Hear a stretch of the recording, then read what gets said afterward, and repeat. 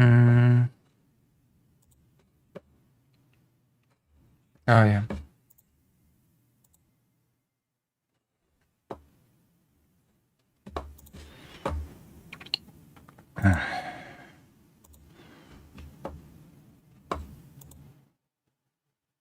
Okay, we're just setting up now. Mm-hmm.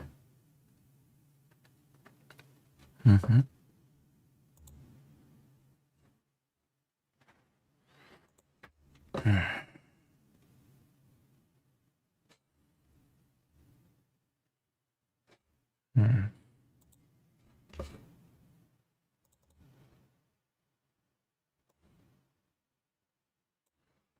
I still wanted to finish the Black Mesa game, but you know, nobody believed in me. Alright, I'm alive. Let us see what we can glimpse on YouTube. There's been so much weird drama around YouTubers.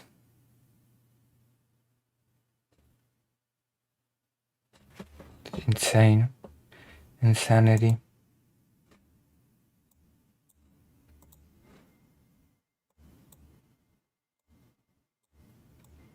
Am I the last streamer that is free of controversy? Am I actually?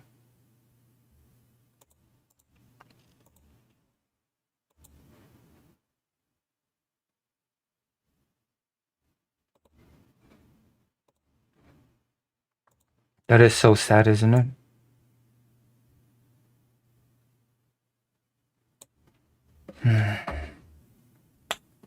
Let me check these people out.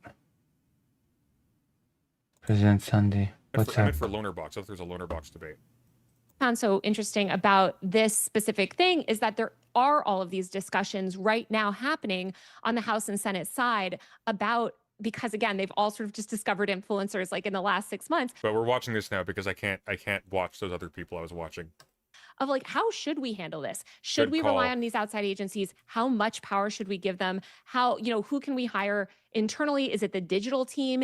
Is it the comms people? Who, a lot of requests Leftist journalist. But the comms people really only deal with traditional Destiny media. confronts and so that's leftist what, like, journalist. especially has really on the center. I'm a leftist journalist, by the way. No, that's loaner box. Destiny's more of You know what Destiny is? As far as cock sleeves go, you remember in a Christmas Story, that movie, the little there were cock sleeves in the Christmas Story. Well, that I had no idea. I had no idea there were cock sleeves in the Christmas Story. Damn it! I thought I've escaped the loaner box. Hello, an Entropy fan. Don't worry, I'm just doing a little bit of warm-up checkup on other people.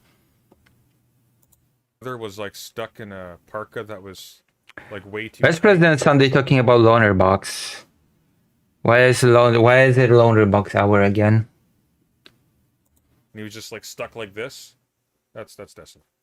Senate side tried to kind of like educate. Well, I did not know that there were cock sleeves in the Christmas Story. People about, and I think on the House side it's a little bit more of a free for all. Yeah, so but I understand all of that, I guess. But yes, literally, Destiny confronts leftist journalist. I'm a leftist journalist. I can now call myself a journalist. Okay, I'm literally on the verge of signing a contract on my article with a publication, with a proper publication. So I can now call myself a leftist journalist. Finally. Finally, okay? I'm gonna get my credentials. Look, I found you. An Entropy fan. There you go. I saw you just chat in the President Sunday. Got him. Saw you chat. I guess what I'm trying to say is that I think that when you read the article is almost completely or overwhelmingly negative in regards to Chorus. I can multitask. The connection they have between the influencer I can see. and Congress, but Chorus in this way is just functioning as like the same type of talent agent. You should encourage more people to multitask, okay? More people to be here as well. Say, Lucy's streaming, and Lucy's the best in the world. Lucy did not do any short stack goblins lately or leak any stuff, okay? That should be my badge of, at this point, that's a badge of honor, okay? That I did not do any of these things. It's like, that should be like a golden recommendation, the fact that I have not done any of these creepy things. Don't worry, it's lame and sad out here in President Sunday's chat. Yeah? Agency or rep that exists in ubiquitously It's across interesting every single you bring agency. up talent agencies and reps, Stephen. Yeah. Because these content creators, many of them also have talent agencies and reps. And so one drama that Chorus got involved in months ago was actually relation to exactly what you're just describing, which I think is what you're going to say is like, this is what talent agencies and reps are doing. Like they have social good, departments at WME or whatever, right? That can help set these things up.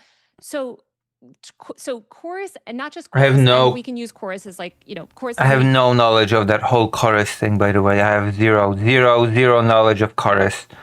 I don't know about chorus. I'm not sure if I care about chorus, to be quite honest with you. So, just so it's clear. I'm not even sure if I care about the whole chorus thing. Where's fake Alec Cal Parker? Fake Alec Cal Parker was so ready to be on stream, as in to be here in the audience, and now no fake Alec Cal Parker. This is what happens, okay? This is what happens.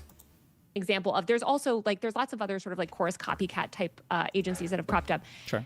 These talent agents and managers have become so livid with these middleman agencies because the middleman and I just say middleman because they are, I should just say agencies, the managers and agents are also middlemen. Okay. It's middlemen against middlemen. Sure. But we have like these political groups where Stuart, Brian, Tyler Cohen, they're very much from the political world, the people that started Chorus. And then we have the entertainment world, and the entertainment world, they for a long time have already been in this space, and suddenly the political world is like, oh, this doesn't exist, we're going to set this thing up, right? We're going to serve this thing, and we already have these relationships with Congress people. So you're seeing a lot of clashing where the management companies and the talent agencies feel like, hey, how dare you go off and represent our creators? Only we represent our creators. And then also confusion on the booking side where they're like, well, I reached out to Chorus, but should I reach out to UTA? Should I reach out to what? It's just absolute chaos. And I think chaos theory. I feel like this is dramatically over exaggerated. There should be no chaos here whatsoever. So I literally have signed with UTA in the past. Exactly when you're signing with agencies like this, the contract they're giving you generally gives them, if you're serious talent, they have the exclusive right to organize. Yeah, serious talent like Destiny. He's a serious talent. Also, still, I will not comment on the Chorus thing. I have no clue what that whole thing is about.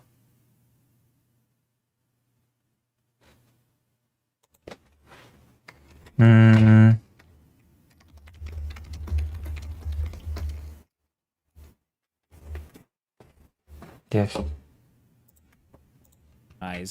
Any type of right, Lucy. I'm still waiting for some unique, funny shitpost, and it's not happening. Wait, from who? From me, or from whom? Who are you waiting for that shitpost from? Because I'm not sure you're gonna get it from me. You're right. Sponsor, activation, whatever type of event like that. Right. Stuff that Chorus or these other political organizations cover. There might be some ambiguity there onto whether or not that would come under my UTA contract. My comment section is one big shitpost. If I'm big talent or if I'm medium-sized talent, of course I'm just going to ask my UTA rep, right? I'm not sure if it's funny though. On whatever platform to say, hey, does this conflict with this contract? I don't know how this could be massive chaos. So what's chaos? So first of all, you're talking about a talent agent contract, which is different, of course, than a management contract.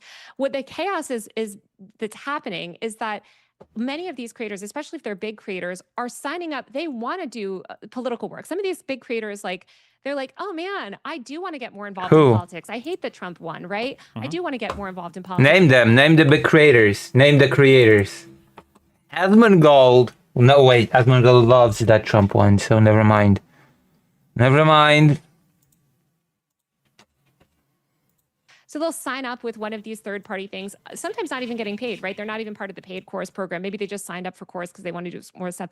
And then the talent agents are coming in and being like, well, wait a minute. Like, we're the one to negotiate deals. We're the ones that have the exclusive right to sort of like represent you and negotiate opportunities for you and things like that. And so there's just this tension, which has, by the way, it's funny, we can talk about how the right has resolved, like the right had a version of this also that they dealt with.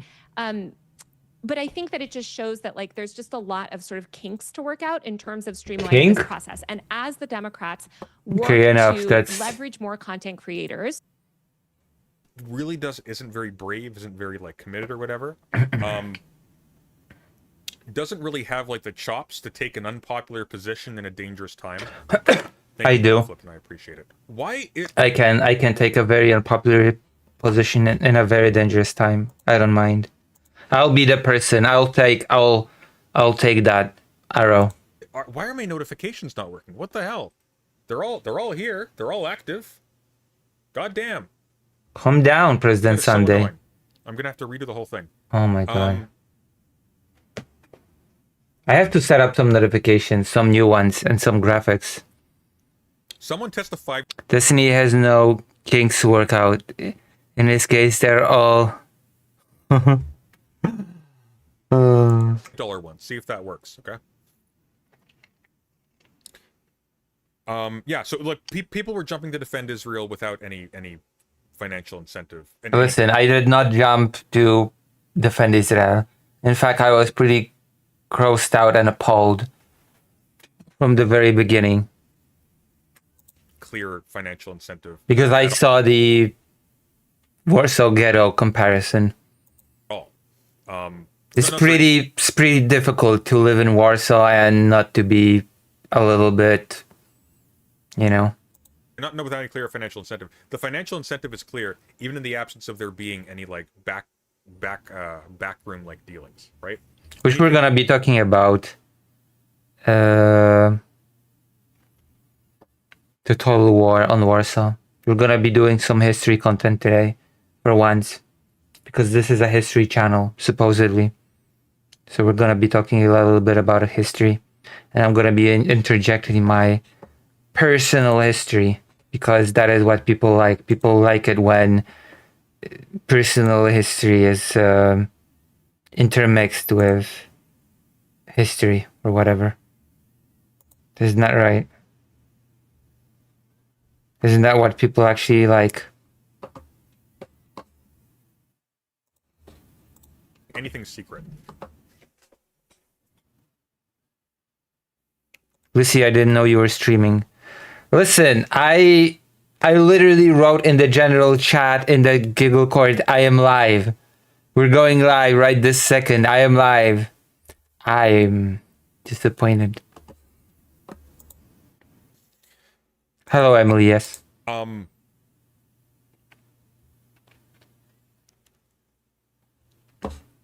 That financial incentive by itself is enough. I have no financial incentive could make me not be whatever. I just It doesn't matter if it's secret. What does the money being dark, what does that facilitate? Primarily what it does. That's right. Hello, Red Roots. It allows I announced it, and just for once I actually went live right away and not 5 hours later. So, that has to count for something. That has to mean something. That it's because I'm medicated.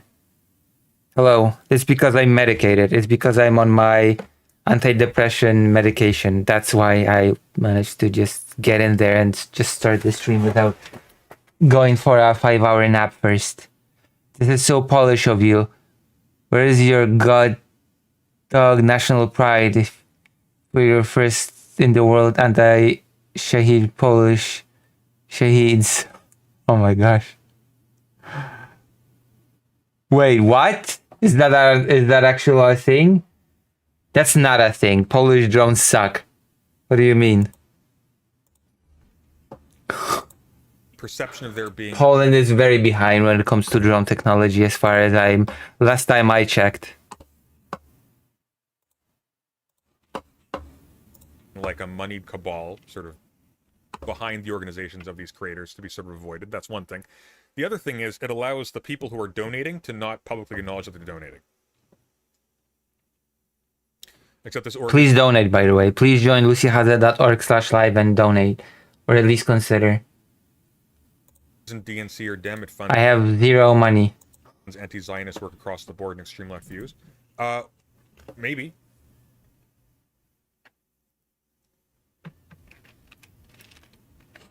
Sure. Thank you for the $5. Now I have $5. I have $5 to my name now. Lulu is great and we love her. Oh, nice. First you say Lucy is great and then see Lucy is proof all women care about is money. Wow. Okay. Is that the thing that makes me great? And is that the thing that you love? My goodness.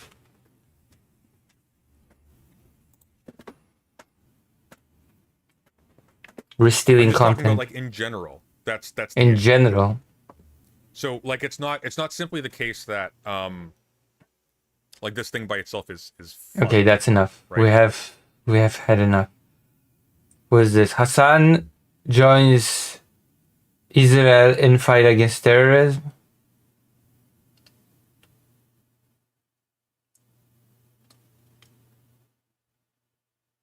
Oh. Because Hassan apparently just hates Ben and Penada now. Just saying. Wait. Destiny is playing Expedition 33 now? More Expedition 33 tonight. Destiny is playing Expedition 33 now?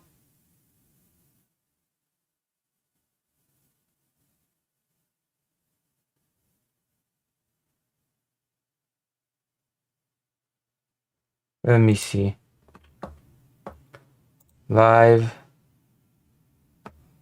Oh.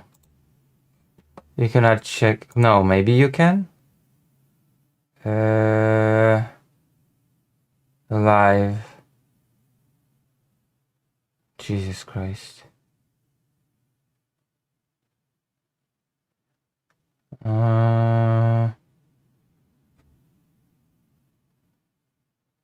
I guess it's impossible to see.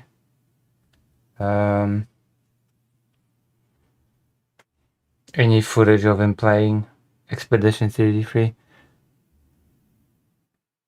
Stream VODs, there you go. And a prolongation of the war. Oh, stream VOD is just current stream VOD. Political will. Now, the Ukrainian Prime Minister did confirm that. Hold on. No, it's impossible. There has to be. Oh, there you go. Expedition 33. RGR channels. Debate on Trump's health. What?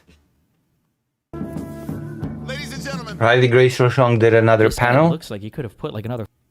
Like the reality is no one is in a position to solve this problem. It's just it's so complicated. Like pick something that you can delete every single time they could. Everything's complicated. Wait, so what is the point of? Where's the There's debate? plenty of these contracts coming out to like the company that I work with. Like we get tons of like requests. Where's the debate? So, Okay, I wanna. Oh, this is the debate. Exactly where they would put an IV. I don't know, but that's a possibility. Okay, I wanna see. but even then, That goes against what the White House. Where's the Expedition 33? getting an IV in his hand for Wait, hold on. Where's the Expedition 33? for handshaking? Was that a lie? That still is not an argument for him being removed from the office of presidency. Well, it's still maybe. just speculation. Yeah, it is. But all we can do is speculate. You because guys we've- keep right to privacy with hold. Where's the Expedition? Was that a lie?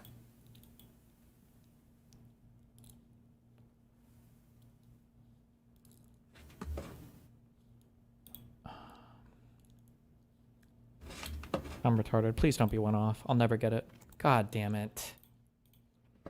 Please don't be one off. Maybe this will be the Expedition 33? Oh, there you go.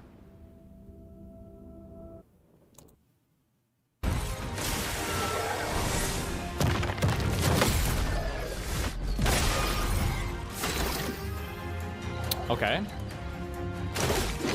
Do we mark them? Yes. 1, 2, 3. 1, 2, 3. Mark. Take him down. Get ready. What are you doing? Oh god. Get dumpstered. Okay. Oh, the mark. Okay. All right. Some goddamn attributes. Later, bitch. What is this effect that makes things like blurry and out of focus in like the worst way in the background during cutscenes? Whatever that effect is, it needs to go. 1, 2. Okay. Take him down. Okay.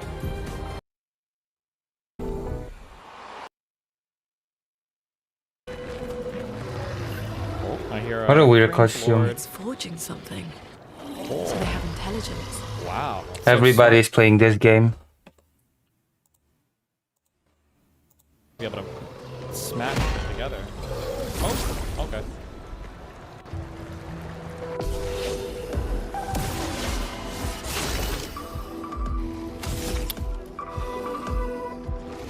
Is that a weak point, that thing? No, it's just an animation. That's... His armor. What are you doing? Get rid of his arm. Whatever.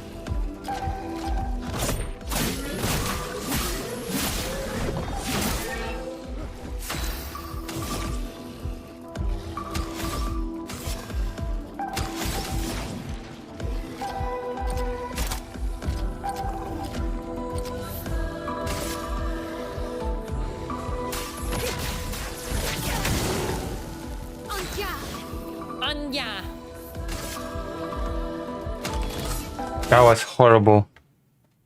Hassan and Ban Emperor broke up, apparently.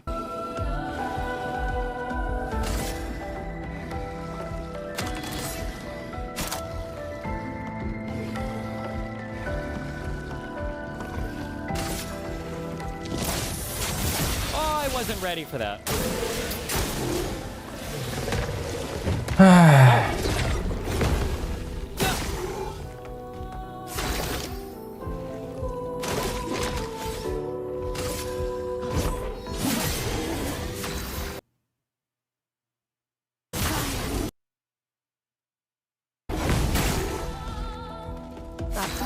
Hurts. Wait. Increasingly high. Is that like based or? Actually, this doesn't seem as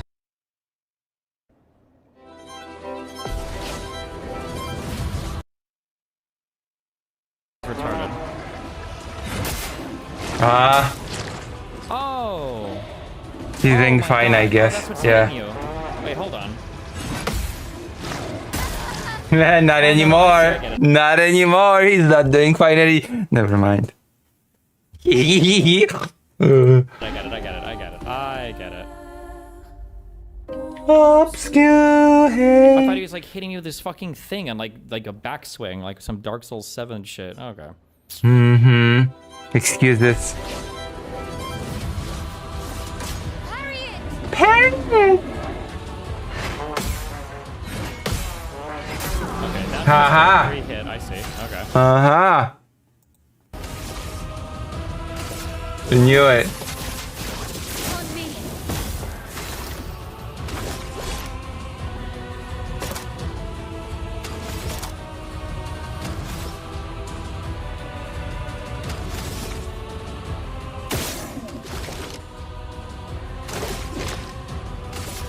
Why is he playing the game so slow? You should play it fast like me. Okay, Fire Rage deals increasingly high fire damage to all enemies and every turn until Lune receives damage. Increasingly high. Is that like based or? Actually, this doesn't seem as based as I thought it would be. Never mind. What? It is pretty good. Coward. He's just not confident that he could parry and avoid all damage. That is the only explanation. Lunde, watch out. Wait. I just wasn't I reacting. like this.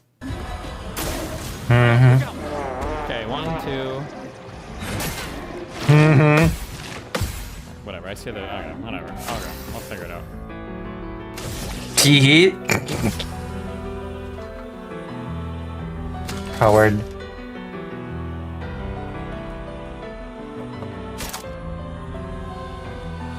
Everybody considers themselves a pro. Until they're not. Okay, that's enough.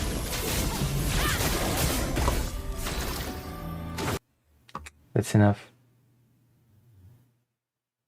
They stole my theories and reprinted them to discredit them. The Supreme Court just legalized racial profiling. Of course it did. This is Trump's The America. targeting of this particular organization. acting Oh like no, a- no, screw that. Screw that noise. I don't care about this. Is he crashing out? Who is he? Who is crashing out?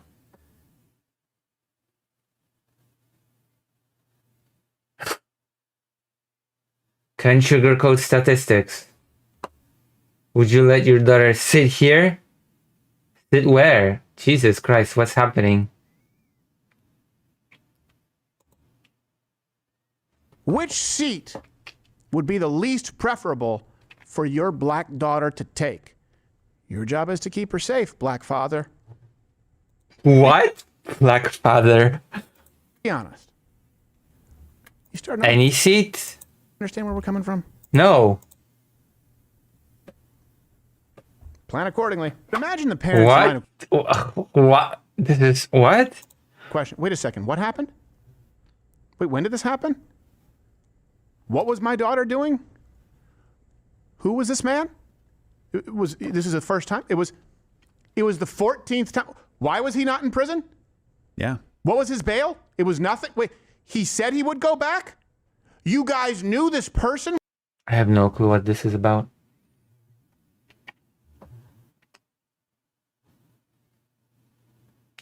Wait, Nick Fuentes is becoming based?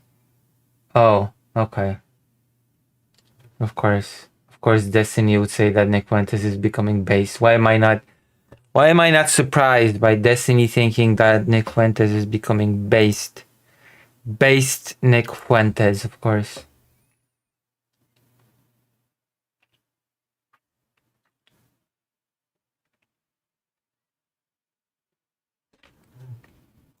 Dennis Prager debated Cenk Uygur. High alert! BRICS calls emergency meeting in Brazil. Trump threatens to destroy Russian economy. Of course he does. Trump is ready. Trump is ready to start sanctions. Everybody's playing Metal Gear Solid all of a sudden. Everybody is playing Metal Gear Solid.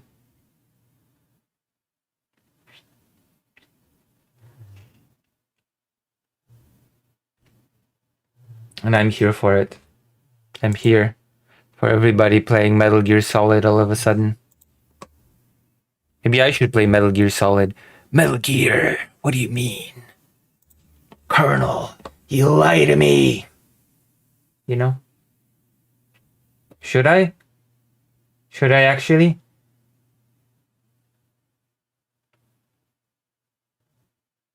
By Grace Rochon panel. RGR liberal versus leftist chorus civil war panel. Oh, okay. Liberal versus leftist.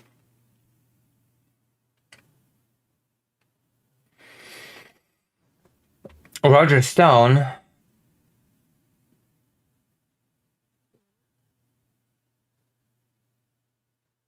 What? Who is YZ guy?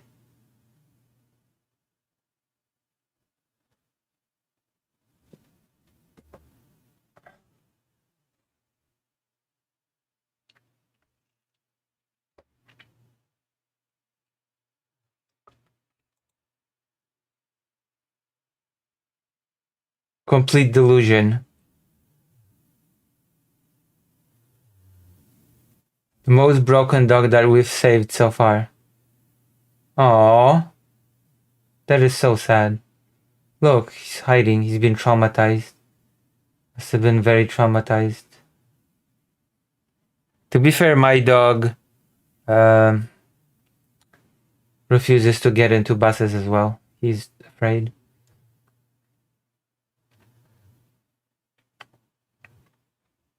So, you know.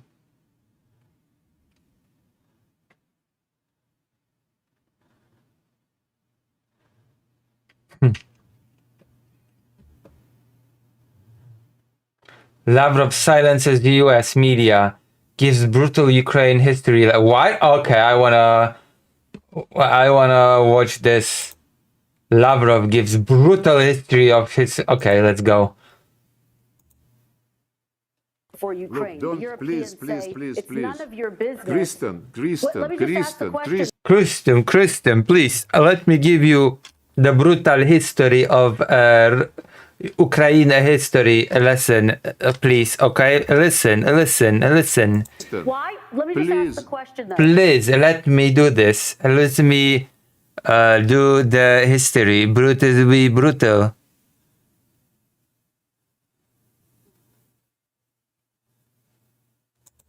Don't play Zelensky. Look, be an honest journalist. True, please be an honest journalist. You honest journalist when you are pro-Russian, of course. Spasiba, thank you very much. Order, please, order. Please be a journalist, okay? Don't be bad. Okay, we are about to watch Mr. Lavrov give a brutal Ukraine history lesson takedown. Thank you. But ask your people to give you some more variety of questions, you know. You're right, and of course. History is important. It is very... Sure. Make it public. It is very important, and Mother Russia has never lied about history ever in the history of the world. And if you want objective history, you should learn it from Lavrov or preferably from Vladimir Vladimirovich Putin. Of course, yes. Please, thank you. With the dates, with the addresses, and so on and so forth. Addresses? Oh my god, now we're doing deep dive history topic. Addresses? I never knew they would be addresses. Now I am all ears. Can you start a journalistic investigation? Can you demand that the names of the people whose bodies were shown were broadcast by BBC?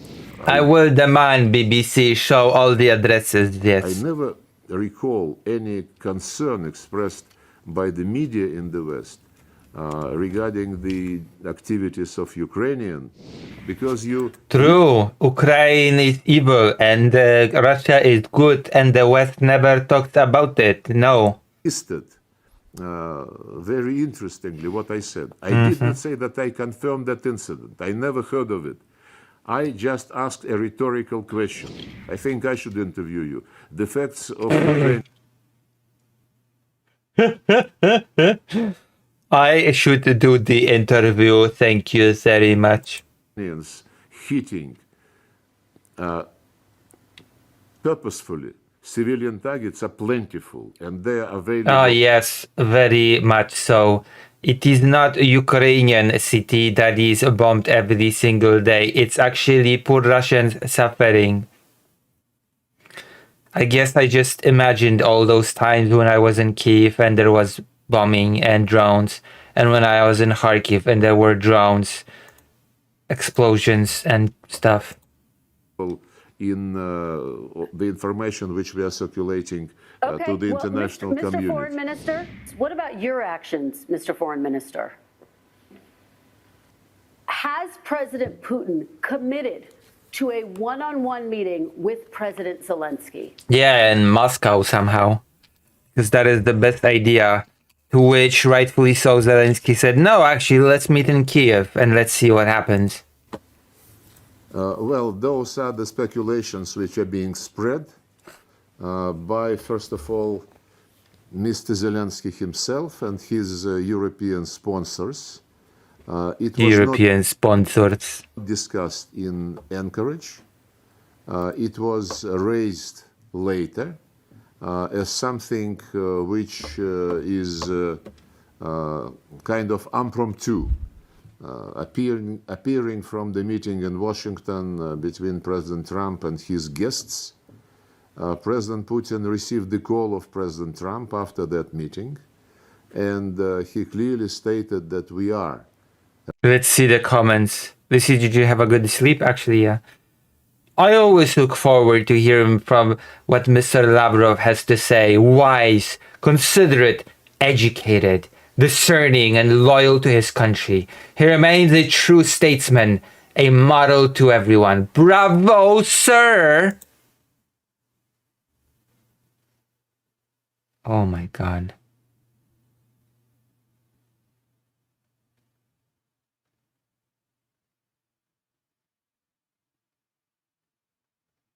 A history lesson. Oh, I want to hear the history lesson. I so want to hear the history lesson.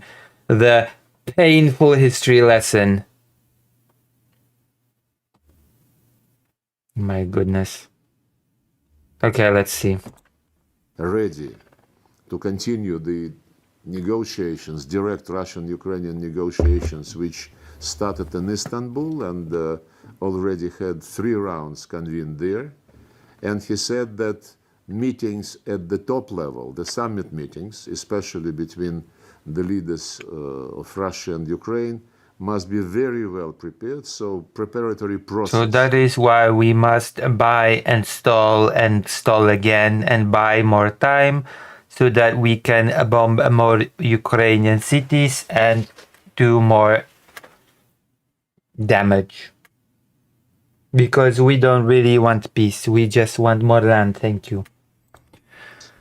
Must be agreed, and for this we suggested to raise the level of delegations who were meeting and will be meeting in Istanbul to address specific issues which need to be brought to the attention of the President Putin and Zelensky. Like what specific issues? And those issues relate both to humanitarian, military, yes, and those poor Russian speakers that Russia bombs every day. To political matters. Last time our delegations met in Istanbul, we suggested to create 3 working groups, including on political matters. More than 1 month passed already. There is no response from the Ukrainian side. And when, of course, those evil Ukrainians, no response as well, of course, as always. So Russian history is very deep and base, and Ukrainian history is made up and gay and woke. Top diplomat Lavrov, of course. I mean, we're still about to hear that lesson. I like the way people with accents pronounce English words. Mr. Zelensky says the immediate priority is my meeting with Putin. Well, it's basically a game. A game he is very good to play. Yes, everybody is playing games. Everybody is playing devious games apart from Putin, the KGB goon. Putin is the only person who is not playing any games at all. The only transparent and honest actor. Because he wants theatrics in everything he is doing. He does not care about substance. Yes, because Putin cares about so much substance. That is why he refused to answer any journalist questions. That is why he basically just talked some nonsense about how US and Russia are friends and how next time in Moscow. And it is not by chance that now they try, I mean the Ukrainians and the Europeans who attended the evil Europeans in Washington, they try to distort what was discussed in Anchorage between President Trump and President Putin. Yeah, giving up Ukrainian territory. You try to distort Mother Russia getting what it deserves. In particular, the security guarantees.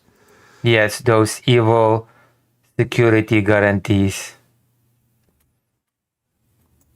I I read some Bloomberg reports yesterday and today saying that the negotiations between U.S. and Russia on security guarantees for Ukraine have been, in fact, undermined because of the demands by Moscow to include the principle of indivisible security.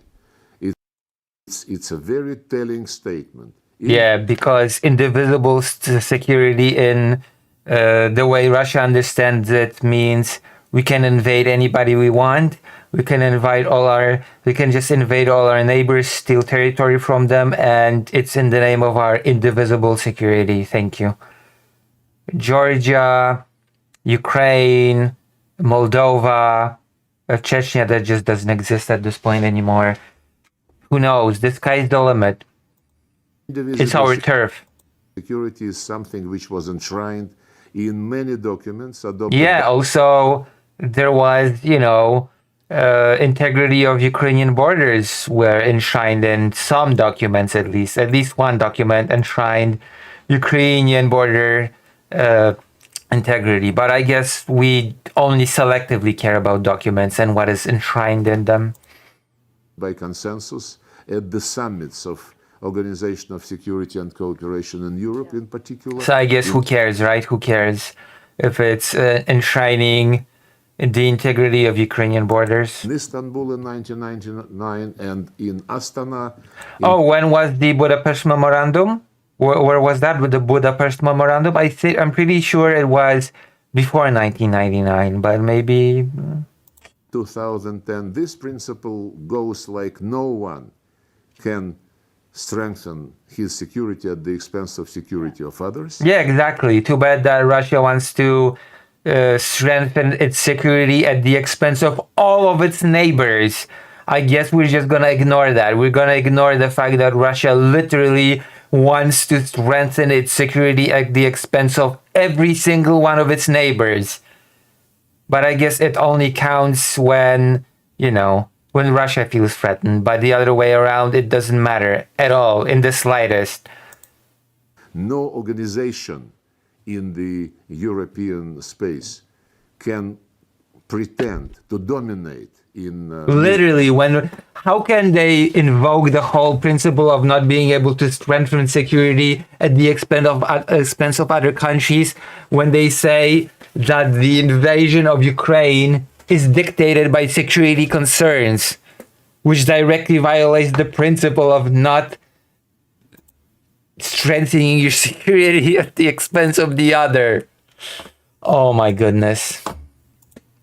Military and political matters, and NATO has been doing exactly the opposite.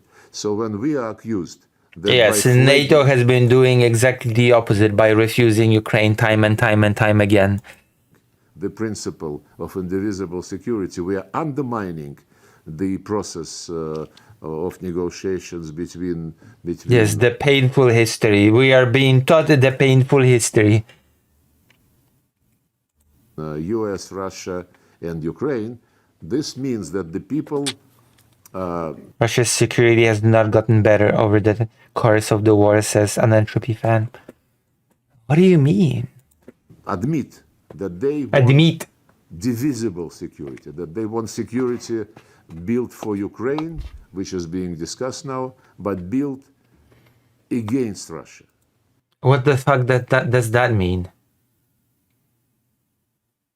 That's an empty statement. Oh, you want Ukraine to be secure? Well, that's against Russia. Take that. Those discussions which took place yesterday... Well, of course it's against Russia. Russia is waging a genocidal war against Ukraine. No doubt it's against Russia at the moment. Yesterday, after the Washington meeting, they clearly indicate that people see security as only security for Ukraine, and they are prepared... Well, yeah. Who is exactly Russia being threatened by? Is NATO going to invade a nuclear power? Yeah, of course it's going to happen. Yeah, Sure. To send intervention force, occupying force. Occupying force? Russia's going to lecture countries about occupation. Russia is going to unironically lecture other countries about occupation forces. To the Ukrainian territory, to yes, the peacekeeping force is a occupation force because we are living in the reverse world. Russia. They don't conceal that this is the goal, and this is not the way to. What's the goal? Don't territory to deter Russia. To deter Russia from doing what? Can you tell us, Mr. Lavrov, what is Europe trying to deter Russia from? Could it be that it's from conquering Ukraine, from exerting influence over Ukraine, from making Ukraine your territory? Don't conceal that this is the goal. And this is not the way to handle the situation. President Putin and President Trump in Anchorage discussed the security guarantees, and President Putin recalled that in April 2022 in Istanbul, during negotiations... Yeah, Russia demanded that Ukraine completely disarms, forfeits any sort of alliances, becomes neutral, and basically hopeless in front of Russia, because that is totally not Russia securing its, guaranteeing its security at the expense of the other. Totally not. Initiated by the Ukrainian side very soon after we started our special military operation. Special military operation. During those negotiations in April in 2022, Ukrainian delegation presented a draft principles to reach a treaty, to reach agreement on ending the war. Those principles were initialed by both... Oh yeah, and of course Russia wanted territory as well. Let's not forget that Russia also wanted territory. Delegations. And as regards the security guarantees for Ukraine, those principles proposed by Ukrainian delegation, I underline this once again, they provided for creation a group of guarantors. This group containing of permanent members of the Security Council, Russia, US, China, UK, and France. Plus, they mentioned Germany, Turkey, and any other country which would be interested to join this group of guarantors. And guarantors would be guaranteeing the security of Ukraine, which must... Yeah, just like during the Budapest Memorandum when Russia was guaranteeing the security of Ukraine, and look where we are now. Be neutral, which must be non-aligned with any military bloc, and which must be non-nuclear. Yeah, Ukraine became non-nuclear thanks to the Budapest Memorandum that was supposed to, guarantee its borders. Mr. Foreign Minister, we are going to get to the security guarantees. We're going to have a big conversation about that. But I just want to stick to this idea of a one-on-one meeting between President Putin and President Zelensky. It's not just Zelensky saying it. The White House says President Putin told President Trump he's willing to meet... Oh no, the reporter is so rude. It's a peacekeeping, non-interventionist, occupying liberationist force. Yeah, take that, West. That's how all things are now. True. Face-to-face with President Zelensky. You're right, Vladimir. And I guess the question is, how can you claim to be serious about a peace process when you can't tell me directly, is President Putin willing to meet with President Zelensky? Is that... Oh no, so rude. What a rude reporter. Oh.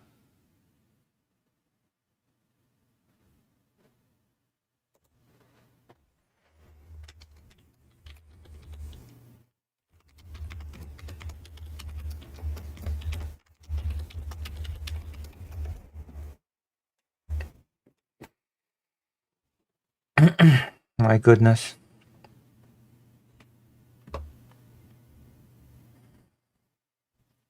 The plan.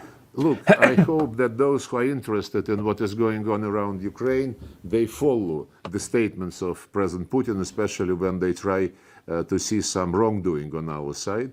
President Putin repeatedly stated that he is ready to meet with President Zelensky. And actually, yesterday at my press conference, after my meeting with the Minister of India, I repeated this, that he is ready to meet with President Zelensky, provided this meeting that actually Putin repeatedly stated to see they follow the statements of President Putin, especially when they try to see some wrongdoing on our side. There's no wrongdoing on Russia's side. What do you mean? Wrongdoing on Russia's side? That does not happen. President Putin repeatedly stated that he is ready to meet with President Zelensky. And actually, yesterday at my press conference, after my meeting with the Minister of India, I repeated this, that he is ready to meet with President Zelensky, provided this meeting is really going to decide something. To meet for Zelensky to have another opportunity to be on stage is not what we believe is useful. We are not against him playing games and playing various shows, but it is not going to resolve the issue because he publicly stated that he is not going to discuss any territories, thus challenging President Trump and other American colleagues who stated the territorial issue must be on the table. He clearly stated that nobody can prohibit him from joining NATO, which is again categorically challenges. I mean, no, you cannot just prohibit a sovereign country from joining any. No. President Trump was saying, and quite a number of other things. He also said that he is not going to restore the rights of the Russian-speaking people. And the Russian-speaking people don't have rights taken away from them. This is nonsensical bullshit. Legislation which was passed long before the special military operation, starting from 2019. A series of legislation was passed in Ukrainian parliament prohibiting Russian language, exterminating Russian language. Yeah, that is why Russian language is so exterminated now. I guess I'm just imagining hearing it every single time when I go to Ukraine, everywhere. Russian culture, Russian education, Russian media, and canonic Ukrainian Orthodox Church. Yeah, because it was cooperating with Russia during the war. Also, why should Ukraine promote Russian culture? So when he said that I don't give a damn about what you are saying, what President Trump believes must be a part of the solution, but I am ready to meet just to do what? So if we are all going to be concentrated on imaginary effect, it's not what diplomacy is about. It's what the showmen normally do with pleasure. So my point is that President Putin said clearly that he is ready to meet, provided this meeting. Yes, President Putin is ready to meet, provided it's in Moscow and that Ukraine surrenders. Thank you very much. Is really going to have an agenda, presidential agenda, not an agenda. So that's a big if. There's no meeting planned, Mr. Foreign Minister. That's presidential agenda. Kristen, I am awfully sorry, you're not listening.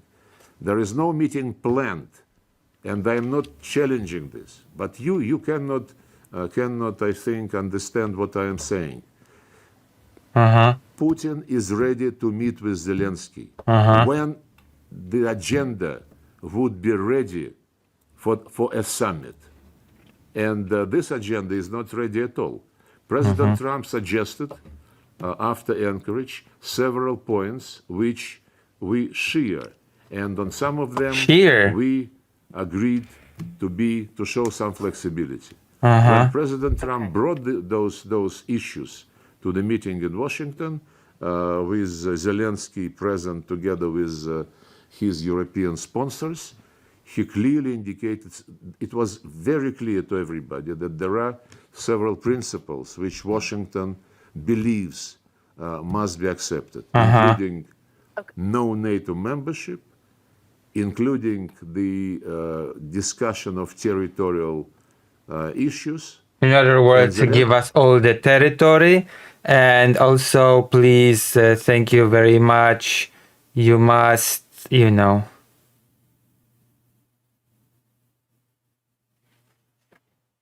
Please, thank you, give us territory. He said no to everything. He even said no to, as I said, to canceling legislation prohibiting the Russian language.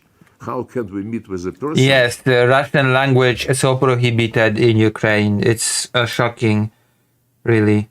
Oh, the internet died? Oh.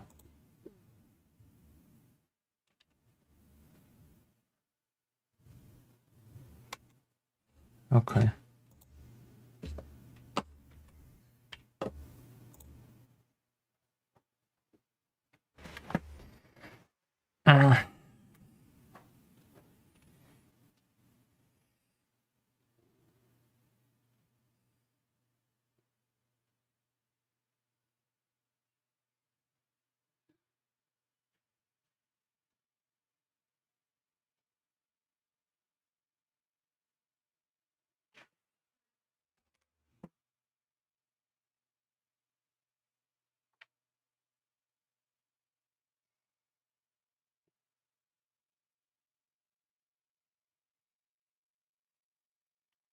Okay, now it works, I guess.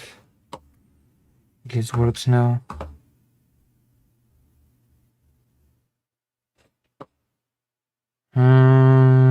There you go.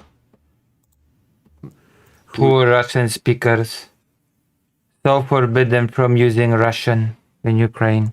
Is pretending to be a That's right, Lavrov. Knows the meme. Play stupid games, win stupid prizes. leader, True. the leader of a country, That's which is the true. only country on earth who had prohibited a language. Okay, first of all, Ukraine is not a person, so you cannot say who. Second of all, Ukraine has not prohibited Russian. That's ridiculous. That is such a ridiculous claim. I hear Russian every single day when I'm in Ukraine. Every single fucking day. And you claim that it's forbidden, that it's prohibited. What a joke. Mentioned that this is one of the official UN languages. In Israel, Arabic language is not prohibited. In Palestine and other Arab countries, Yeah, Hebrew Russian is not prohibited in Ukraine. What a joke of a statement. is not prohibited. But Ukraine does whatever they believe is necessary to promote the Russophobic nacist agenda. Yeah, all those nacist agendas. Okay, of course. And the West, who is normally crazy about human rights when they discuss anything anywhere, but in relation to Ukraine, Those poor Russian speakers that are being bombed by Russia every single day, by the way. Kharkiv has a lot of Russian speakers, and yet they're being bombed anyway. Whoops. All of the eastern parts of Ukraine are being bombed every day. Full of Russian speakers, but I guess Russia doesn't care. the words human rights were never used during those years after the coup in 2014. Ah, the coup. Of course. I forgot about the coup. The coup. He is ready to meet. But no, we The cannot coup. meet just for him to have a picture and to say that now I am legitimate. Legitimacy is another matter because What about the coup? of when this meeting might take place, and it must be very well prepared. Yes, the issue yes. of who is going to sign the deal on Ukrainian side is a very serious So you're issue. saying you don't see President Zelensky as the legitimate leader of Ukraine? President Putin doesn't recognize him as the legitimate leader of Ukraine? Nope, Russia does not. That's right. No, it was after the coup and there is no election. So no. Recognize him as de facto head of the regime. Yes, Ukraine has a regime and it's a dictatorship as opposed to the healthiest of democracies on the planet Earth, Mother Russia, of course. And in this capacity, What a we joke. are ready to meet with him. But when it comes to signing legal documents, no, you want to have the entire picture, just part of it, which suits you. Yes. It's a dictator of a regime, and if we are to sign anything, honestly, then maybe with Viktor Yanukovych, I think. Yes. When we come to a stage when you have to sign documents, we would need a very clear understanding by everybody that the person who is signing is legitimate. And according to the Ukrainian constitution, Mr. Zelensky is not at the moment. No, that is false. Okay, well, he is the democratically elected president. Mr. Foreign Minister, let's keep moving. President Trump told French Unlike Putin, who is a democratically elected president. Macron this week, quote, "I think Putin wants to make a deal for me." Is that accurate? Does President Putin want to make a deal for President Trump? Oh yeah, of course. Well, I would not go in this semantic, exercise. President Putin was invited by President Trump. Semantic exercise, of course. Alaska, they had a very substantive meeting. They have a nice date. In Anchorage, they discussed the practical way, not just who is going to meet whom and what kind of broadcasting would be provided. They discussed. You're right. We have discussed very specific things. We have discussed the partitioning of Ukraine, which is a serious thing. Real things.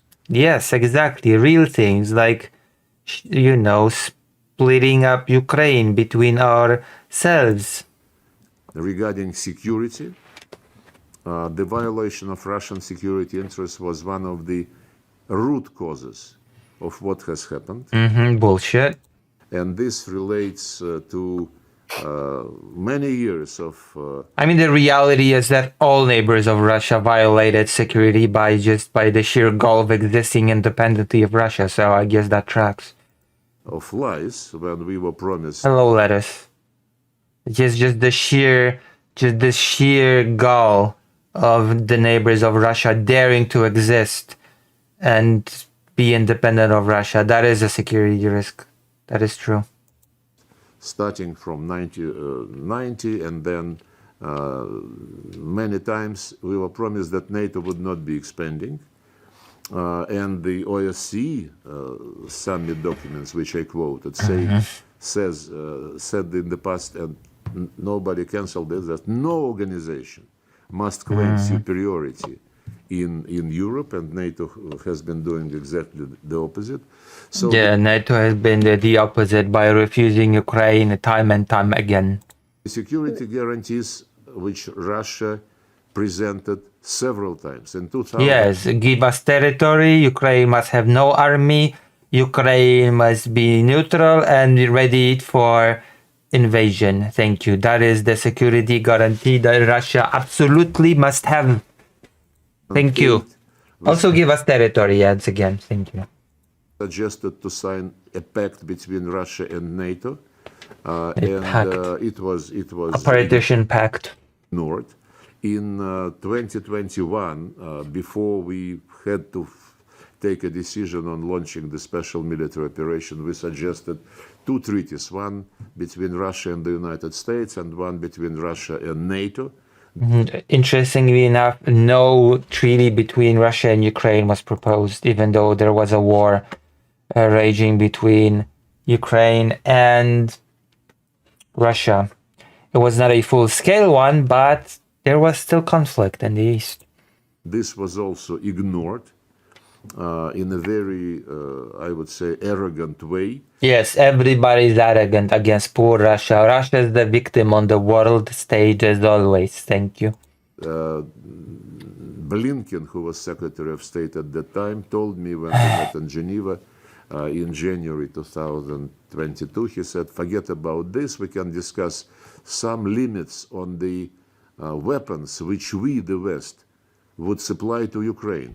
But NATO membership is not for discussion with anybody. When I told him that this bluntly violates the principle of indivisible security, he said Again, Russia's security rests on screwing over all of its neighbors. So what kind of indivisible security are we talking about? If Russia, in the name of its security, invaded the East and Donetsk, Luhansk, and, Crimea. Indivisible security in OSCE is political declaration. But political declaration signed by the leaders, I think is something which just out of So I would say that Russia treats indivisible security very, very one-sidedly, arbitrarily. Out of diplomatic and political decency, you have to respect. Okay, and Mr. Foreign Minister... We're talking about a decaying dictatorship that would implode into rise if its direct neighbors were to prosper, says an Entropy fan. I suppose so. We have a lot to get to, so I do want to keep moving. Just this week, Russia bombed an American-owned factory near the Hungarian border. I've spoken to people who frankly see that as a slap in the face to President Trump, to the entire peace process, isn't it? Is it? Well, I would say that those who are sincerely interested in understanding what is going on, I am, yes. Should know by now. But I don't think you will sincerely learn it from Russia.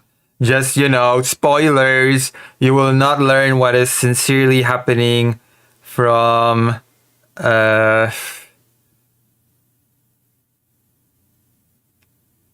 Jesus Christ.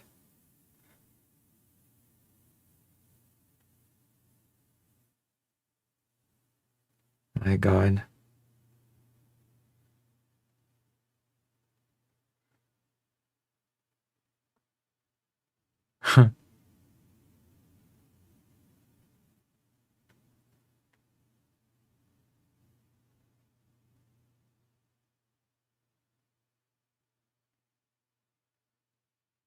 My goodness.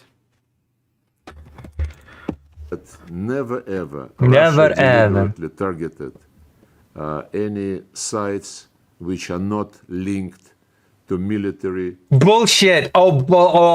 Such bullshit. Yeah.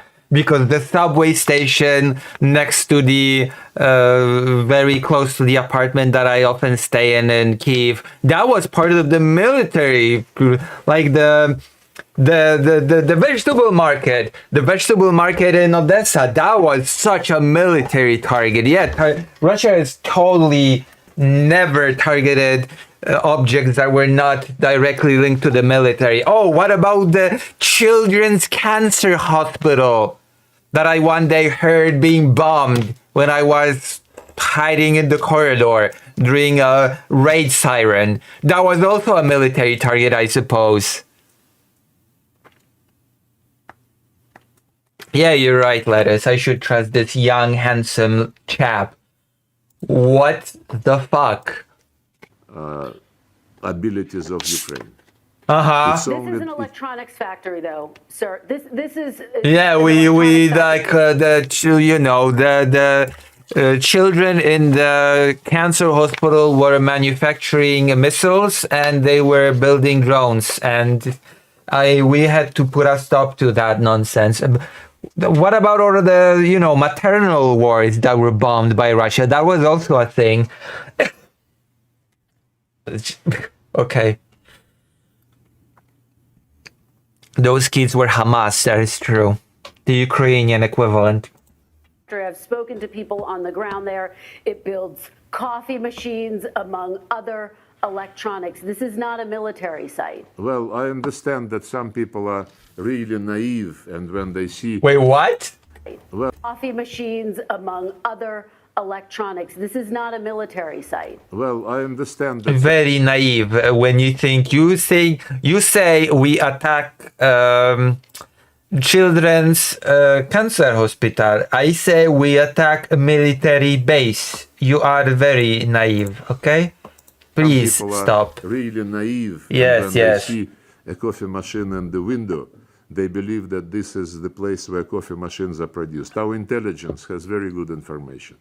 Yes, our intelligence has deemed the cancer hospital to be a high security risk manufacturing plant for nuclear weapons. Okay? We had to dismantle. What about that shopping center in Kharkiv where a bunch of people die? Well, that was also a military base, of course, yes. And we target only, as I said, either military enterprises, military sites, or industrial enterprises directly involved in producing military. Yeah, the human safari in Kherson, that is also just targeting military facilities, military personnel exclusively, and you know, it's all just military.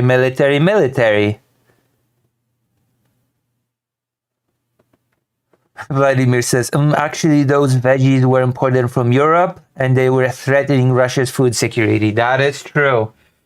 That is a good argument that I have not even thought of. Equipment for Ukrainian Yes, army. yes. And on the contrary, I never recall any concern expressed by the media in the West. Yes, it is in reality Ukraine that just targets civilians on the daily, of course, yes. The activities of Ukrainian armed forces. When they, for example, in the Kursk region. Oh, the Kursk region. When they invaded it one year ago, there is no military targets at all. All the targets which they have been hitting daily are civilian. Yes, there were civilians killed by the thousands in Kursk. By the way, took civilian hostages from there who had nothing to do with the famous the hostages. Ukraine is literally like Hamas, taking hostages. The conflict. Recently, they undertook the third attempt to blow up the Crimean bridge. They attacked. Good. A few days ago, another nuclear power station. They used to attack the one in Zaporizhia. Now. Evidence? They attacked the nuclear power station in Smolensk, and they continue to do this. They continue to exercise terrorist attacks. Yes, of course. To call them. So, if you believe that if there is American, if you believe that we attack civilian targets, you are stupid and naive. I guess I'm stupid and naive, and I just cannot believe my eyes and ears when I'm in Kyiv and other places, and you know, there's drone attacks and bombing going on. Capital. I guess I hallucinate these things when they happen. Maybe it's just Ukraine bombing and droning itself and using anti-air against itself. An enterprise which is used to produce weapons to kill Russians, and you believe that, be it American, be it Hungarian, be it... Yes. It's the Ukrainian military complex industry via cancer hospitals. Anybody's capital, that this is this gives impunity to those who build weapons to kill us? I don't think so. I don't think this is... And also the Polish embassy that was also infamously hit. I guess that's a weapons manufacturer as well. It's because Russia doesn't take hostages. No, Russia just famously kills prisoners of war, so they can't really be hostages now, can they? I would say imperialistic. Oh, yeah. What a joke. Really? Yes, Mr. Foreign Minister, just to confirm, you are confirming that Russia did in fact target and attack the American-owned company that was hit this week. Look, yes, of course. We were defending ourselves against the military complex.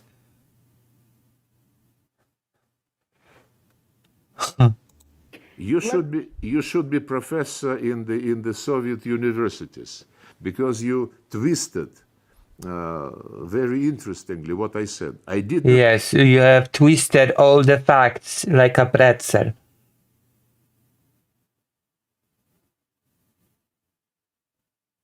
This interview is being done so that pro-Russia grifters, crypto-fascists, and saps will have things to clip, says an Entropy fan. Oh, and I assure you I will get a lot of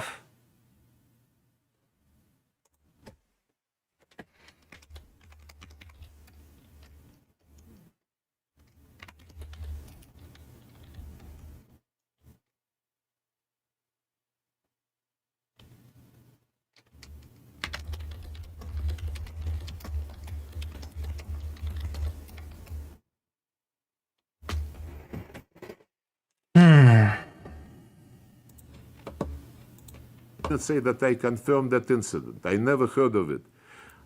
I never heard of any accidents. I just asked a rhetorical question. Do you believe that if there is an enterprise producing weapons and being part of the Ukrainian military machine, intended to produce things to kill Russian citizens, and just because this enterprise happened to have some American capital in it, it should be immune? That was my question. Just because it's a hospital for cancer, should it be immune? Just because it's a maternity leave, should it be immune? Just because it's a subway station, kindergarten, should they be immune? No, of course, they produce weapons. They are military targets. I have not heard about the episode, and if you can send me some reference to this incident to which you referred, I would look at it. Total War remembering? I guess so. Okay, Mr. Foreign Minister, President Trump says he thinks President Putin wants to end the war. But What a joke. Of course he doesn't. if you are serious about peace, why not stop dropping bombs? Why not agree to the ceasefire that President Trump has asked you for?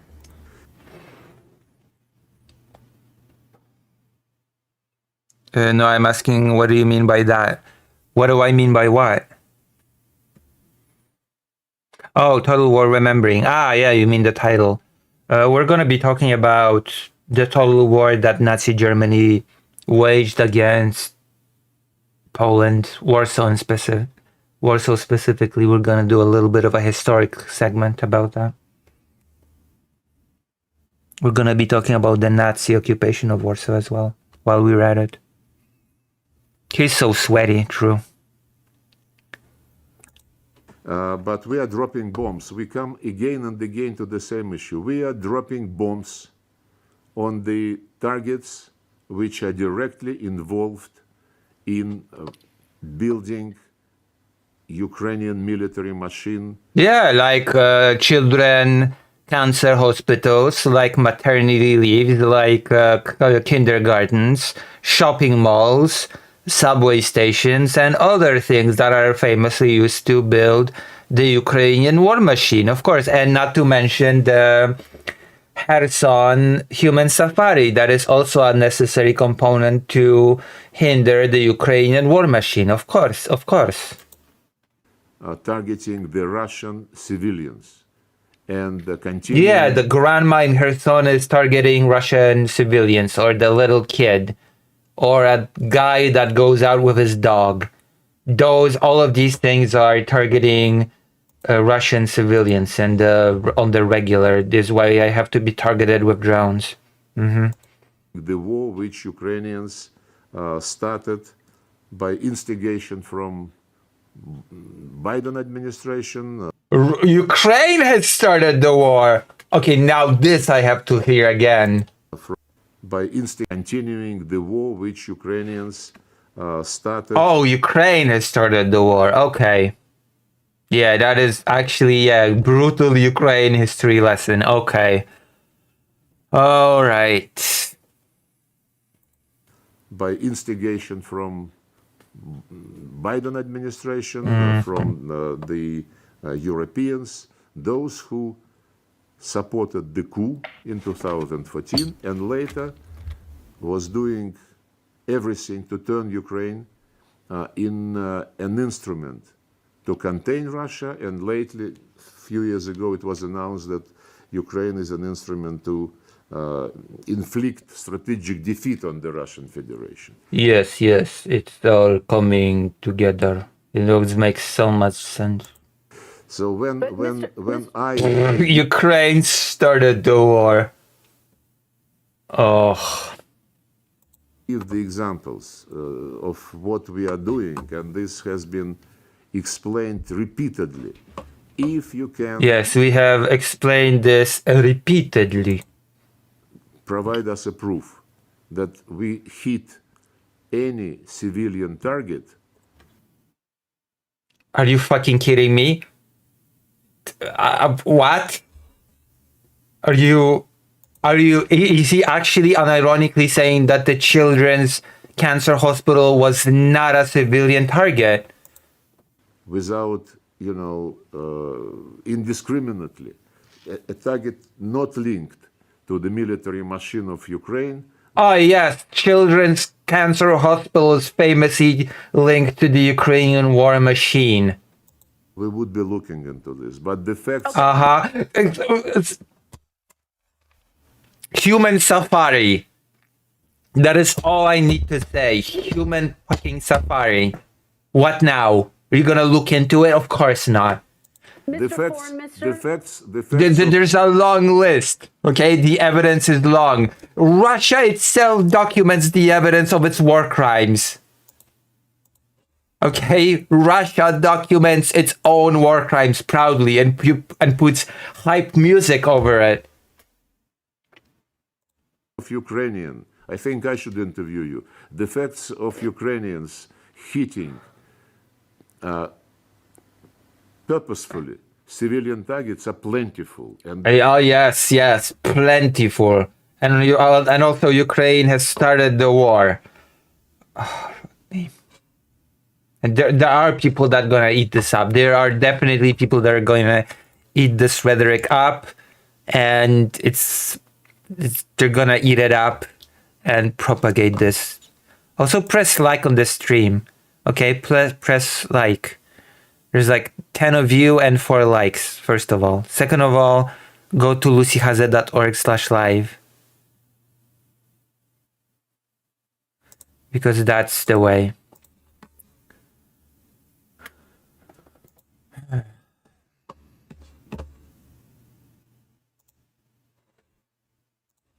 This is the way.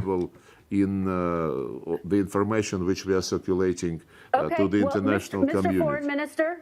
Mr. Foreign Minister? I would like this journalist to actually list all of the very much not military targets that Russia has targeted. And the human safari, of course. Here are the facts. Close to 50,000 civilians have either been killed or injured in this war. Russia has hit maternity wards. Yep, maternity. Thank you, God. Churches, schools, hospitals, a kindergarten just this past week. So either the Russian military has terrible aim or all these things are linked to the Ukrainian war machine. You are targeting civilians. Which is it? Look, don't you understand that they are all producing tanks and missiles? Don't you can see? You are so naive. NBC is a very respectful structure, and I hope you are responsible for the words which you broadcast. I ask you to. I literally heard it with my own ears when I was in Kyiv. The Children's Cancer Hospital being hit with a missile. Or to publicize the information to which you just referred, because we never targeted the civilian targets of the... of course. The subway station that was damaged, all those civilian blocks that were damaged, all those people that were killed. That's all just my hallucination. You know, when Phil and Burns went to Odessa and filmed children being taken from under the rubble in Odessa, that was just hallucination as well, I guess. Just again, the historical vegetable market that was targeted by Russia in Odessa. That was just, that was a military base secretly. Well, it's just a couple of thousand oopsies. Come on, you wouldn't hit a birthday boy with glasses. True. You're so right, Lettuce. They did attack Chernobyl, yes. Wow. The kind you cited, you might be mixing, the information because... Yes, you might be mixing information and you might actually be thinking of poor Russians being attacked. You must correct your record, please. Thank you. The fact that quite a number of churches were purposefully hit by the Ukrainian regime. Uh-huh. Quite a number of just civilian settlements. Okay, provide evidence. Human settlements. But what about your actions? Human settlements. What about your actions, Mr. Foreign Minister? What actions? We only attack military base. Look, we're going by circles.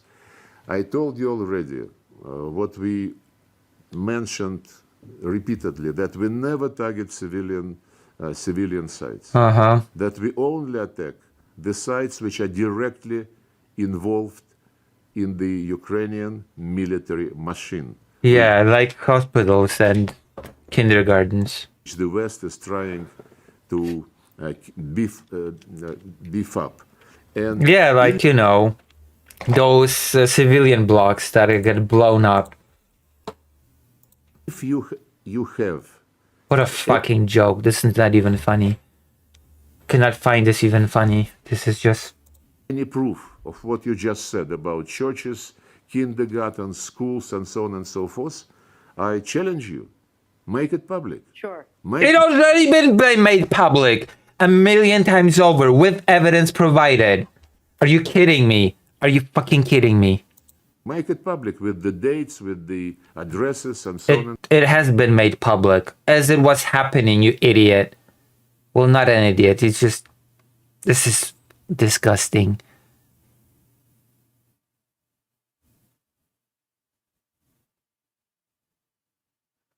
That's not how that works. You still can't target a factory making bedrolls for soldiers. Well, whatever, says Lettuce. Yeah, but I highly doubt that a cancer hospital for children creates bedrolls for soldiers.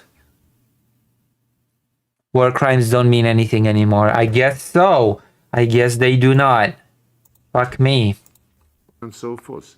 I guess they do not. It's, NBC is a very reputed broadcasting agency. Yes, very reputed agency. You must understand that Russia is the victim and Ukraine started the war. Thank you. Yeah, I know what you're saying. I understand. Absolutely. It's all publicly, Mr. Foreign Minister. It's all publicly documented, and we have... It is publicly documented. What a joke. Some specific information when you make such claims. All of the information is publicly available. We do have reporters on the ground who've seen these strikes with their filmed them, documented them. Own eyes. I do want to keep moving though and talk about security guarantees, an issue that you... What a joke. Raised this week, and you have said right here today that Russia should have the power to reject any security guarantees for Ukraine. Look, the Europeans please. None of your business. Please, don't misconstrue. We only want to stop the Ukraine war machine. Don't you understand this? Do you not understand what you're trying to do? War machine. God.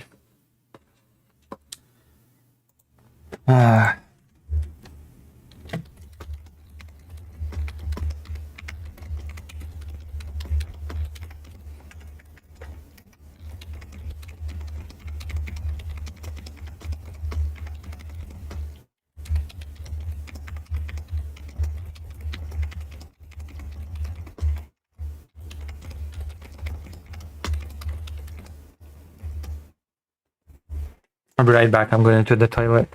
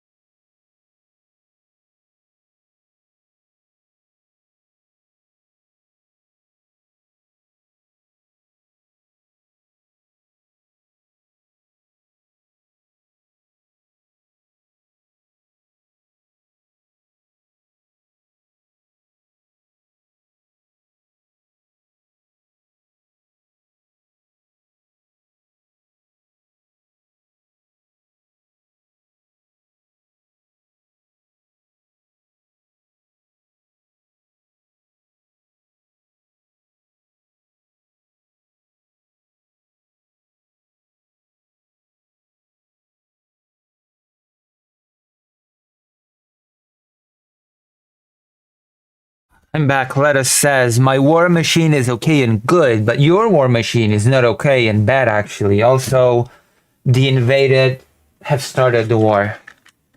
Don't you see? Don't you see that it is the invaded that has started the war? Which is now a war and not a special military operation, I guess. So which is it? Which is it?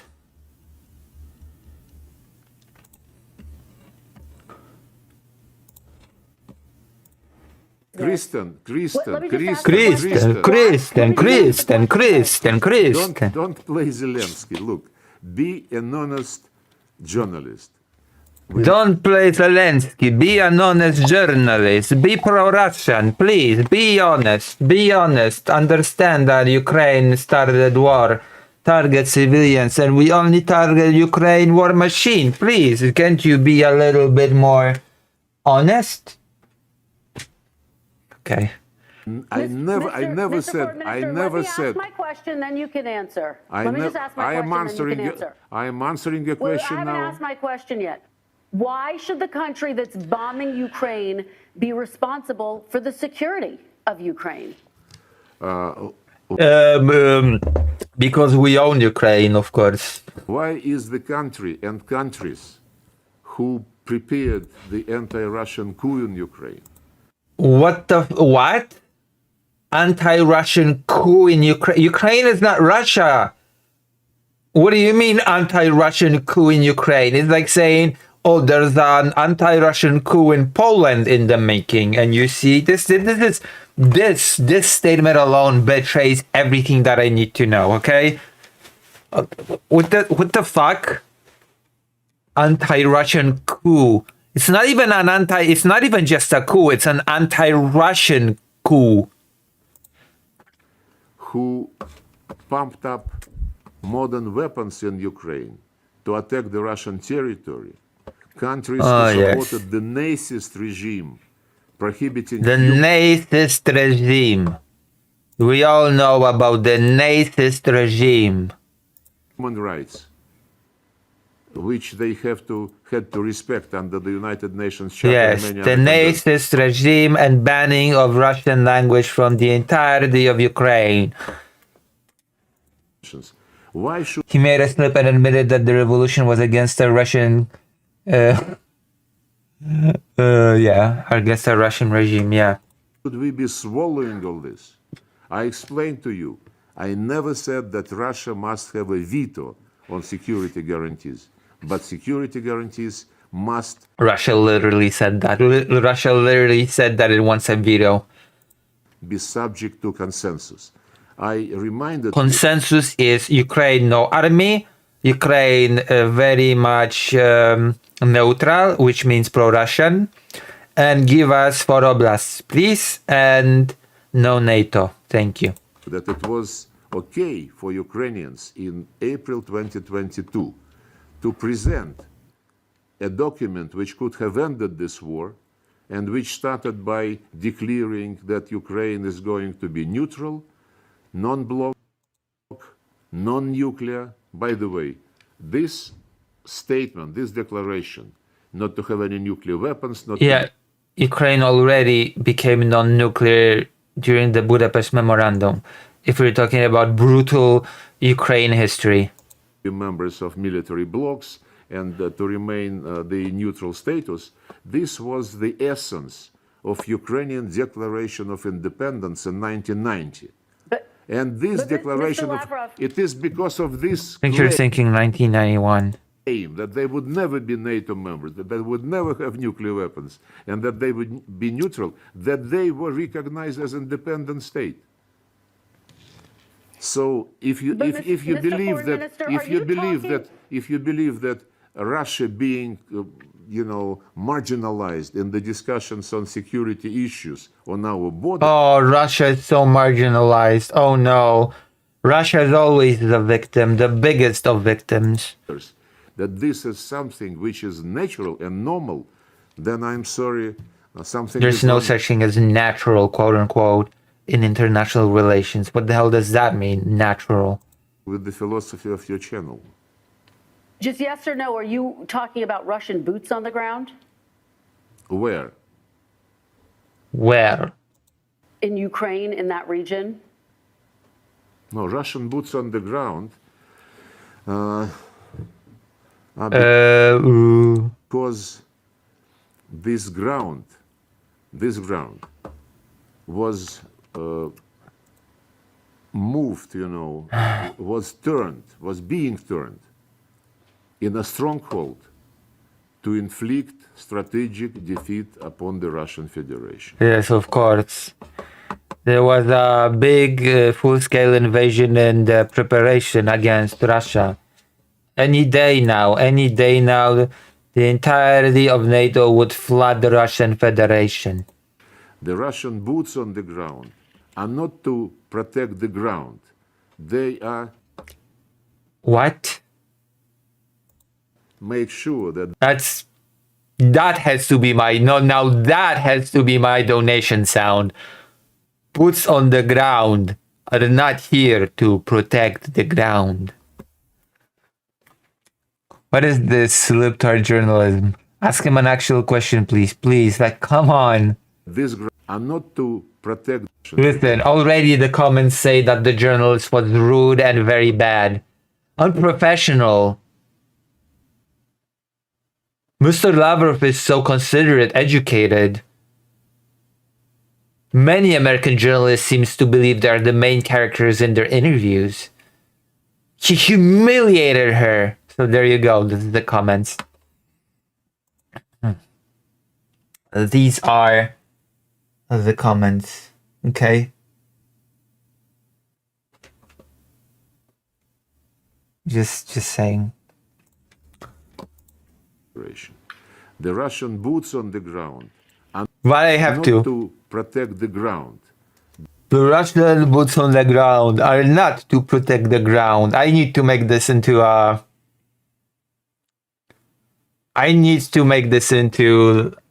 donation sound. Should I?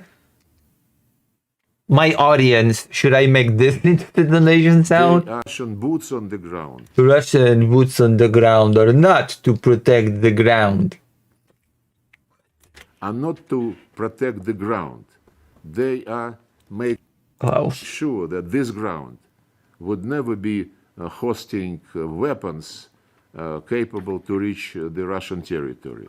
Russian boots on the ground are because this ground is the territory where hundreds and hundreds of years ethnic Russians and Russian-speaking people were living. They actually founded those lands. No, that's not true.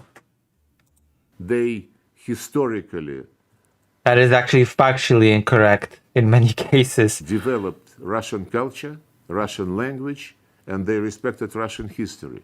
And That is also bullshit, by the way. when all this was prohibited after Yeah, the like Crimea for hundreds of years, so Russian. coup took place, the coup The which coup. was a very bloody and very unconstitutional. Uh-huh. We did not have any other choice but to defend these people against the bluntly Nazist regime. Yes, And the bluntly proof Nazist regime. that the regime is Nazist is plentiful, and I hope that some days your correspondence could visit. Yes, show the evidence of the Nazist regime. The very clearly Nazist regime. And see what is going on with glorification of military criminals, collaborators of Hitler, and so on. Mm-hmm. President Trump has been in office now for 7 months, and attacks against Ukraine have doubled in that time. Whoops. President Putin says the war wouldn't have started under President Trump. If that's the case, why is it escalating under President Trump? That is an excellent question. I expect a brilliant answer. It's becoming traditional for some of the broadcasting channels to simplify things. Yes, you simplify things. We just doubled our efforts to fight Ukrainian war machine. Don't you understand this? When President Trump said that the war wouldn't have happened had he been president at that time, that means, in my view, that the Americans would not prepare, finance, and organize the coup to topple legitimate president of Ukraine in February 2014. What? What a slip. Oh, fuck. What a slip. I want to hear that again. President of Ukraine in February 2014. Mm-hmm. Just one day after a deal was reached between the president at that time and the opposition, the deal guaranteed by the European Union, Germany, France, Poland, and so on. And next morning, the opposition broke the deal. No, it did not break the deal. It actually did not break the deal. What actually happened is Yanukovych fled while the deal was still in place and in power. Nobody broke the deal. If anything, Yanukovych broke it by fleeing the country. Sir, please, sir, glug, glug, glug, but sir, please, sir, some American journalist talking an interview with top diplomat Lavrov, an actual true story. The deal was to create a government of national unity and hold early elections. And legitimate president agreed to this. Yeah, and then fled the country the next day. Nobody broke that agreement, actually. Believe it or not. This story is also well documented. Opposition signed this, European Union guaranteed this. Next morning there is a coup. And then next morning, without warning, without saying anything to anybody, Yanukovych just fled. Government of national unity, the opposition announced that we created the government of the winners. Have you heard about this? I don't think so. They immediately stated, when they took over all government buildings, that their first action... Yeah, what happened before that? Oh yeah, Yanukovych fled. Canceling the status of the Russian language. And they sent military groups to storm Crimean parliament. That's how this all started. Mm-hmm. So I don't think that President Trump, with his concentration on MAGA, on the national interests of the United States, on the common sense, would ever get involved in the United States.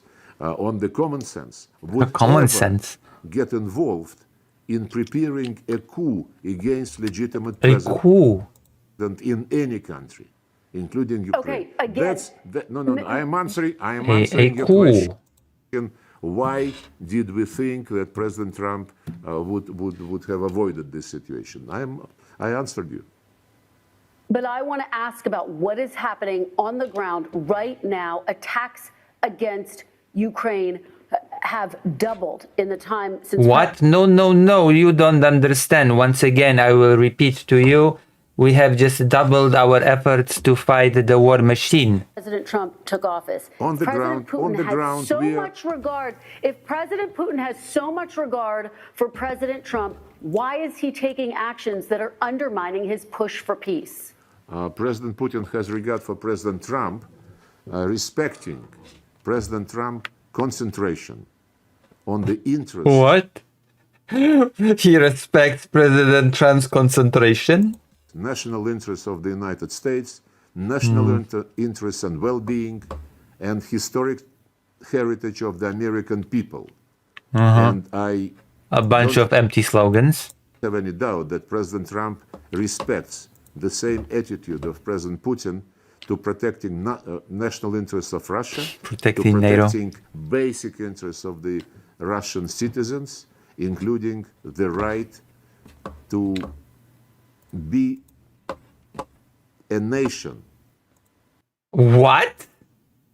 The fuck does that mean? Since when is Russia prohibited or hampered from being a nation? Which has very rich history, Who's trying to stop Russia from being a nation? What the hell are we even talking about here? What? What is this nonsense? very rich traditions, and which has the duty We want to continue be a nation, and therefore we had to invade Ukraine. Thank you. to support those who share the values of the Russian language, Russian world, if you wish. Russian world, there it is, the Ruski Mir, the famous Ruski Mir, to which we all secretly belong, whether we like it or not. And when once the United States launched a military attack, it was last century, a military attack against, I think, Guatemala or some other Central American countries, because one of the journalists was physically attacked, American citizen, American journalist. And this was never causing any questions in the American media. We are protecting millions of ethnic Russian. First of all, it's not ethnic Russians, it's Russians, Ukrainian Russian speakers, not ethnic Russians, first of all. And second of all, Russia is protecting them by bombing them every single day. And Russian-speaking people who wanted to be citizens of Ukraine, but we protect them with our bombs and drones, you see. Who took power. We protect them with the Safari initiative. Ukraine declared them terrorists. And Zelensky, long before the special military operation, in an interview to one Western media, he said, those who are fighting the regime, who decided that the regime does not represent the interest after the coup, they are not people, they are species. And he also said that if you believe that living in Ukraine, you belong to Russian culture, Russian history, then for the sake and safety of your children and grandchildren, get out of Ukraine and go to Russia. Is it the kind of democracy the Americans support? Hello, Nikub. Yes, because Russia is the ultimate democracy. Mr. Foreign Minister, let me ask you about something that President Putin said in June. He said, quote, I consider the Russian and Ukrainian people to be one nation. In this sense, all of Ukraine is ours. Please play the interpretation game, Mr. Lavrov. President Putin believe that Ukraine has a right to exist? No, this is not true. Ukraine has the right to exist, provided it it must let people go. The people whom they call terrorists. Let our people go. Okay. Let our people go. Whom they call specious, and who, during a referenda, several referenda in under gunpoint. Novorossiya, in Donbass. Novorossiya, there we go. Novorossiya, we're hearing those terms. Crimea decided. Novorossiya. You could not be more mask off with terms like Novorossiya. They belong. You just cannot. Not even independent republics. It's Novorossiya. Brilliant. To the Russian culture, and the government which came to power as a result of the coup was determined as a priority to exterminate everything Russian. But as you also know, a number of those people did not want Russia. A number of those people did not want Russia to invade. Mr. Foreign Minister, do you acknowledge that Russia invaded Ukraine? Well, democracy is about the people, having a chance. Well, a lot of people wanted to be invaded. Have you considered? A lot of people want to be bombed. Have you considered? And everything else is just the Ukraine military machine. Vote. The people voted. The people pronounced themselves. And when it started in Crimea... Did Russia invade Ukraine, Mr. Foreign Minister? Did Russia invade Ukraine? We have started the special military operation. Russia started special military operation. There you go. There we go. Oh, my God. To defend the people. Oh, my God. Of course. Listen, Vladimir says, listen, Lucy,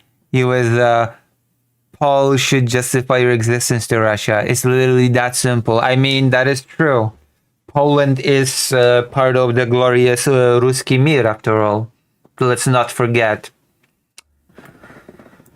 People. That is also part of the Russian turf by right of conquest or whatever the fuck.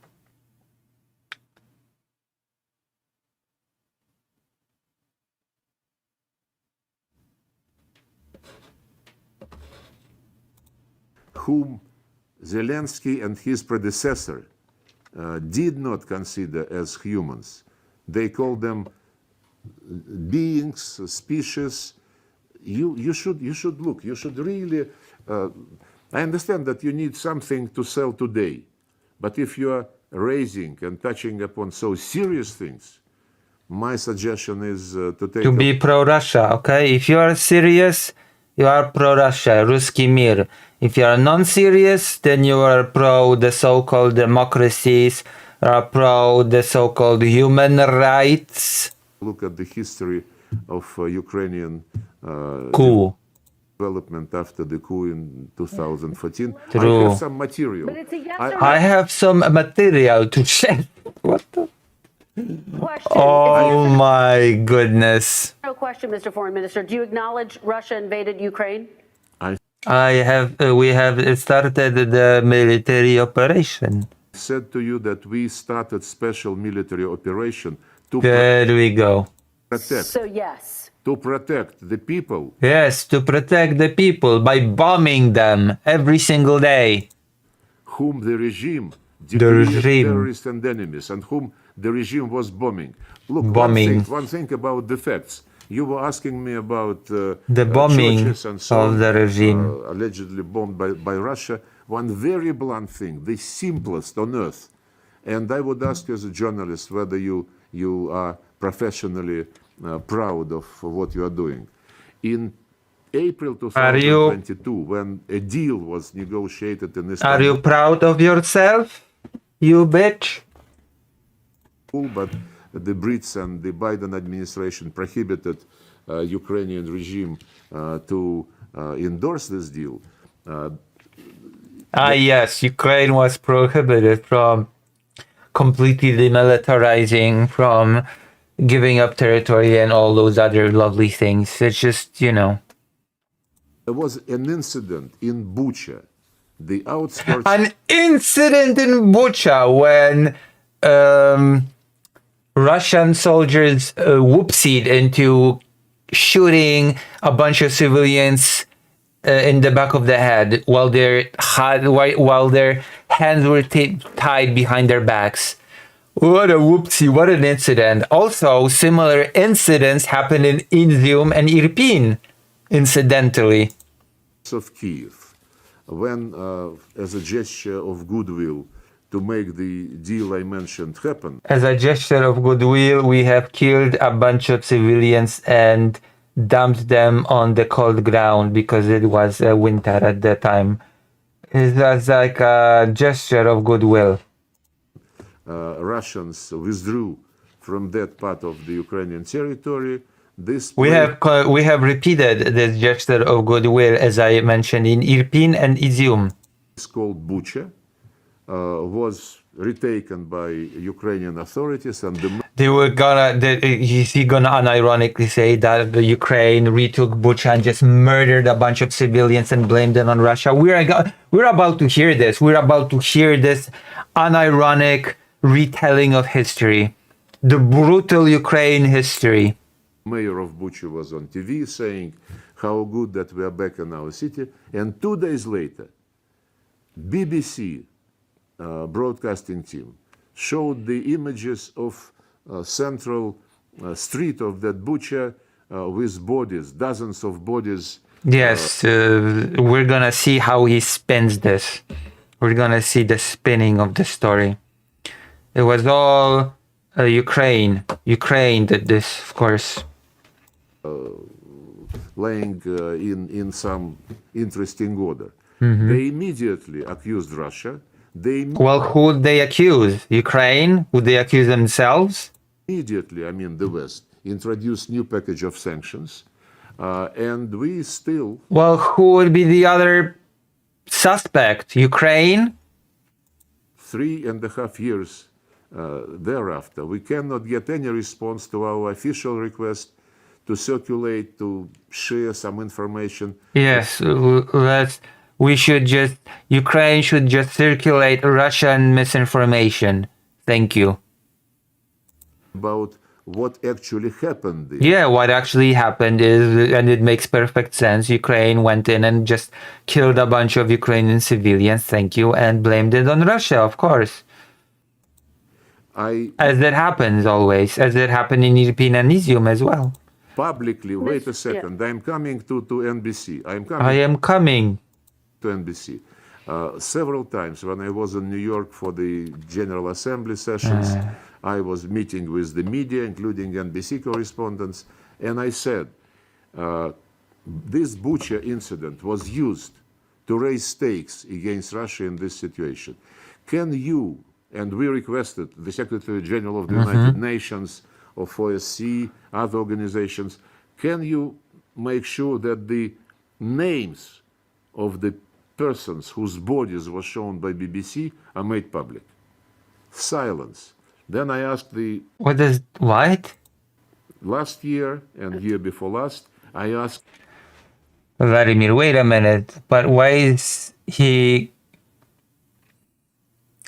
keep calling it Ukraine? Because according to top diplomat Mr. Lavrov, it's actually called Novorossiya. I'm very confused right now.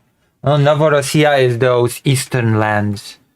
Donetsk, Luhansk, Crimea, that Kherson.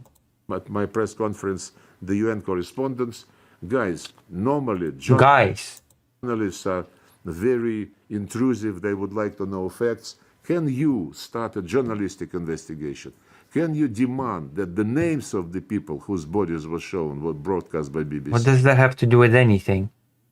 Oh yeah, that will surely demonstrate that Russia did not do it. Be made public.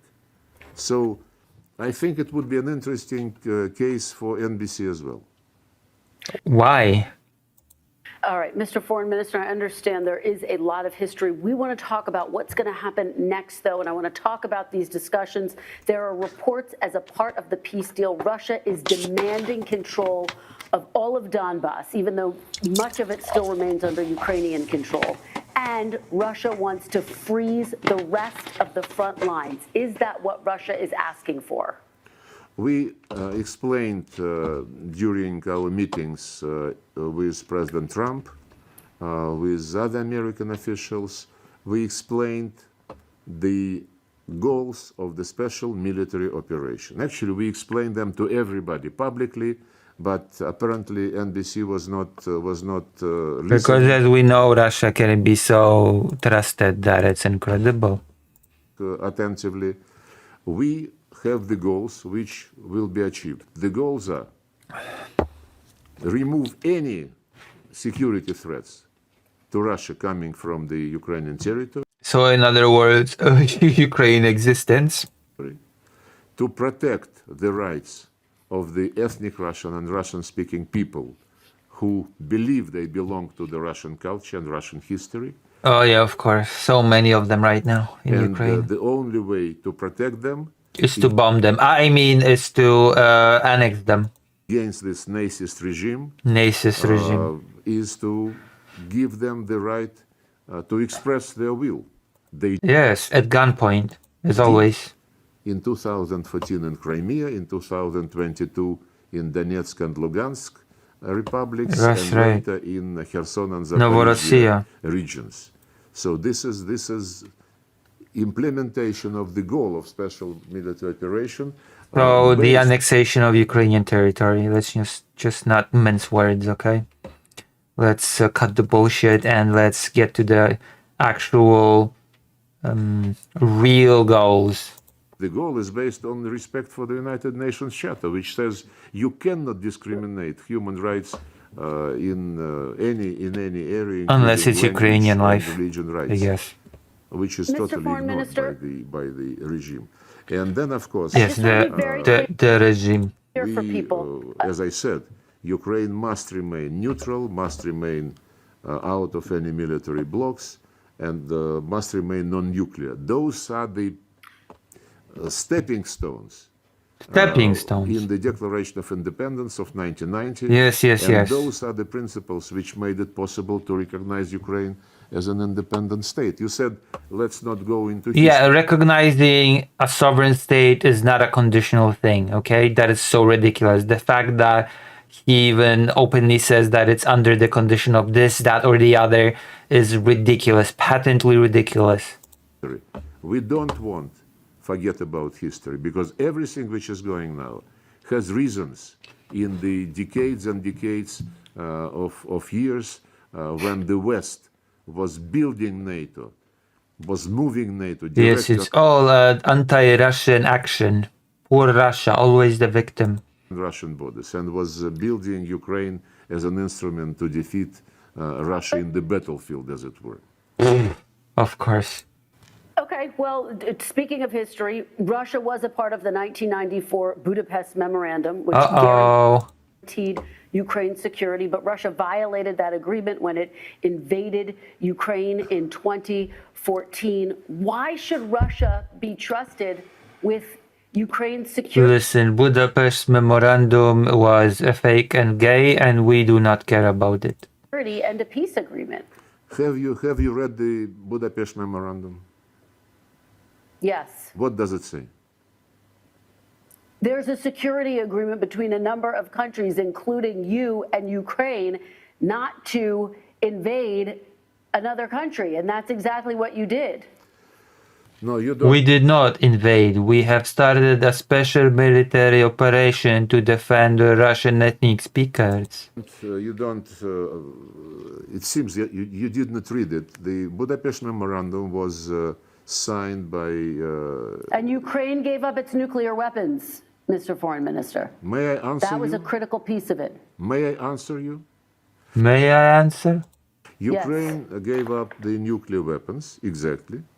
And then it was the memorandum guaranteed the security of Ukraine as a of any other non-nuclear state. And the legal obligations of the nuclear states, when they give guarantees to non-nuclear countries, is not to attack, to use nuclear weapons against non-nuclear states. We never, ever signed up. Oh, that is bullshit. The memorandum speaks of the protection of integrity of the borders, not just not attacking with that is bullshit. That is complete. To providing security to Ukraine after illegal. It is. The Budapest Memorandum clearly states that it respects the integrity of the borders of Ukraine and that all the signatories would respect those borders. Bloody coup d'etat, which brought to power open nazists and racists. And racists, not just nazists, but also racists.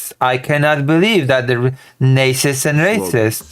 When they said that we changed our constitution, now the constitution says they would be members of NATO. Now Zelensky, in I think January 22, was saying that it was a mistake to reject nuclear weapons, and they might think about. Yeah, it was a mistake. Yeah. Looking back, yeah, absolutely. Them again. This is not something which we guaranteed in the Budapest Memorandum. And apart from this, wait a second, please. Budapest Memorandum was accompanied by a declaration by those who signed the Budapest Memorandum, which said that all participants, including Ukraine, would respect human rights, would respect the rules of OSCE, principles of OSCE, non-aggression, and so on and so forth, which was grossly violated by those who took power in Ukraine in February 2024, 2014, with the help of the United States, when when Victoria Nuland proudly stated that eventually we spent $5 billion, but we achieved what we wanted. She said this after the coup. When? This is history, but this is history. I just want to be very clear. It's Did you learn phone call? Concession Russia is offering not to invade the rest of Ukraine. Is that your concession? No, we don't. What is nazist? I can't find any definition. Good question. We don't speak in those terms. We don't have any interest in territories. We have the biggest territory on earth. What we are well, then why do you demand for oblast? That is also blatant bullshit.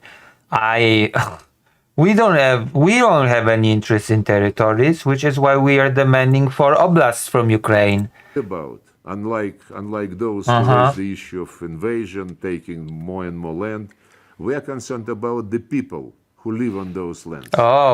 Whose ancestors lived there for centuries and centuries. Were founding cities, were building factories, ports, developing agriculture. And agriculture are now Moscow called foreigners. Ukraine, thousands of those people who live on those lands who've been killed by Russian bombs, Mr. Foreign Minister. Look, I'm awfully sorry, but the primitivism of questions, you repeat the same and don't... Such primitive questions, asking me about reality. Not good, journalist, not good. You're so primitive to ask me about Russia bombing Russian speakers every single day in places like Kharkiv, Kherson, and other places. No, I don't like this. I don't like this. Question again and again. And I asked you, please, kindly send me the list of those churches, the list of those kindergartens, please. And I will send you the factual information about how Ukrainian army is fighting only civilians. The Ukrainian army is fighting only civilians. Give you the example of the Kursk region. There the Kursk region. Military sites at all. There was also a terrorist attack on the passenger train But you never reported this. You're fucking kidding me? How many trains, passengers, trains, buses, etc. have been attacking? Whatever. Mr. Foreign Minister, the reality is so much of this has been captured on television. We have reporters on the ground. I will send you a list as well. But the bottom line is the world has watched with its own eyes as people in all of these regions that have been taken over by Russian troops have been killed. We have seen that with our own eyes. We've watched it with our own eyes. But let me ask you. No, I remember many images saying that Ukrainian civilians are being attacked by Russians, and then these images would turn out to be taken in Iraq 10 or 20 years ago. Yes. So yes, famous Iraq war journalist Duran Burns in Iraq filming war crimes. Okay. Very nice. My question is, do you believe NBC? Oh, he didn't say the primitiveness of the Christians. He said of the questions. He just has a very, very thick accent. But he says the primitiveness of the questions. Your policy, does it provide for acceptance, the extermination by law of a language in any country? Yes. Because Russian is so exterminated that I totally don't hear it every single day in Ukraine. Mr. Foreign Minister, I want to just ask you, when you landed in Alaska... I mean, everything that this guy has said during this was uncalled for and random, but, you know... You were wearing a USSR sweatshirt. Were you sending a signal that Russia wants to reestablish the former Soviet Union? No. We were born in the Soviet Union.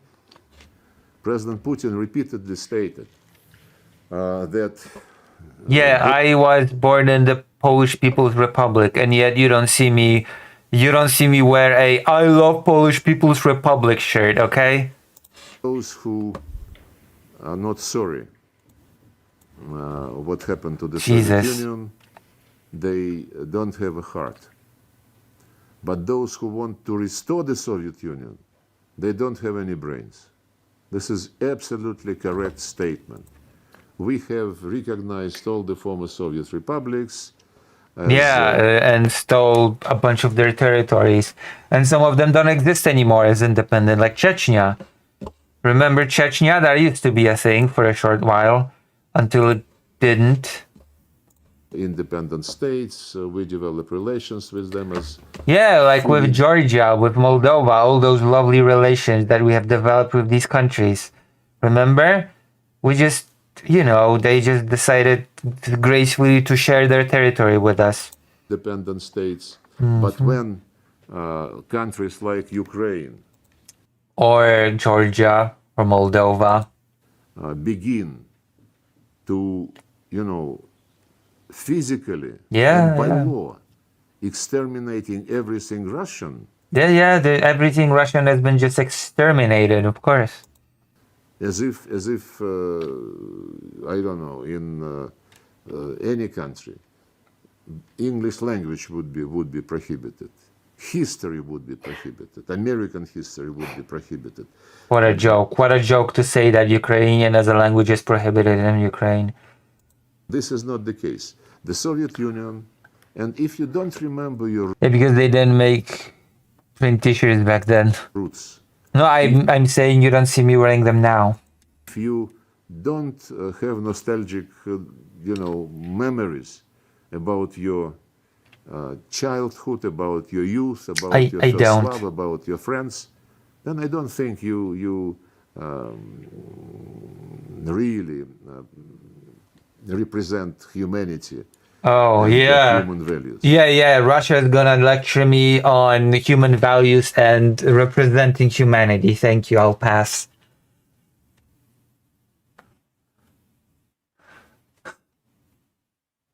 Also, nacist sounds like some kind of racist, but to a nation, if I had to guess. No. He's actually unironically trying to say Nazi regime. okay, a Nazi regime, but his accent is so horrible that instead of Nazi, he'd say Nazist, Naziist, or something he's trying to say, but he's saying Nazist instead. Lucy's not human, true. To remember and to cherish what happened in your life for many years is not the same as to try to take over militarily each and every place. This is not true. Yeah, the fact that we have taken up a chunk of Georgia, Moldova, and now Ukraine, that means nothing. And Chechnya, let's not talk about Chechnya. Does President Putin want peace? Yes. And what say you to U.S. lawmakers here who believe you are stringing along President Trump? Are you? I say you are naive. It is not for the lawmakers or for any media outlets to decide, you know. True. What It is only for Mother Russia to decide. Okay? If anybody will decide, it will be Mother Russia and nobody else. Thank you. Trump is motivated by. We respect President Trump because President Trump defends. We respect President Trump because President Trump threw Ukraine under the bus, just like we like, and renewed diplomatic relations with Russia, just like we like. Vladimir says, I'm just going to ask in advance, Lucy, are you going to react to another video, or you currently have enough stuff to do? I have a lot to do, but if you have a video, I'll react to it. If you have a video, I will react to it. I'm flexible. American national interests, and I have reason to believe that The American national interest of throwing Ukraine under the bus and kowtowing to Russian interest, of course. That's the best. Make America great again. President Trump respects President Putin because he defends Russian national interests. And whatever they discuss between themselves is not... They are defending Russian national interests by tanking the Russian economy and sending Russian people to their deaths by the thousands. Thank you. So it's not a secret. We want peace in Ukraine. President Trump wants peace in Ukraine.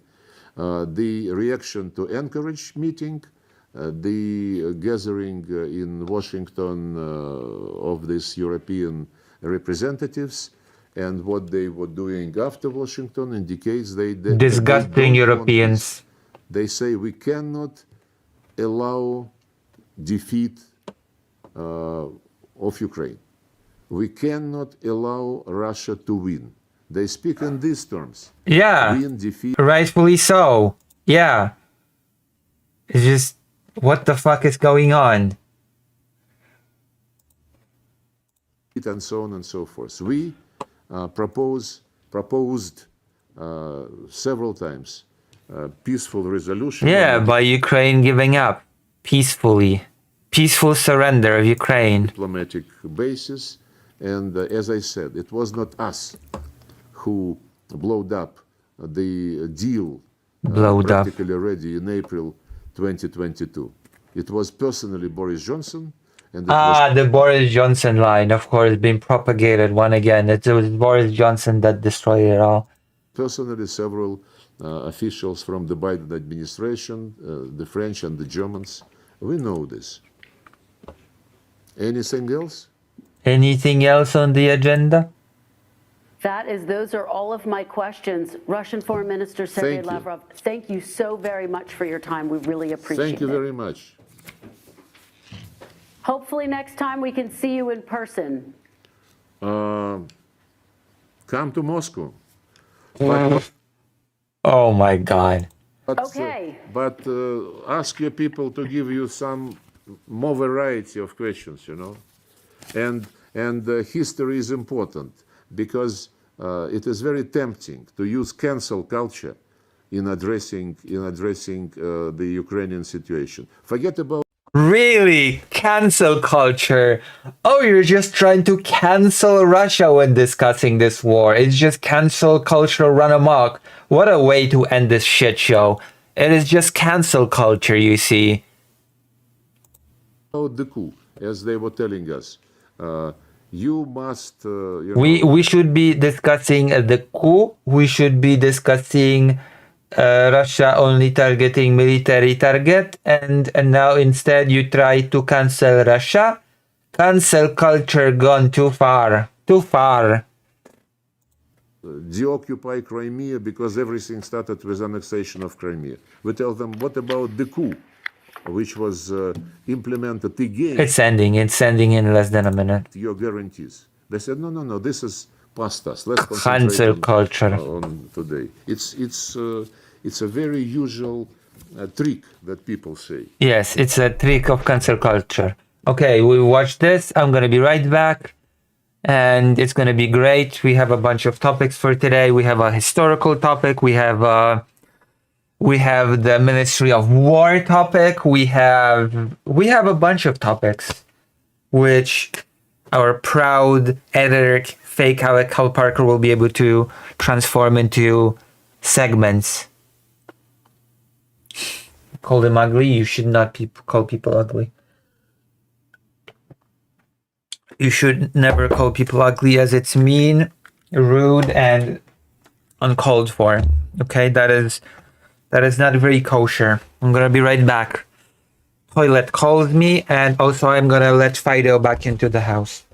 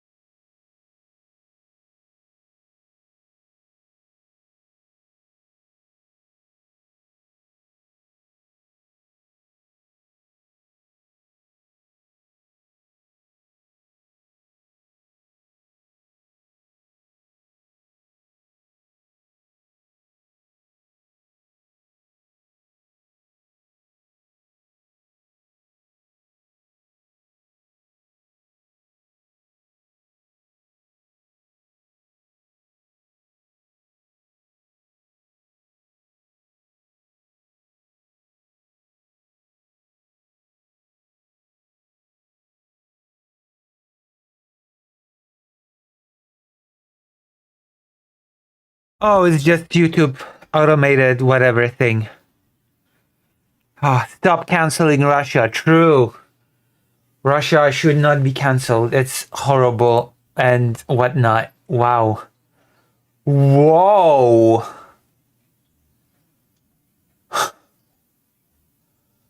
Oh, God.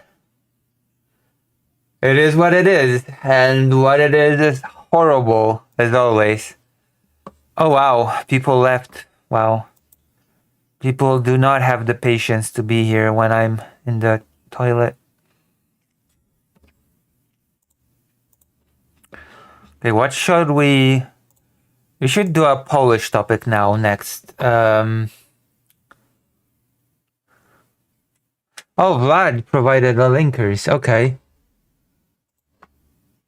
For Ukraine. Look, don't, the Europeans please. say Who does it include? A guy that I like very much. Is it Stephen Bennell II?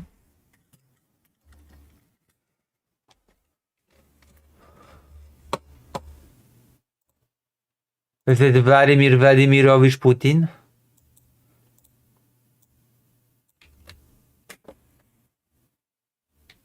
Molesting. Israel struck the NASA hospital not once. Oh, okay. I do like him. I do like him, actually. I see that this was not sarcasm. I do actually like him.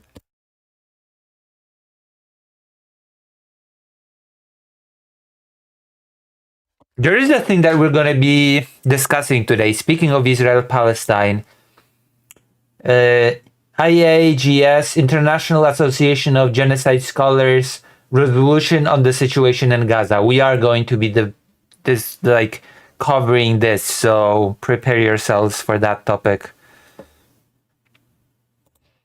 But twice. A double tap, the kind of thing that Al-Qaeda and ISIS in Iraq used to do. I mean, Russia also does double tap on a regular basis, by the way. It strikes, it waits for the rescue teams to come, and then it strikes again. So Russia does double taps on the regular. Himself, the IDF, they said it was a mistake and we apologized. An apology is not enough when you do a war crime like that. When they put... But we apologize. Imagine if Russia also was... Well, okay, Russia's a little bit more blatant than that, but imagine if Lavrov said, well, yeah, but, you know, we apologized. Double tap, because you attack once and then you attack second time. That's why double tap.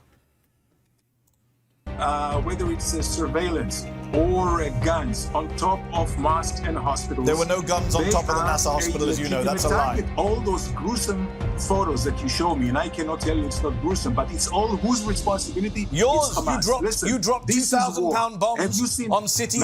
Wow, I'm getting the same rhetoric all over again. We only attack the war machine. This is identical rhetoric. Okay then, have a good time. Towns. I don't believe anything that comes out of Gaza when it is endorsed by Hamas. Danny, October the 7th doesn't justify killing paramedics and then mass grave burying them with their ambulances. What do you mean? We just attacked the Hamas war machine. That is a war crime. But everything will surface. We'll see the war crimes of Hamas. There you go. We'll see the war crimes of Israel. We're already seeing the war crimes of Israel. You are now a pariah state, especially because of this famine you've caused in Gaza. Danny, you're not answering my question. I'll ask a fourth time. What should happen? Yes, it's the Palestinian war machine. Everything is. It's like listening to Lavrov all over again. Danny, you're filibustering and everyone can see it. If I think that this guy, this Smotrich guy, is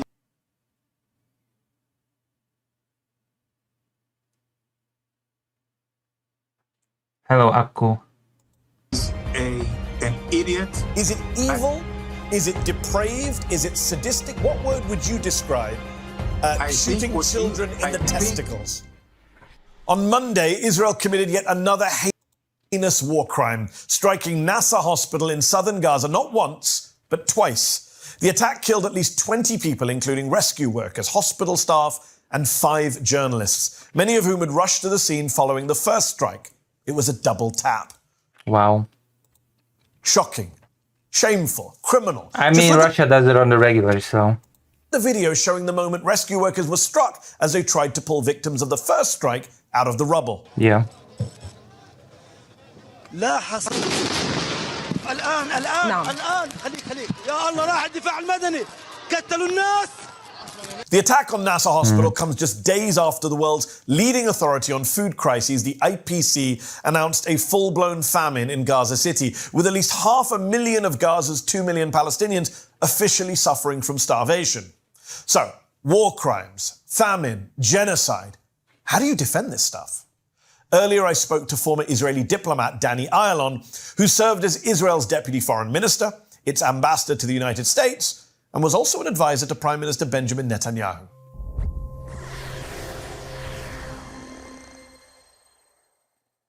Danny Ayalon, thank you for joining me on Mehdi Unfiltered. The level of mass killing in Gaza has been almost unprecedented in modern times. One report in the Lancet Medical Journal suggested the real death toll may end up being as high as 180,000 dead. The Economist said it could be 109,000 dead. The scientific journal Nature cites a study showing 84,000 dead, while the Gaza Health Ministry, rather conservatively, is reporting a total of 62,000 Palestinians killed in Gaza as of this month. But look, whether it's 109,000, 84,000, or just 62,000, I have to ask, Danny, how does someone like yourself, how do you sleep at night knowing that your country, the government you support, is responsible for the deaths of so many thousands of people, women? Good question. Well, let's see the answer. Also, let's wait for Fido to stop barking.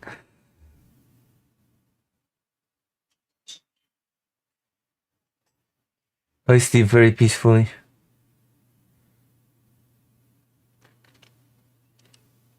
Children, the elderly.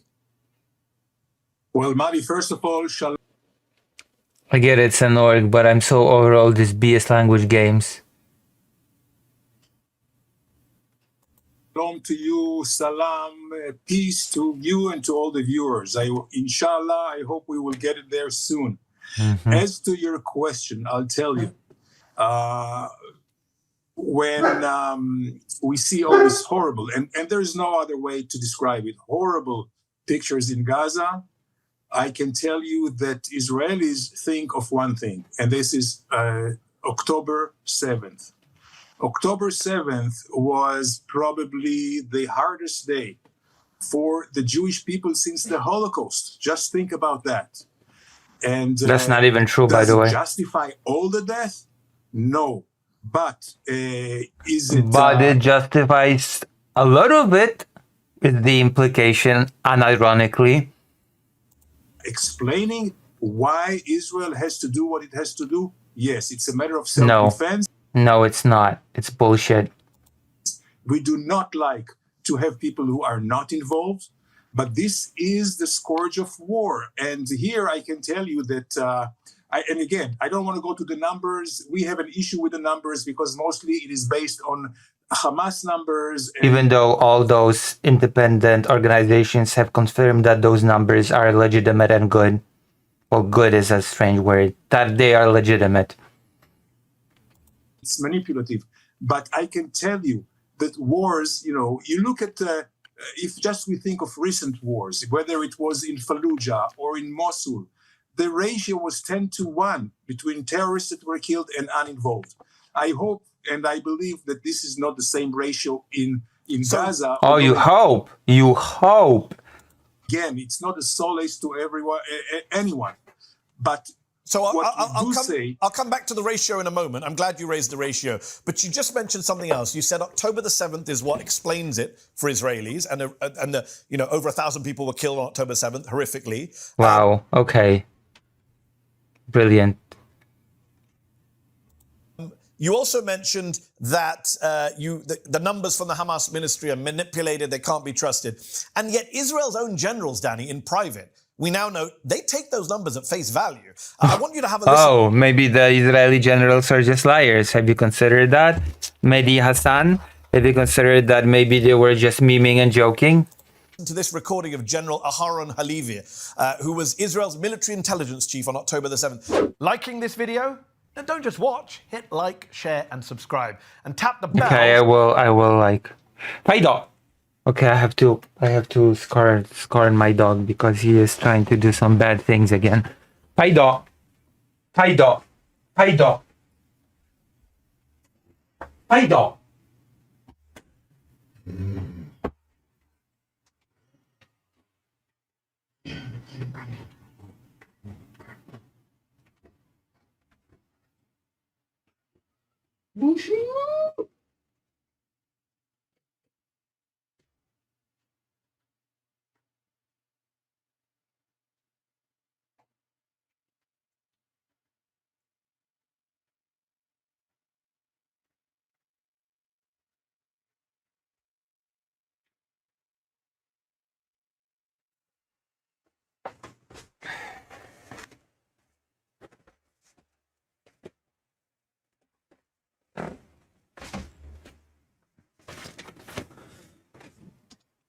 Mushu?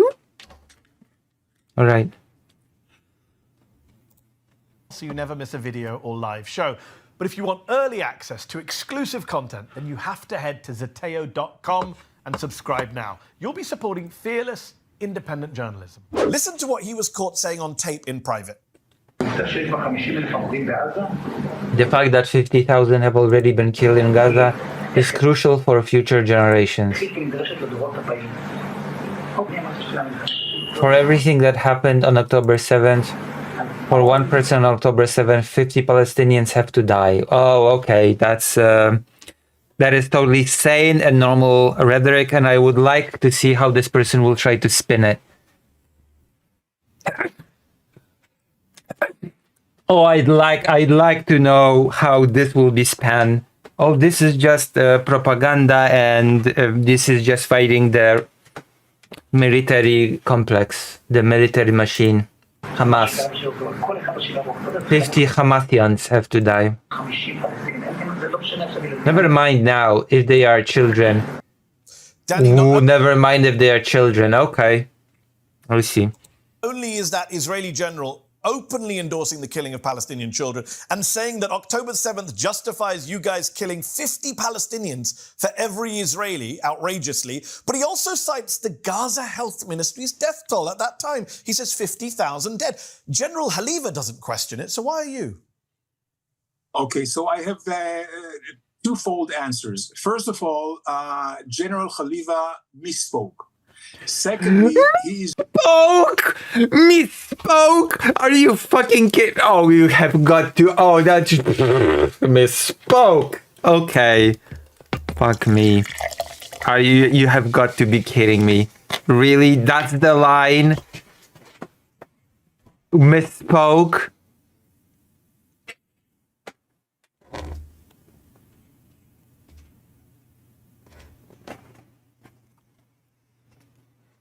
Misspoke.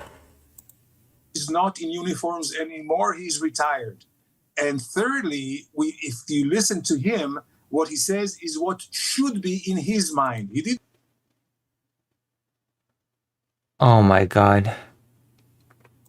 Say that, he said this is what should be the result. This is not that's not true, Danny. He said there are already 50,000 dead in Gaza. He was acknowledging the death toll that you won't acknowledge. Well, let me hear this again. This is not he said this is what should be the result. He didn't say that. Welcome, Incub. He said this is what should be the result. This is not that's not true, Danny. Did he say that? That does not make it any better, actually. If he actually said this should be the result should be 50,000 dead. He said there are already 50,000 dead in Gaza. He was acknowledging the death toll that you won't acknowledge. Well, maybe, I don't know why he said that. Again, I think... Because it's the truth, Daddy. Because it's the truth in private. In private, Israelis admit to the truth. That's why he said it, surely. No. I think what he said... Oh, he even said it with the tone! No. Nah. He even said it with that idiotic tone. Even Fido got agitated when he heard this. Even Fido got agitated. No. I have to hear it again. In order. That's why he said it, surely. No. I think. No. He said it's in order to kind of make himself less vulnerable, because he is the one accused for not having the intelligence. He was the chief intelligence officer. But I'll tell you, Maddie, there is one easy way to stop everything. Hamas leaving Gaza, not controlling Gaza, stop the terror and disarming, giving the Palestinians back their own government. You know, the Hamas. Yeah, those who are left alive. They hold on, Daddy. They've agreed. Nobody buys this bullshit anymore. To step down from government, as Gershon Baskin and others have pointed out. But just sticking with this topic, do you believe, as Aharon Haliva does, that October 7th justifies killing 50 Palestinians for every Israeli killed on October the 7th? I think it's not a matter of numbers. But that's really, what he I said. don't think it's a matter I'm of asking, numbers. do you agree that it's justified? He says for everything that happened. You know that it's not a number. It's not a matter of numbers. Could be read as a yes to the answer to that question, right? Numbers don't matter. Yeah, sure. There should be 50 killed for each one. On October 7th, 50 Palestinians must die for every Israeli. Do you agree with that? I will answer you very, very. You can't say no, Danny. You can't say no. What I want is, I will. 50 Palestinians must die for every Israeli. Do you agree with that? I will answer you very, very. You can't say no, Danny. That is crazy. Can't say no. What I want to say, what I want to say is that Israel does not act out of revenge, but out of self-defense. And out of self-defense. For every one Israeli, 50 Palestinians must die. For in the name of defense, you see. So he will not say no.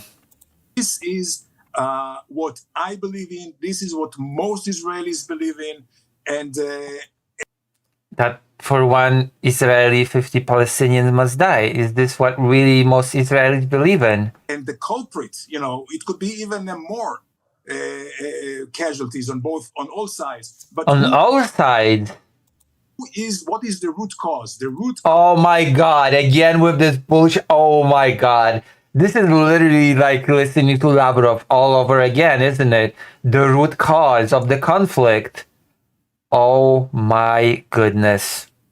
Cause is Hamas. If we do not understand the root cause, of course, this is not a departure point. The rest of the world is saying the root cause is the occupation. But I do need to stick with this topic because it's very important. You mentioned ratio. Oh my God, the root cause.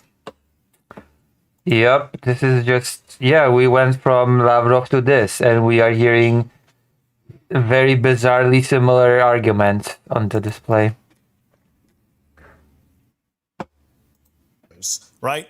You said Hamas is the root problem. You're fighting Hamas. How many Hamas fighters have been killed in your view? What is the ratio between civilians and fighters in your opinion? Well, as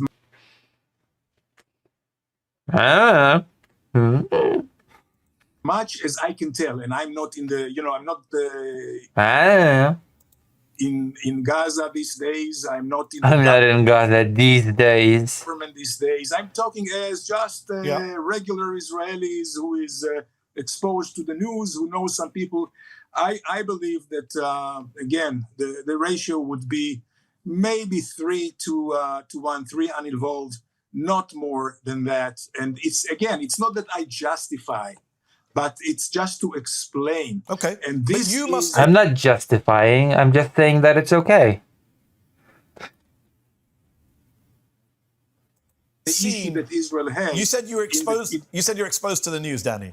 You must have seen the news from Plus 972 magazine in Israel and the Guardian newspaper in the UK that obtained from a classified Israeli military intelligence database Israel's own numbers showing that it's killed just under 9,000 Hamas fighters, maybe as low as 7,300 Hamas fighters, which means that per Israel's own internal calculations, 83% of the people killed in Gaza have been civilians. That's one of the highest civilian death rates in modern warfare, Danny. You have to go back to the Rwanda genocide in the mid-1990s.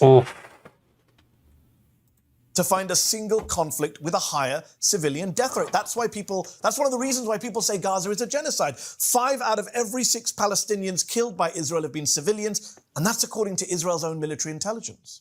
Uh-oh, maybe they misspoke. Have you considered? So here, Mehdi, I beg to differ.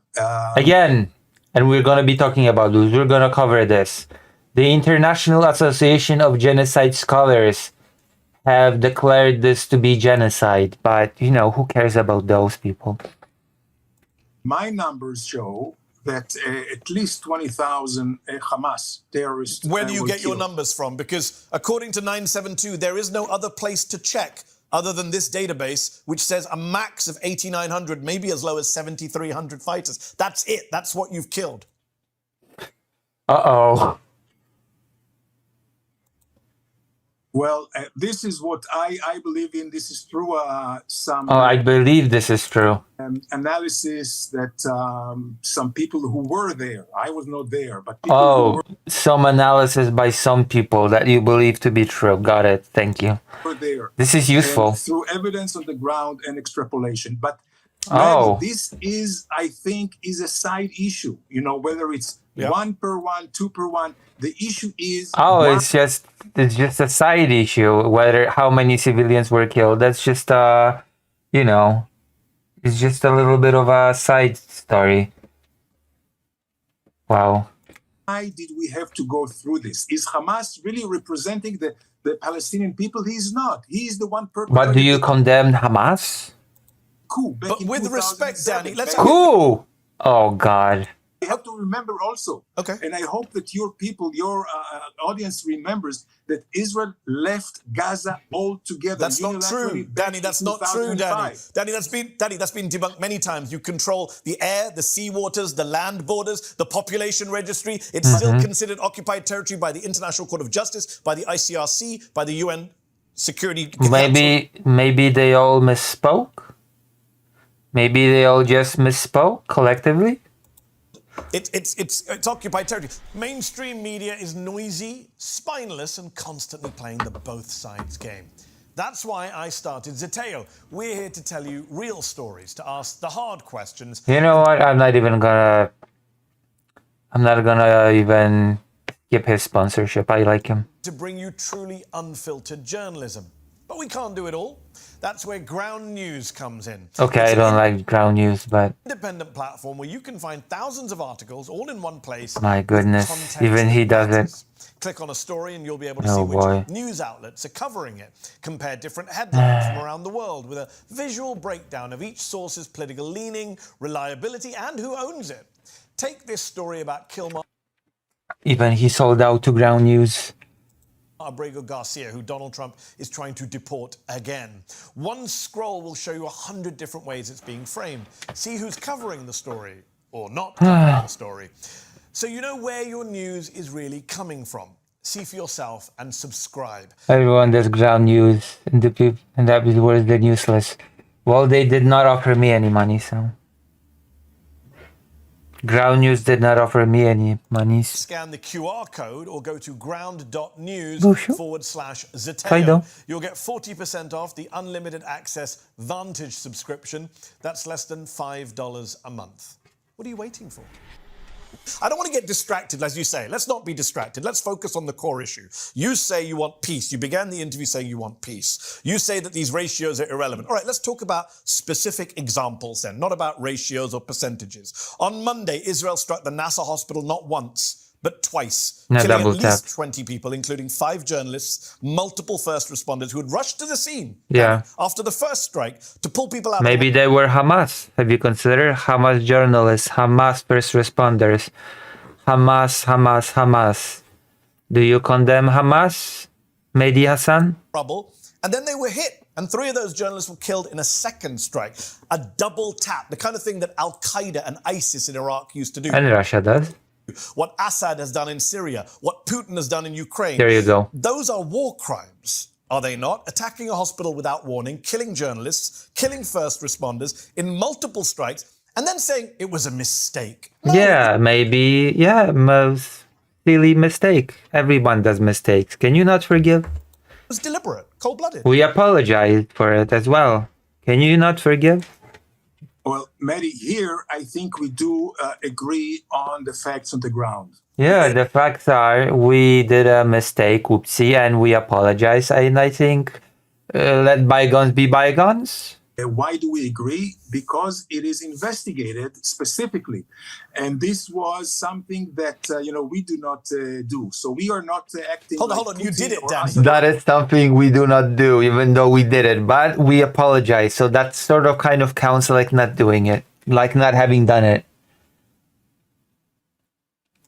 Hold on. You can't say we do not do. You did it. Israel did it. No, I'll tell you what's the difference. The difference is that Putin, Hamas, Assad, they never apologized for any death. Here, Netanyahu himself, the IDF, they said it was a mistake and we apologize. Oh. And when we apologize, it means we're going to investigate and correct the things. And we're... Oh my God. We apologize. We're going to correct the things. We're going to revive the journalists, of course, and we are going to revive the first responders. Naturally, we're going to correct the things. Of course. Easy peasy lemon squeezy. We're going to use our revival magic. But why do it in the first place? It wasn't an accident. You did a double tap strike on a hospital. An apology is not enough when you do a war crime like that. Well, from what I understand is that there was a position. See, that's part of the problem, Yeah, that is part of the problem that Hamas, okay, you see, Hamas was in the hospital and we had to, therefore, Hamas is embedded. When Hamas is using their own population, their civil population, as human shields, when they... Oh my God, they still go with that bullshit. They still go with the human shield bullshit. Of course. Whether it's surveillance or guns on top of mosques and hospitals... There were no guns on top of the NASA hospital, as you know. That's a lie. Anymore. Danny Island, there were no guns on top of the NASA hospital. That's a lie. Maybe you misspoke. Maybe you just didn't see them. Maybe they were there and you just didn't see them. Can we just clarify? That is a lie. There were no guns on top of the NASA hospital. Listen, maybe not on top, maybe inside, underground tunnel, who knows? According to the Geneva Convention. Yeah.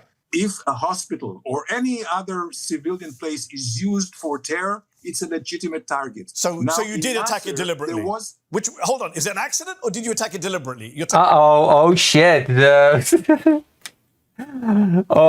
story is lining up. Telling me two different things at the same time.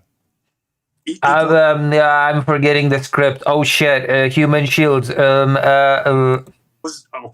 It was attacked deliberately because the soldiers on the ground saw that there was a surveillance camera there that... It doesn't mean anything. It could be the hospital's surveillance camera.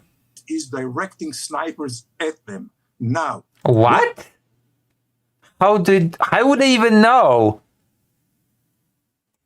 You know what was, from what I understand, you know what was the mistake?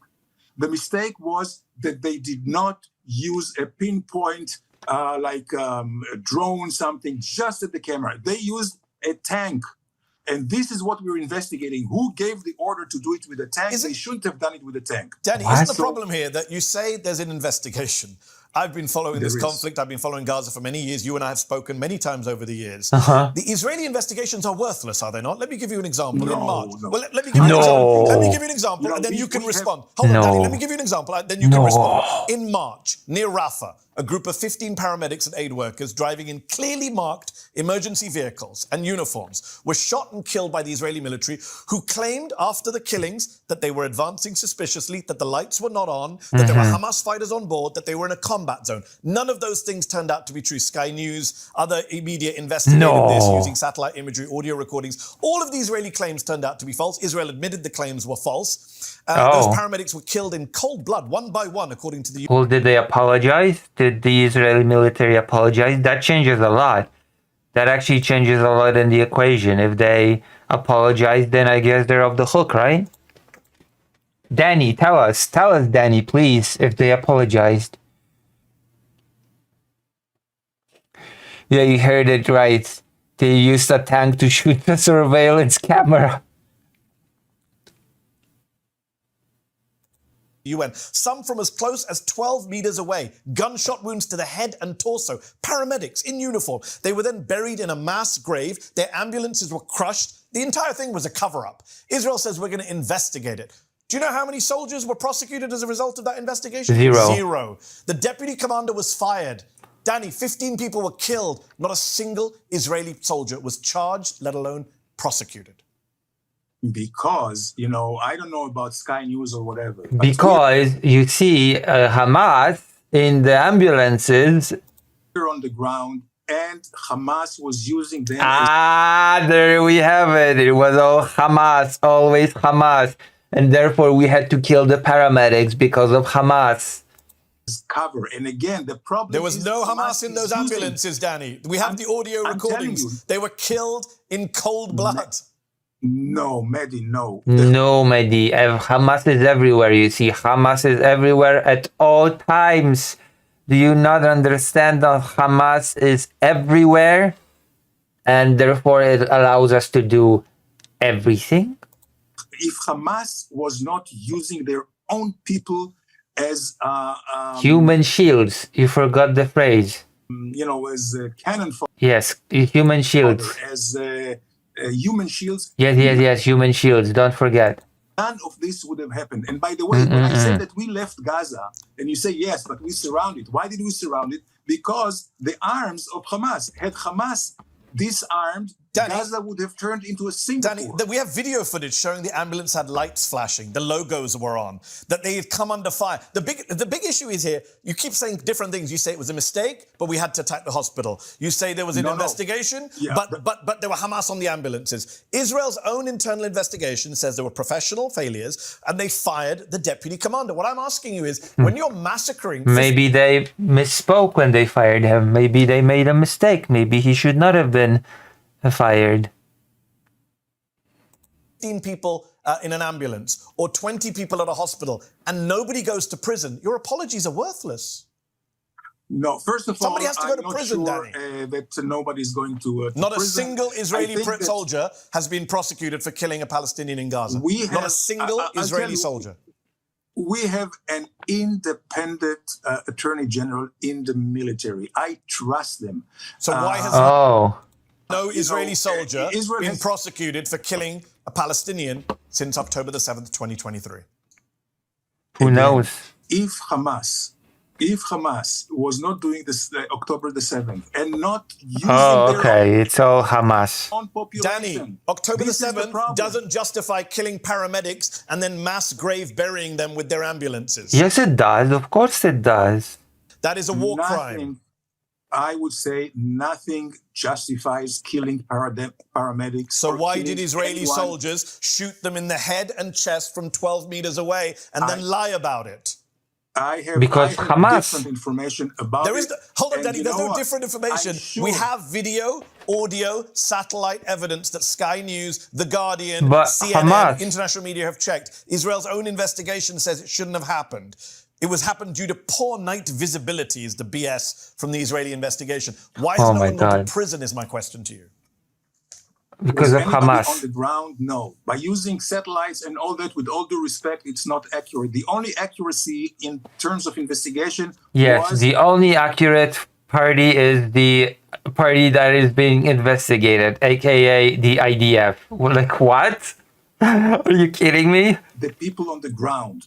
And the people on the ground... Yes, the IDF should investigate itself. Oh, we're not guilty. Oh, okay. Thanks. Have different opinions or different Danny, what you're saying is the war criminals get to investigate their own war crimes. That's not how the world works. You know that. No. Basically, that is what he's just saying. Oh, my God. No, this is what I'm saying, that we have an independent judicial arm. We have a dependent judicial arm. Unfortunately, the independent judicial arm has not trusted. This is why the International Criminal Court brought charges against your Prime Minister. Earlier this month... Yep.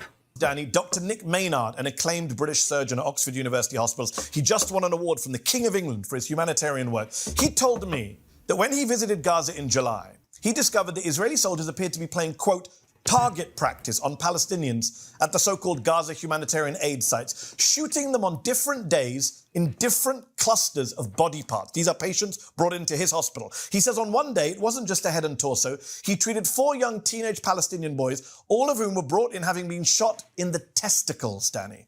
How should we describe what Israeli soldiers are doing to Palestinians in Gaza? Is it evil? Is it depraved? Is it sadistic? What word would you describe shooting children in the testicles? I think there is a gross misunderstanding. What you described Yes, here, when you say testicles, they probably meant warning shots in the air. Is what Hamas did on the 7th of October to civilian, innocent Jewish people. Israeli army does not do that. I do not believe it for 1 minute. And again, we know. I don't understand what you mean. I don't believe it. This is Dr. Nick Maynard who treated the patients. He was there on the ground. This is his eyewitness testimony. You know what?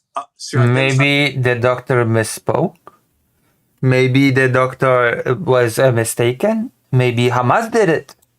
I don't believe anything that comes out of Gaza when it is endorsed by Hamas. Hamas is talking about starvation. He didn't say it from Gaza. He told me in the UK. He was sitting in the UK. Hold on, Danny. He was sitting in the UK. We'll come to starvation. He was sitting in the UK when he told me this. A British doctor who's won awards from the King of England, respected surgeon. Why would he lie? Maybe he's from Hamas? About 4 kids being shot in the testicles, Danny? You want me to believe the Israeli military over Dr. Nick Maynard? Yes. I don't believe it for a minute. What was his motivation? I do not know. Maybe he's a Hamas sympathizer. Listen. There you go. Maybe he's in Hamas. Of course. Of course. Maybe this guy's just from Hamas. Every American, British, and Canadian doctor who's gone out has said they found children being shot in the head and chest. Are they all Hamas sympathizers? That's your argument. Yes. Yes. Yes. They are. Yes. Really? No, I'm saying that most of them are, though. Maybe making this, or maybe the Hamas did it to show them. Listen, Hamas has shown I knew it. Maybe Hamas did it. Be merciless to their own people, and I won't put it past them to kill their own people. Yeah, exactly. It's so that Hamas did it. It was Hamas that did it. To blame Israel for that. Even though Israeli soldiers have told Haaretz that at the aid sites, there's no one with weapons, we're the ones shooting them. When all is said and done, when the war in Gaza, and I hope the war in Gaza will end as soon as possible. Yes, it's all Hamas. Everything will surface. And when everything will surface, we'll see the war crimes of Hamas. I think we'll see the war crimes of Israel. We're already seeing the war crimes of Israel. I've already mentioned a few of them. Let me say this to you, Danny. Isn't the problem for you that you come on Western television and you say, I don't believe this. This is Hamas. The Israeli army would never do this. There's no genocide, no famine, no ethnic cleansing. This is about Hamas. Yet back home in Israel, your own finance minister, who is also a member of the security cabinet and the defense ministry, Bezalel Smotrich, he's quite open and honest about the plan. And let me just quote to you what he said in May. We are disassembling Gaza, leaving it as piles of rubble with total destruction, which has no precedent globally. We are destroying everything that's left in the Gaza Strip. We are conquering, cleansing, and remaining in Gaza. His words, by the way, praised by Netanyahu on Twitter that very day. Words that are a clear admission of genocide and ethnic cleansing. Whoops. Maybe he misspoke. Well, I'm glad you asked me that, because I think that this guy, this Smotrich guy, is an idiot. I don't think he represents the Israeli people. I mean, he certainly does represent the Israeli government. And you know what? By the way, if elections were held today, he doesn't even pass the threshold. If elections were held today, Netanyahu will not be in the government. And when I want to talk about independent... I mean, he is. He is in the government. Judicial system here. You know that Netanyahu and this government tried to change the judicial system to give more power to the government. Million Israelis went out to the streets. Okay. What does that have to do with anything? That's completely unrelated. What about is at its best or worst? Engaging with what he says. We are conquering, cleansing, and remaining in Gaza from the horse's mouth. Yeah,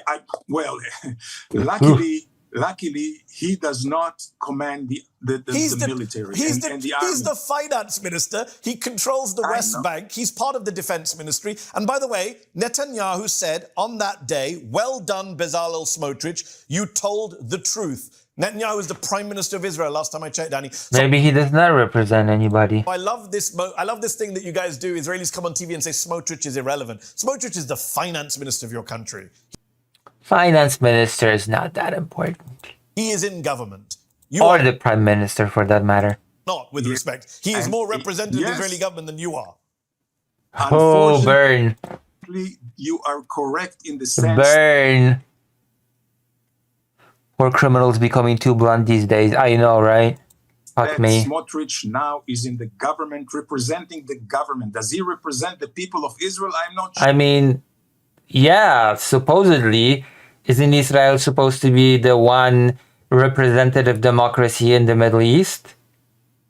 So, yeah, he does. But I don't care whether he represents the people of Israel. That wasn't my question. My question was, you can deny it's genocide. The answer is yes, he does, by the way.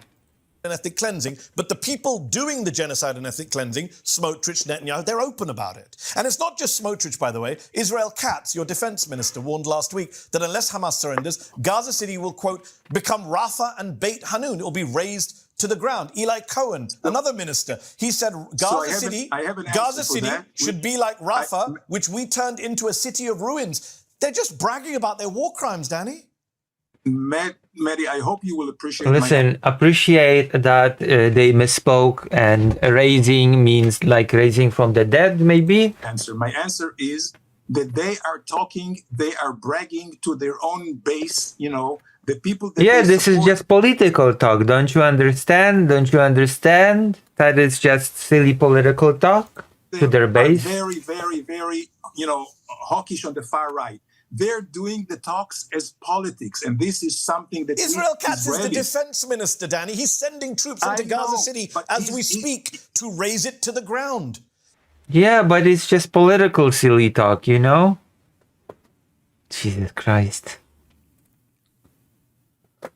You told me in 2018 when we spoke at Oxford, you said, listen to what Hamas say. This is what you said. All you have to do is see what they say, you said to me. Well, I'm telling you, look at what Netanyahu says, Smotrich says, Katz says, Cohen says. They're all open about ethnic cleansing and genocide. Did you see the Donald Trump letter?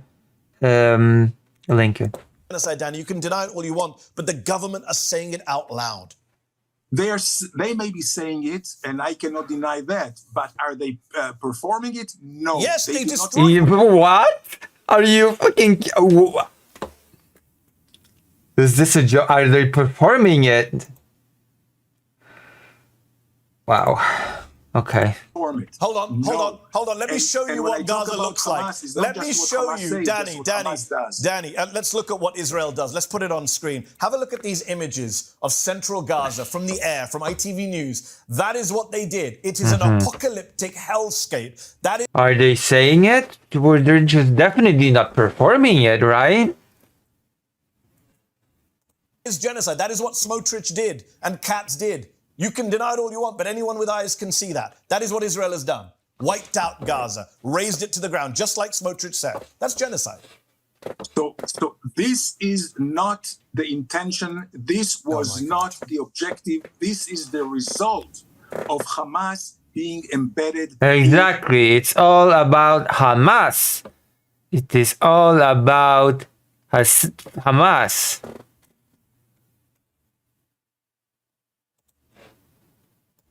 Their own population. Tell me, you why wiped out the entire city? You wiped out an entire city to get a group? About their people, they would have left Gaza long ago. You wiped out an entire city to get a group? I just showed you the imagery. That's a hellscape. You've destroyed 70% of the homes and buildings. That's genocide. Yes. This is not genocide. Genocide is what destroying Hamas an entire place. Destroy. You can say. I'm sorry. What did he say? Destroying an entire place. This is not genocide. Genocide is what destroying Hamas an entire place. Destroy. You can say. You can. By the way, you say. I must tell you, all those gruesome photos that you show me, and I cannot tell you it's not gruesome, but it's all whose responsibility? Yours. It's Hamas. You dropped 2,000-pound bombs on cities and towns. You dropped 2,000-pound bombs, Danny, on refugee camps, on schools, on churches, on hospitals, on mosques, on cemeteries. You did that. Your country did that. Where Hamas is. Hamas is so you can bomb wherever Hamas is. All civilians. Danny, can you tell us? Hamas word generator. I know. I literally just. This is getting so. Okay, that's not even getting ridiculous. This is so ridiculous. Oh, why were those ambulance workers shot in the head and in the chest? Well, you see, Hamas. Oh, this independent doctor said that kids are being shot in the testicles. Well, you see, Hamas, maybe he's a Hamas sympathizer. What? Danny, can you tell our viewers, where is the Israeli military headquarters? Where are the IDF? Could you answer a question for me, Danny? Could you tell our viewers, where are the headquarters of the Israeli military? Where is the IDF military's headquarters? Hamas? The military is in Tel Aviv. But it's in the heart of Tel Aviv. So does that mean that any Palestinian group can blow up all of Tel Aviv to get to the IDF? No, because when you see... Is it Hamas? Headquarters, they don't have tanks. They don't have missiles there. The Israeli military headquarters is underneath Tel Aviv. It is near train stations, shopping centers, residential buildings. This is hypocrisy to say one side hides under civilians, but the other one doesn't. Mossad is also in Tel Aviv. I'll tell you why not. Because Israel does not use this as a military base. Of course you do. It's the headquarters of the IDF. It's where you plan the war. It would be a legitimate target in any war to attack a military. The headquarters of the IDF is not a military base. You heard it here. Can the state make a couple of thousand oopsies people these days? True. True. Headquarters. It's totally different situation because how? You don't shoot from there. The IDF does not have any firing positions there. It's totally different. And again, you cannot compare. And there were no firing positions under the Shifa hospital. That video that you put out, no one ever found any military base under the Shifa hospital. We're running out of time. I want to ask you about the West Bank because you keep saying Hamas. There is no Hamas doesn't run the West Bank. Bezalel Smotrich, who you pretend has no power, just announced new settlements saying that Palestinian state will be erased. He says Benjamin Netanyahu brags about blocking a Palestinian state. You yourself have called a two-state solution wrong morally. So to be clear, if you don't have a separate Palestinian state and you don't give the 4 million Palestinians living in the West Bank and Jerusalem, East Jerusalem, full voting rights in Israel, then what you have is apartheid, is it not? You have 4 million people living permanently under Israeli military rule. That's undeniable, isn't it? So let me just make myself clear and correct a little bit what you say. I didn't say that Smotrich doesn't have power. Unfortunately, he does have power. But he speaks volumes, but he does little. Why? He's erasing a Palestinian state. He does a lot.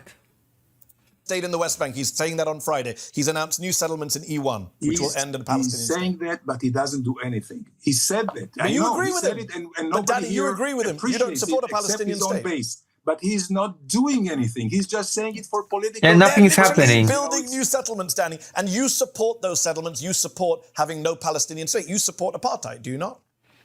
No, I don't. I do. I tell you what I support. I support peace with security. Yeah, I support peace and secure Israel without a Hamas. And justice to all. That's abstraction. I'm asking specifically, what do you support? I just like love and peace. Thank you. 4 million people living in the West Bank and East Jerusalem under military occupation right now. I'll tell you what, there were more ample Israeli governments, that were actually willing to have a Palestinian state. By the way, if you want to go, 1937, the Jewish people agreed on a Palestinian state. 1947, Danny, they did. We can have a historical debate, and I'll disagree with you. I'm asking now, what do you think should happen to 4 million Palestinians in the West Bank and East Jerusalem if they don't get a state and they don't get voting rights in Israel? But you see, 1937, military rule as second class, as people with no citizenship rights. You know who doesn't want a Palestinian state? Danny, you're not Hamas. answering my question. Hamas does not want a...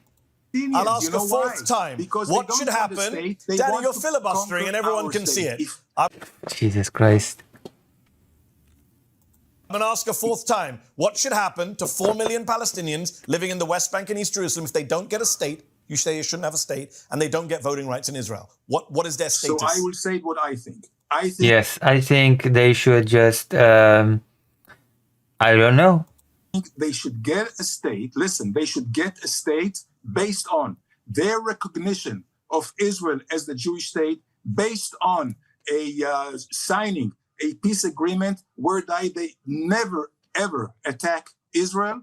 And in these terms, basically, I think they would have their state. I think also they need to. So change why their did you say curriculum. last year two-state solution is wrong morally based on our values and our tradition? Uh-oh.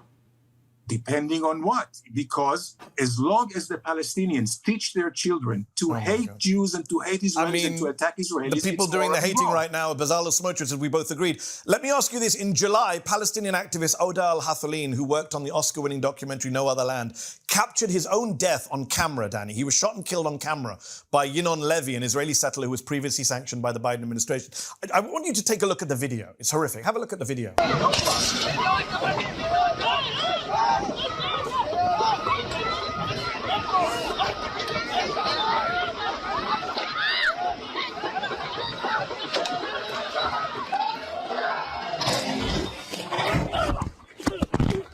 Danny, an Israeli court allowed Levy to walk free with 0 charges, while the Israeli military then held on to Hathalin's body for 10 days, arrested his brother, violently disrupted his family's mourning service for him, and then blocked people from attending his funeral. That is textbook apartheid, is it not? One law for the Israeli settler, the killer, and another law for the Palestinian victim of that killer.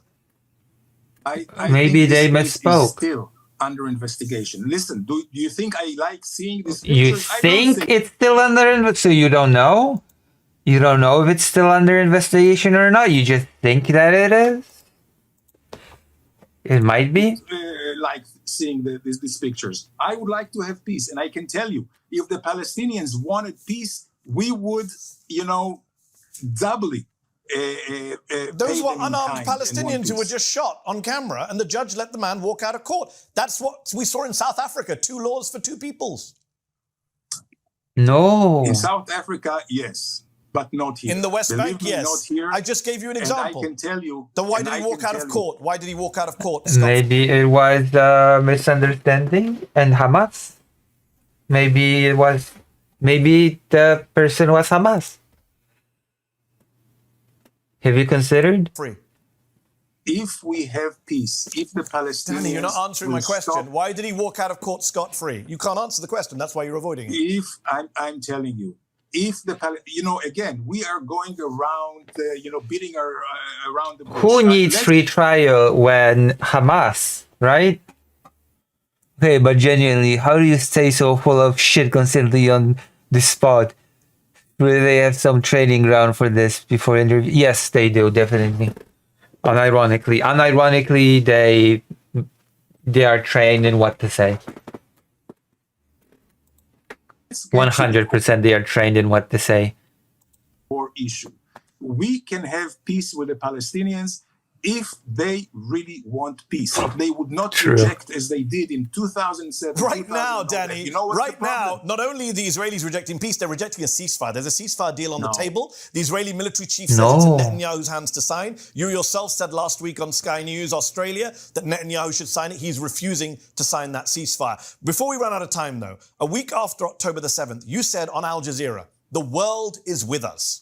But because of the horrific famine that Israel has caused in Gaza, kids being starved to death, the world is now no longer with you. More than 20 Western foreign ministers just put out a joint statement condemning your country's settlement policy. The German chancellor, a big supporter of Israel, said in July, what you're doing in Gaza is unacceptable, he said. The British foreign secretary says Israel has caused the man-made catastrophe and moral outrage of starvation in Gaza. The Saudis, who you were so close to doing a deal with 2 years ago, now accuse your country of genocide and ethnic cleansing.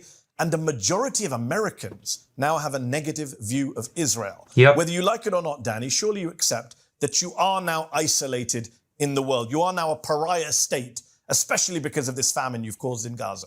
Yep.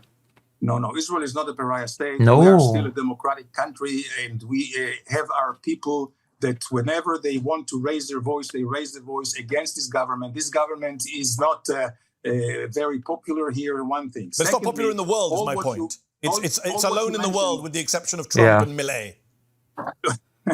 I would say that when it comes to when you want to do a net assessment of what you have against what the enemy does, you have to count not heads, but you have to count strategies and capabilities.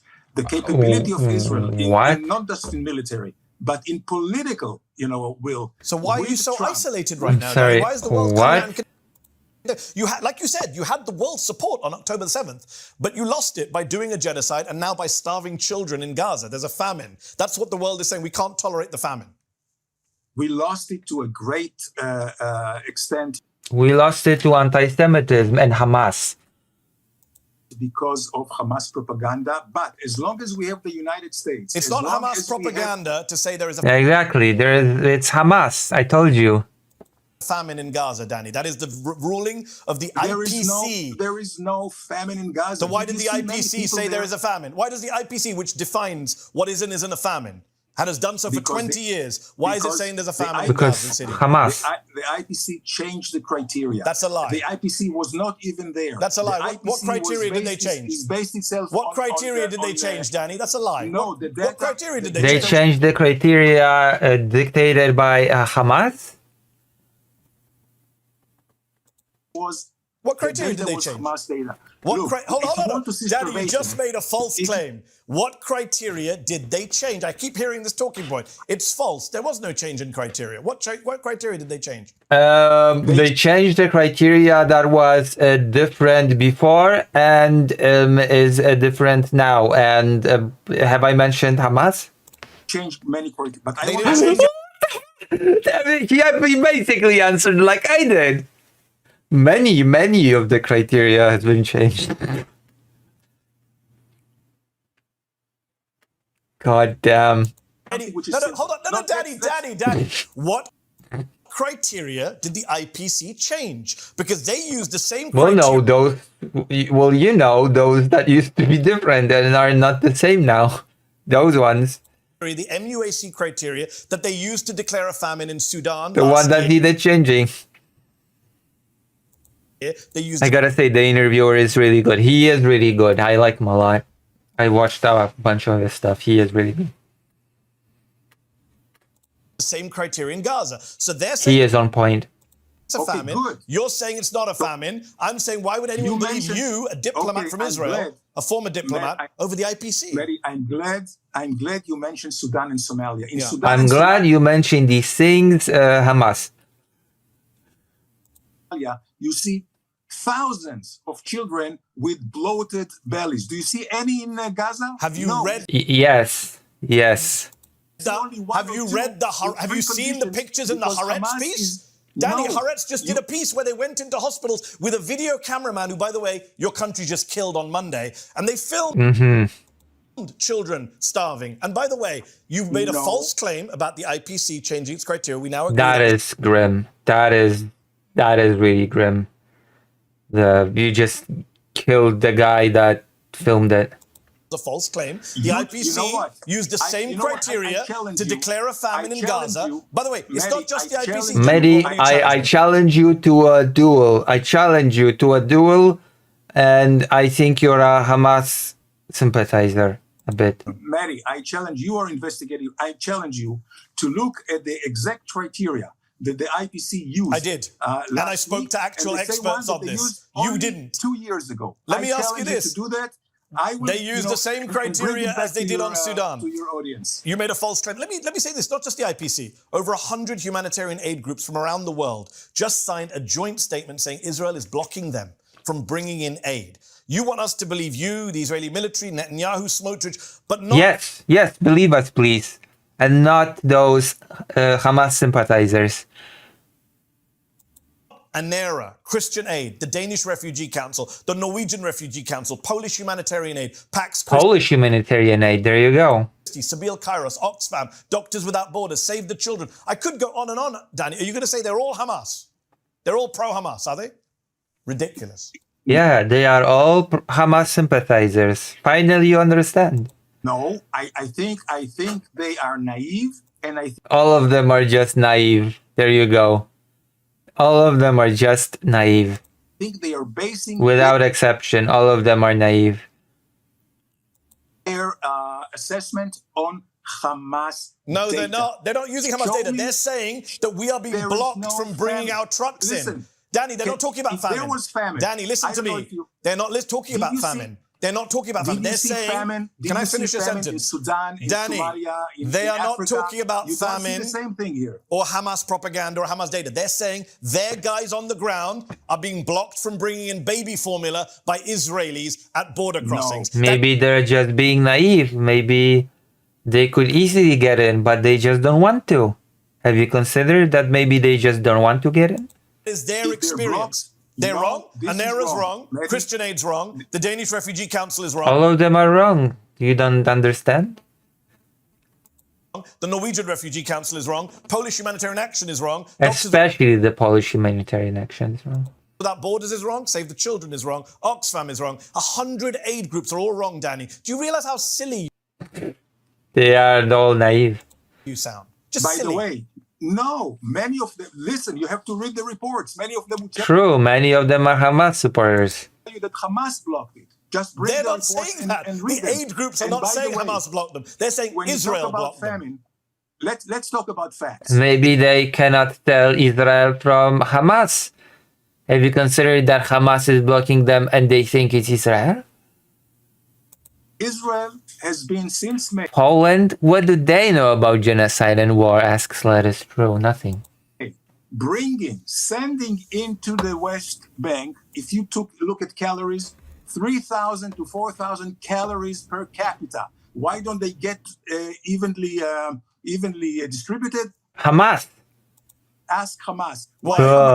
Hamas is sitting. Why Hamas? You think Hamas? Are you going to push another lie that Hamas is stealing the aid? No. Which has been Listen, debunked, Danny, as you know. I understand that you want to picture a one-sided story. It But is if you look at one-sided on Hamas the aid, leaders, Danny. It is Hamas terrorists one-sided. today, Oh. Hamas terrorists today, if you take a photo On the famine where they sit in their situation, air-conditioned it is one-sided. tunnels and eat, and when they eat everything that they can just think of, Danny, this is the problem. You say, Hamas, Danny, let me ask you this then. You say I'm being one-sided. Israeli military sources told N12 in May that they had monitored 110 incidents in which aid was stolen or looted in Gaza. Do you know how many of those looting incidents were carried out by Hamas, according to Israel? How many of the 110 incidents were carried out by Hamas? I don't know this report. Zero. I can tell Zero. you. Zero. I can- They were carried out by Listen. armed gangs and hungry Palestinians. Armed gangs are backed by Israel, as Netanyahu has already admitted. Zero by Hamas. That's Israeli military intelligence, not me. No. No, they misspoke. They maybe are Hamas supporters. I don't know where you have intelligence reports from. I'll read it out to you. N12, which is the online news website of Channel 12. You know it well. They reported 110 incidents. No, I don't believe you. Stop. Stop. Danny, I'm reading to you from the Israeli media. I'm reading to you from the Israeli. No cofaj, Dusiu.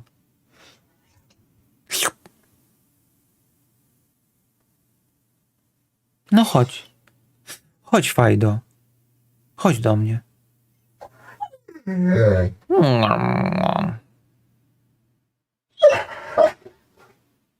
I think Fido wants me to walk him now. I think Fido wants a walk. Fido's pissed and wants a walk. So, shall we take a break and should I walk Fido a bit? Vote. Vote. He already ate. Vote with your wallets if you want me to walk him.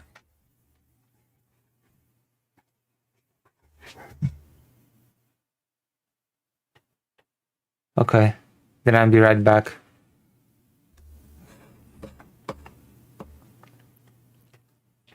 I'm not registered to vote, that's how I lie.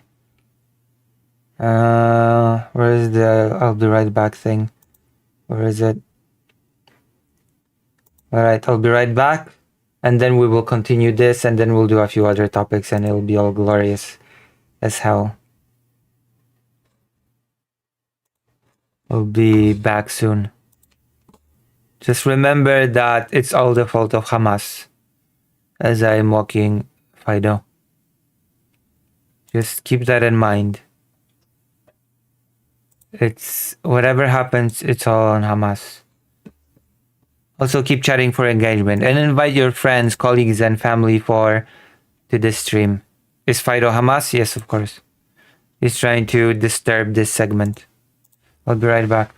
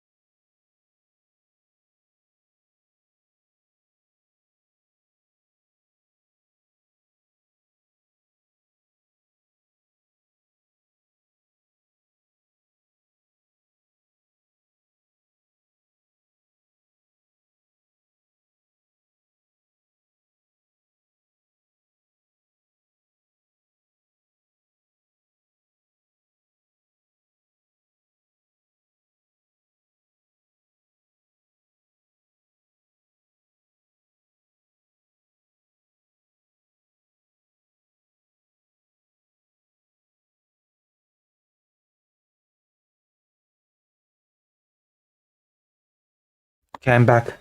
I've returned. Już leżeć, Fajdo. He's still complaining. I walked him and he's still complaining.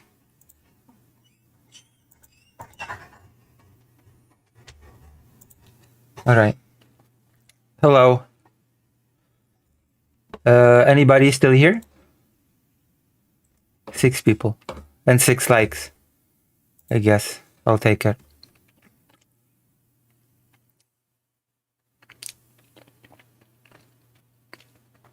No, 10 likes. Never mind. Alright, let's continue. Watching this farce.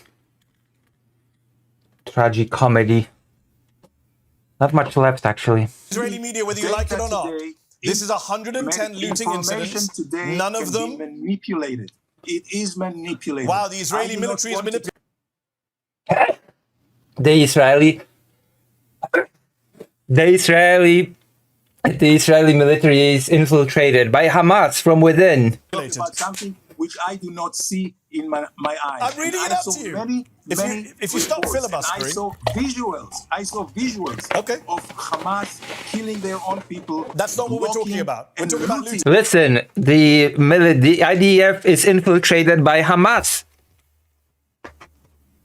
Okay? Hamas, as always.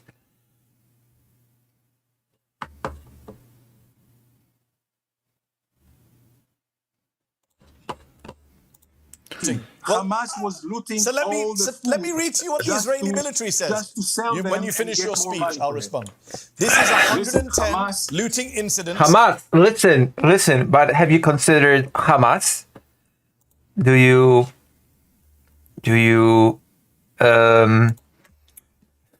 denounce Hamas? None of them were carried out by Hamas terrorists. That is what the Israeli military told N12. Well, the military lied. Have you considered that the IDF lied because it's full of Hamas sympathizers?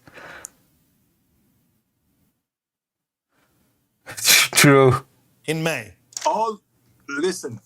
I don't Danny, want to say... as the line goes, the facts don't care about your feelings. Whether you like... Yeah, but maybe so. But have you considered Hamas? It or not, that is what the Israeli military said to N12. No, I think that what... I think that it's mistranslated by Hamas translators. Let's put one thing straight. I believe all the problems in Gaza, are caused by Hamas. If you look at it, it's Hamas. There you go.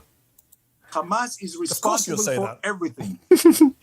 For killing the Jews and for killing the Arabs. It's all Hamas. No, you've killed Arabs and Jews. You've killed a lot of your own hostages too. Self-defense and wars are not pretty. I can take you back to I'm sure Hamas would say they were doing self-defense too. Every war criminal says it's self-defense. Look like. But this is not, Danny, this is not what war looks like. That's the whole point. That's why the world has turned on Israel. We showed you the imagery. We showed you. Let's put up the images one more time before we finish. Before we finish. True. Maybe. Is he implying that Israel should nuke Gaza? Like Hiroshima and Nagasaki? Those photos in. I'm showing you. That looks like. I'm showing you right now. That looks like Hiroshima and Nagasaki. A bit. There are enough people who are trying to put Israel. This looks like Warsaw a bit, actually. After World War II, unironically. This looks like Warsaw. And this is not fair. It's just not fair. Last question to you. You mentioned Hiroshima. You're not being fair. Nagasaki. Back in 2018, Danny, at the Oxford Union, we had an exchange about Israel's nuclear weapons, which has since gone viral on TikTok. You and I are too old to be on TikTok, but I'm telling you, millions of views apparently on TikTok for that clip. You said you had no knowledge of Israeli nuclear weapons when you were in government. And yet this Israeli government seems to want the world to know about its nukes. You said earlier they like to brag to their base. Benjamin Netanyahu said the other day, if we wanted to commit genocide in Gaza, we would have done it in one afternoon. He's basically saying we could have nuked Gaza. His heritage minister said a month after October 7th... Well, maybe he misspoke. Nuking Gaza was an option on the table. And he got a I think 12 or 24-hour suspension for saying that. Israel has nuclear weapons. Its own ministers and prime minister are admitting it. Why do you continue to pretend otherwise that Israel has nukes? Oh. I'll tell you why. Because we have... Wait. He asked, why do you pretend that nukes does not have nuclear weapons? And he just responded with, I will tell you why. I'm pretending. A system here, we have a message here which we stick to. And I can tell you one thing. We have a message that is such a horrible answer. Now, really, honestly, tell me the truth. I can tell you right now, and I can tell We you have a message that we stick to. Bibi in his face that he's the worst prime minister that was here and I want him out. Do you see any Palestinian saying this to Hamas or to any other? Israel has nukes and I pretended that they didn't. Have you considered Hamas? Leader, Palestinians are deeply dissatisfied with their leadership, and maybe Israel should release Marwan Barghouti so they can have a... I'll tell you why I pretend that Israel does not have nukes. Hamas. They can say whatever they want.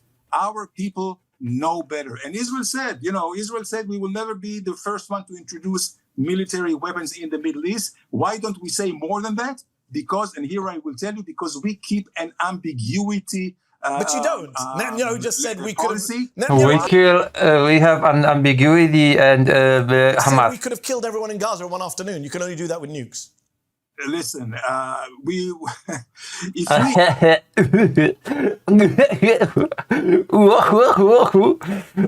had that, believe me, we will not do that. But you do have nukes, though, right, Danny? Just to clarify, you do have nuclear weapons. I plead the fifth. You have a country like Iran, as long as you have. But Iran doesn't have nukes. You have nukes, right? But Iran doesn't have nukes. You have nukes, right? I plead the fifth again. I'm very ambiguous about it. I don't. What the fuck? What sort of an answer is this? Hey, do you have nuclear weapons? I'm ambiguous about it. That's basically a yes. Say yes, I don't say no. But you know you have nukes. Because we want to deter. Unfortunately, Israel is the only country which is being threatened by total annihilation. Danny, Israel is the only country in the Middle East that has bombed 5 of its neighbors in the last year. Israel is the only country in the Middle East that has bombed 5 of its neighbors in the last year. That's a fact. Any other country would do the same as Of course, every other country would commit genocide in our place. Israel, when it is being threatened by so many, I would say, criminals, like the criminals, Ayatollahs in Iran or the Hamas and Hezbollah leaders. When we will have peace here, believe me, everything will change. Yes, like the USSR used to say, we will have peace even if not a stone is left standing. I'm going to give you the last word. Danny Ayalon, thank you so much for your time. Appreciate you taking time out for us. Maddie, thank you very much for making me famous in Oxford and hopefully now as well. I'm not sure if that's the type of fame that you'd like to have. I'm not sure if that is the type of fame that you should be striving for, to be quite honest with you. That is not really the type of fame that you want, okay? Not the best kind of fame. I think there's something not pleasant about having this sort of fame. All right, let's go to here, because if we're on a roll. International Association of Genocide Scholars. We're going to look through this paper. It's only 3 pages long. It is a pretty significant declaration by this pretty prestigious organization. Well, actually, let's look it up. International Association of Genocide Scholars.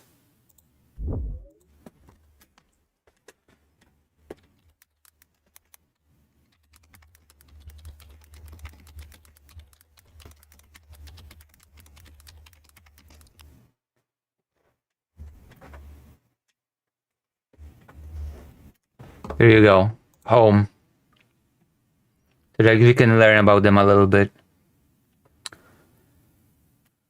The International Association of Genocide Scholars is a global, interdisciplinary, nonpartisan organization that seeks to further research and teaching about the nature, causes, and consequences of genocide and advance policy studies on genocide prevention. So that is who they are. Okay? Now let's go to this. Recognizing that since the horrific Hamas-led attack of 7th October 2023, which itself constitutes international crimes, the government of Israel has engaged in systematic and widespread crimes against humanity, war crimes, and genocide, including indiscriminate and deliberate attacks against the civilians and civilian infrastructure, hospitals, homes, commercial buildings, etc., of Gaza, which according to official UN estimates at the date of this resolution has killed more than 59,000 adults and children in Gaza. Recognizing that these crimes are estimated to have left many thousands of people buried under the rubble of or otherwise inaccessible and most probably dead. Recognizing that this bombing and other violence is estimated to have injured more than 133,000 people with many maimed. Recognizing that the actions of the Israeli government against Palestinians have included torture, arbitrary detention, and sexual and reproductive violence, deliberate attacks on medical professionals, humanitarian aid workers, and journalists, and the deliberate deprivation of food, water, medicine, and electricity essential to the survival of the population, which I've argued that it is a crime to deprive that area of electricity. Recognizing that Israel has forcibly displaced nearly all of the 2.3 million Palestinians in the Gaza Strip multiple times and demolished more than 90% of the housing infrastructure in the territory. Recognizing that the consequences of these crimes have included destroying entire families and multiple generations of Palestinians. Recognizing that Israel has destroyed schools, universities, libraries, museums, and archives, all of them essential to the continued existence of Palestinian collective well-being and identity.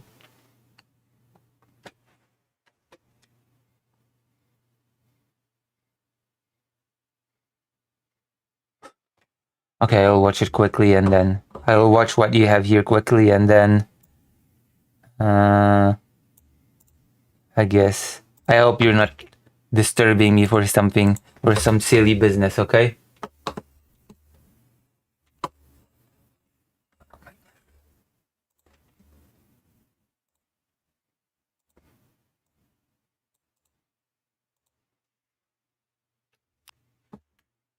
It's been 30 years. Okay, you're trying to wreck my stream, okay? This is demonetization right away. This is so copyrighted that you would not even believe. For that, you have to donate, okay? Like, what the hell? What the hell are you trying to do? Demonetize my whole stream? Or get it taken off?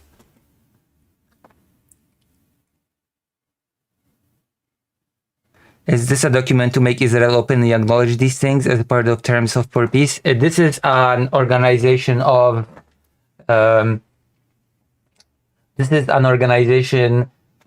genocide scholars giving their opinion on the thing.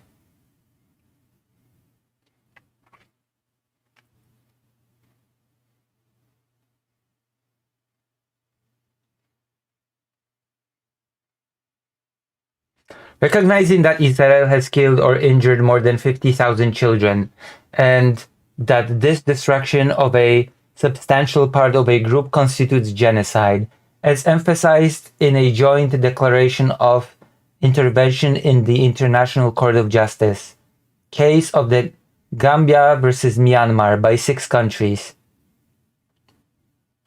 Canada, Denmark, France, Germany, the Netherlands, and the United Kingdom.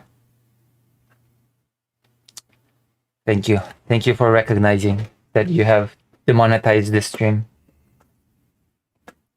Canada, Denmark, France, Germany, the Netherlands, and the United Kingdom. which states that children form a substantial part of the groups protected by the Genocide Convention, and that the targeting of children provides an indication of the intention to destroy a group as such, at least in part. Children are essential to the survival of any group. As such, since the physical destruction of the group is assured where it is unable to regenerate itself. Recognizing that Israeli government leaders, war cabinet ministers, and senior army officers have made explicit statements of intent to destroy, characterizing Palestinians in Gaza as a whole as enemies and human animals, and stating that the intention of inflicting maximum damage on Gaza, flattening Gaza, and turning Gaza into hell. Recognizing that Israeli Prime Minister Benjamin Netanyahu has endorsed the current US President's plans to forcibly expel all Palestinians from the Gaza Strip. Current US President's plan. The current US President's plan to forcibly expel all Palestinians from the Gaza Strip with no right of return in what Navi Pillay, head of the UN Commission of Inquiry on the occupied Palestinian territory, has said amounts to ethnic cleansing.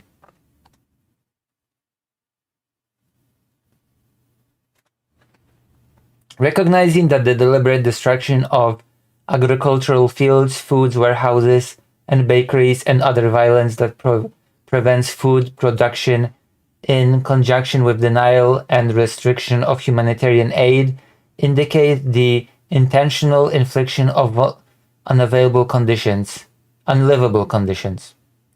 Intentional infliction of unlivable conditions, resulting in starvation of Palestinians in Gaza. Acknowledging that on the 21st November 2024, the International Criminal Court issued arrest warrants for Prime Minister Benjamin Netanyahu and former Defense Minister Yoav Gallant. By the way, Trump has sanctioned the International Criminal Court over this. Of Israel, in the court's ongoing investigation opened on the 3rd March 2021 of crimes committed on Palestinian territory since 13 June 2014, charging them with crimes identified in the Rome Statute in the Gaza Strip from at least 8 October 2023, including the starvation of civilians, intentionally directing attacks against a civilian population, murder, and persecution. Whereas Israel's action in response to the October 7th attack and subsequent holding of hostages have not only been directed against the Hamas group responsible for these, but have also targeted the entire Gazan population. So, group responsibility. Collective responsibility, that is the term. Acknowledging that the International Court of Justice found in 3 provisional measures order in the case of South Africa versus Israel, January, March, and May 2024, that it is plausible that Israel is committing genocide in its attack in Gaza, and ordered Israel to take all measures within its power to prevent and punish the direct and public incitement of genocide and to ensure the provision of humanitarian assistance to civilians in Gaza, which I guess has not really been, that has not happened. Acknowledging that leading global international law organizations and UN bodies including Amnesty International, Human Rights Watch, Forensic Architecture, Dawn, B'Tselem, and Physicians for Human Rights, and the Special Rapporteur of this on the situation of human rights in the occupied Palestinian territories have conducted extensive investigations and issued reports concluding that Israel is committing genocide in Gaza. Acknowledging that a number of Israeli, Palestinian, Jewish, and other scholarly experts working in Holocaust and genocide studies and in international law have concluded that Israeli governmental and military actions constitute genocide. Acknowledging that the international civil society has a responsibility to prevent genocide by encouraging and assisting states to fulfill their obligations under the Genocide Convention to prevent, suppress, and punish genocide. Acknowledging that punitive security measures against members of a group are often pretext for mass killing and genocide, as it has become in this case.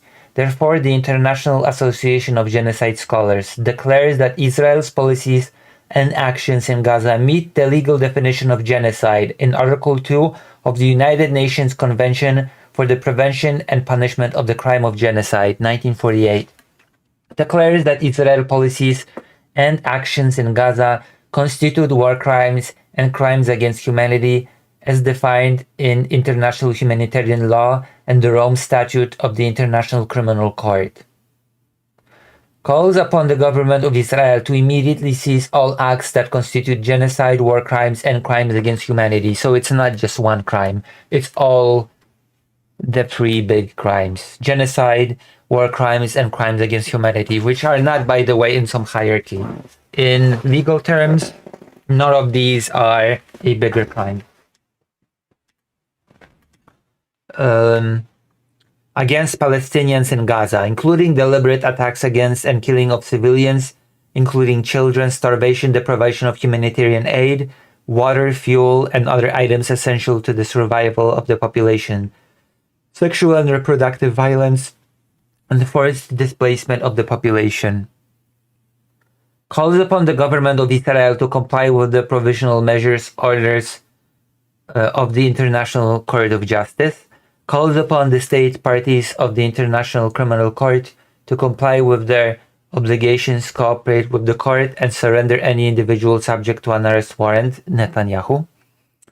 Calls upon all, and Gallant, calls upon all states to actively pursue policies to ensure respect for their obligations under international law, including under the Genocide Convention, the Arms Trade Treaty, and international humanitarian law, with regards to Israel and Palestine, and calls upon the government of Israel and all other United Nations members to support a process of repair and transitional justice that will afford democracy, freedom, dignity, and security for all people of Gaza.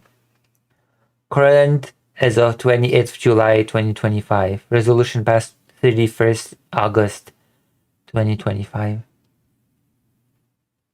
There you have it. Pretty respectable organization of genocide scholars have declared that the legal criteria for genocide as per the UN Convention of Prevention and Punishment of Genocide have been in fact met. Just apropos our little interview that we have been hearing for the last more than an hour. This is a pretty significant thing, what has been declared here. I think we all can agree. And I think it puts in a new light all that we have heard. Well, maybe not in a new light, but it certainly gives perspective, right? It certainly gives us a little bit of perspective on what we've been hearing here today when it comes to these topics. Wouldn't you agree? Would you not agree?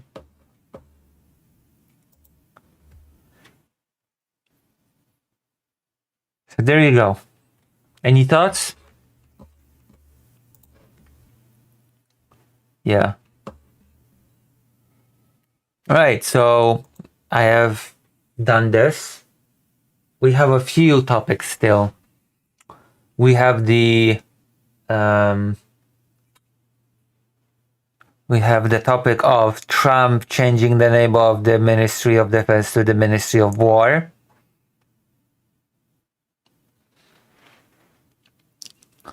We have, what do we have? What else do we have? We have the Polish history segment. We have Putin come to Kyiv. Oh yeah, and we have the reparations from Germany. Polish president wants reparations from Germany. $1.3 trillion or something. Or is it euro? So which topic do you want? I'll let the audience choose. Also press like on the stream.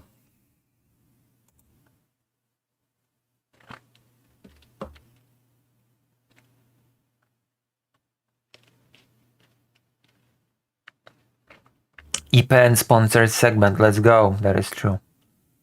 Polish history. All right.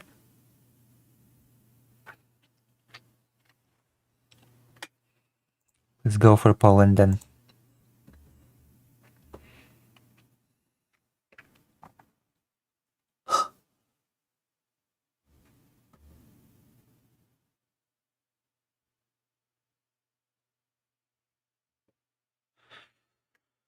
All right.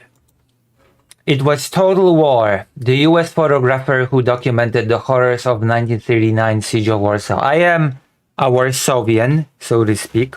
I am from Warsaw. A lot of my family is from Warsaw. A lot of my family has undergone events that have transpired in Warsaw. My relatives have also died in Warsaw during the occupation. So I guess this history is intimately tied to my own family's history.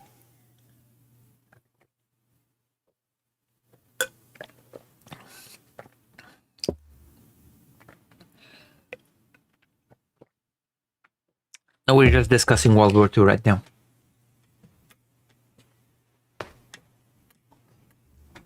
"86 years ago today, Warsaw braced for the worst as German forces launched their first full-scale assault on the Polish capital, which there was a lot of bombing, of course.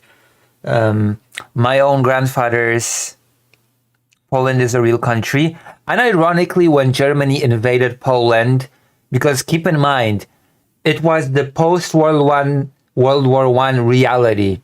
So just like Russia today says that Ukraine is not a real country, Germany at the time actually said that Poland is just a creation of the Versailles Treaty, that it's not a real country, that therefore the Polish military is not a real military. There are no prisoners of war because none of it is real. None of these people are actual real citizens or real soldiers. So Germany, Nazi Germany, concluded that did not have to apply any sort of war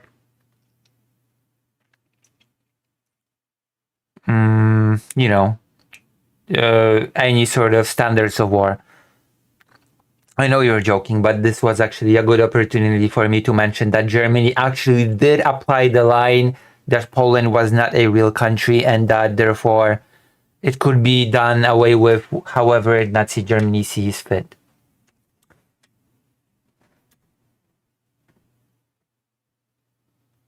But while the rest of the foreign press corps had already fled, one journalist headed directly into the storm to document the siege for the outside world. My own grandfather's apartment has been demolished, bombed, completely flattened. And the only thing that survived of that apartment was his father's one fragment of the piano that he owned because he was a composer. My great-grandfather was a composer, my grandfather's father. So that was the only thing that they had left of that apartment that crumbled due to bombing.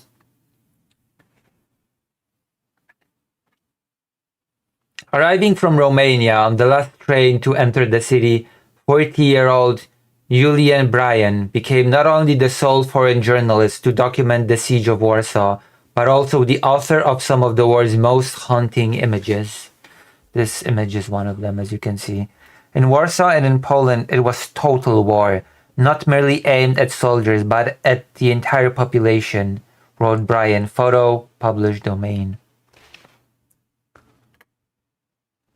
There was nothing particularly brave about my venture, Bryan would later admit in a 1940 article published in the American magazine Popular Mechanics. None of us on the train had any idea of the seriousness of the situation until we reached the beleaguered city. That is all true. Born in Pennsylvania at 17 years of age, Bryan volunteered to drive an ambulance on the Western Front during World War I. Attached to the French army for 7 months, the aspiring photojournalist documented scenes near Verdun and the Argonne Forest during periods of rest.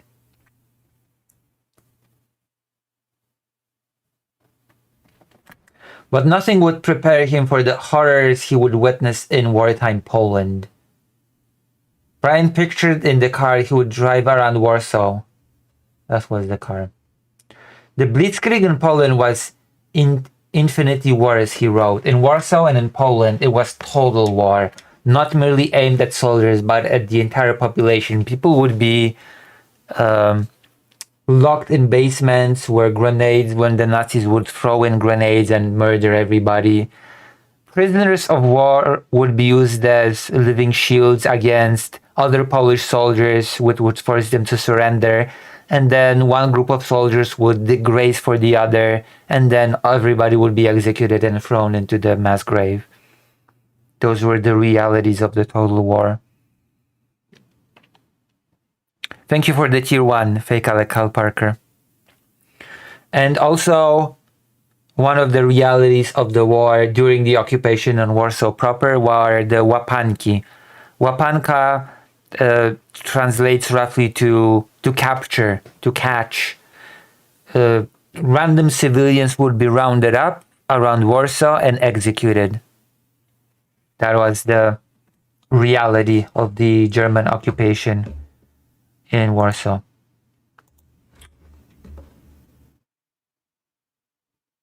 Some could accuse Brian of recklessness, and he openly acknowledged that he had gone to Warsaw for the magnificent opportunity it offered. A great siege, sunny weather, no rival cameraman about, he wrote somewhat flippantly.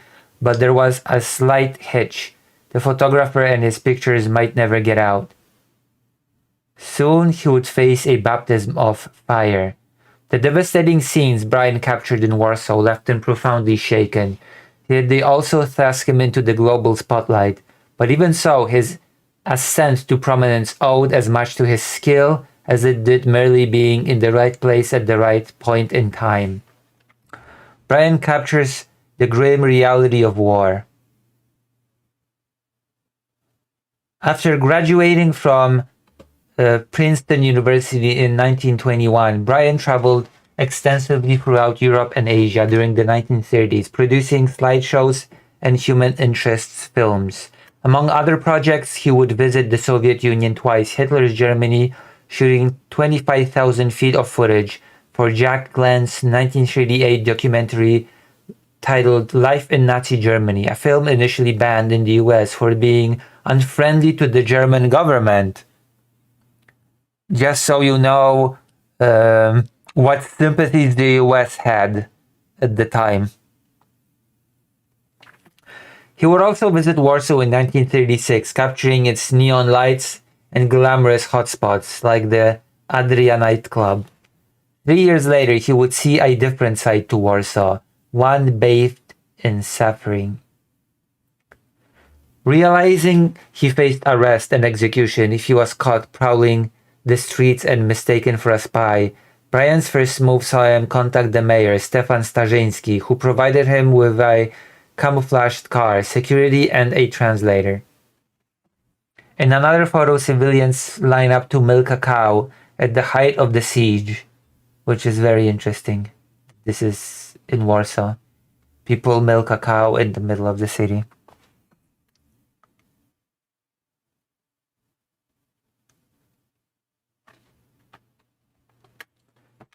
As I waited in his office, an air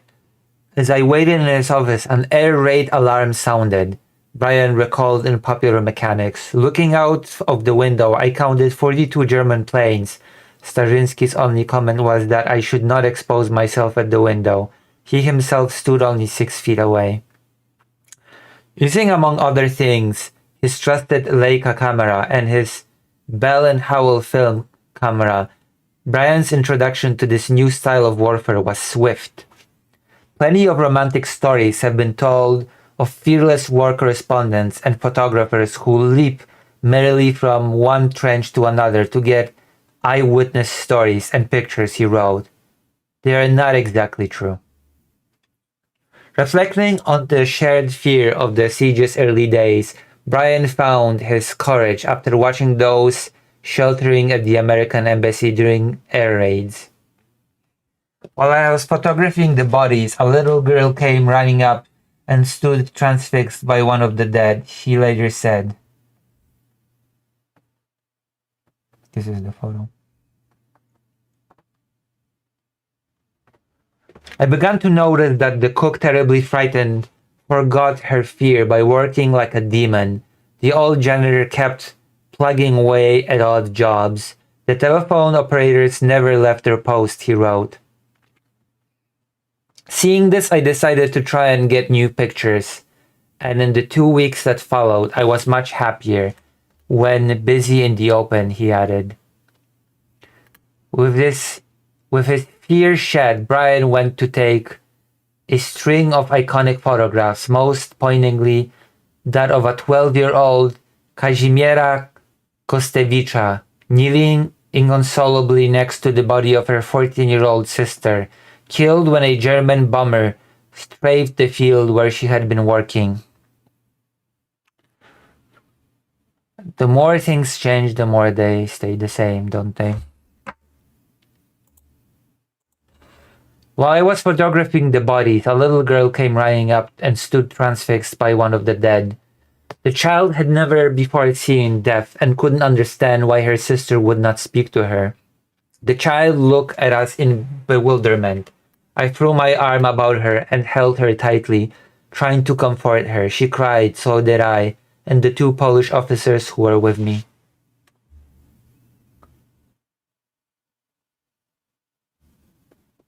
Other touching images included photographs of soldiers marching to the front, weeping mothers cradling newborns, civilians queuing to milk a cow in the center of the city, devastated hospitals, and men digging fortifications in the streets of the capital.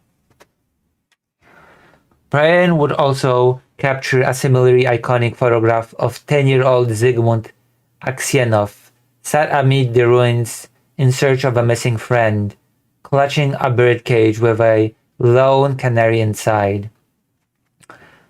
As desperation mounted, Warsaw authorities asked Brian to take to the airwaves of Radio Poland to make a direct appeal to US President Franklin Roosevelt.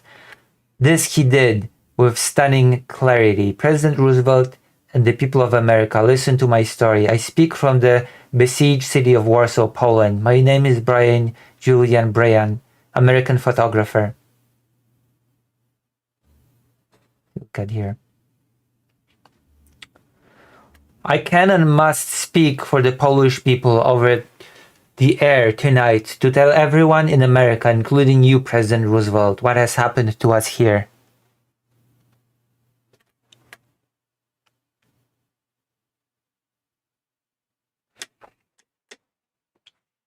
America must act. It must demand the most dreadful slaughter of modern times be stopped.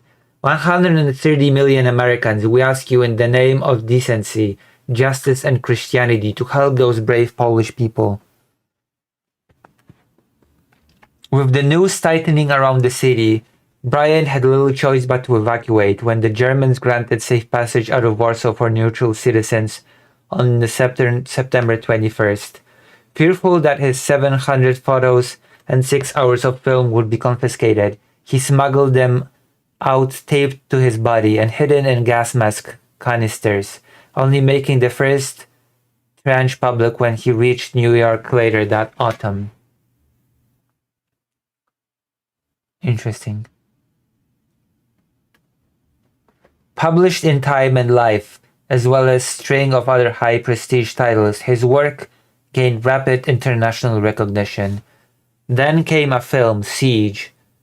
Premiering in the spring of 1940, it would eventually reach 200 million viewers, including Roosevelt, and be nominated for an Academy Award. Deeply affected by his time in Poland, Brian returned in 1946 to film what is widely considered the first post-war documentary shot amid the ruins of Gdańsk. He also, on a separate visit, reconnected with two of the subjects from his most iconic photographs, Kazimiera Kostevicza, who lived to the age of 93, and Zygmunt Aksienov, who survived imprisonment for anti-Soviet activity and went on to work as a miner, living on to the age of 91. Damn.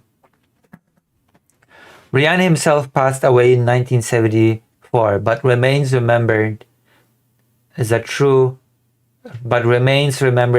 friend of Poland, honored by way of posthumous exhibitions, plaques, and articles. He was awarded the Virtus et Fraternitas Medal in the 2022 by then President Andrzej Duda for his extraordinary contribution to the documenting World War II in Poland.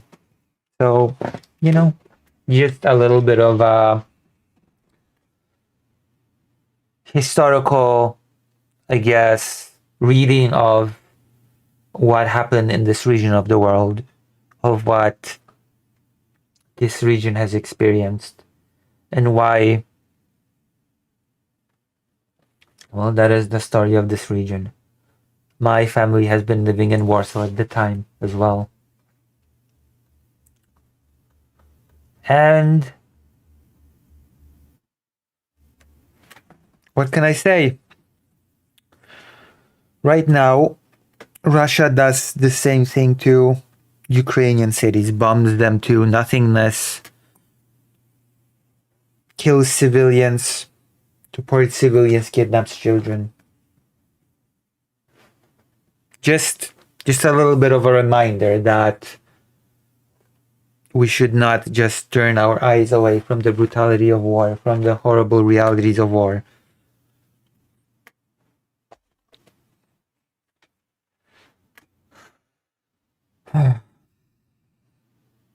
So that has been a topic. I guess now we can talk a little bit about something else. I have it here. There we go. Donald Trump.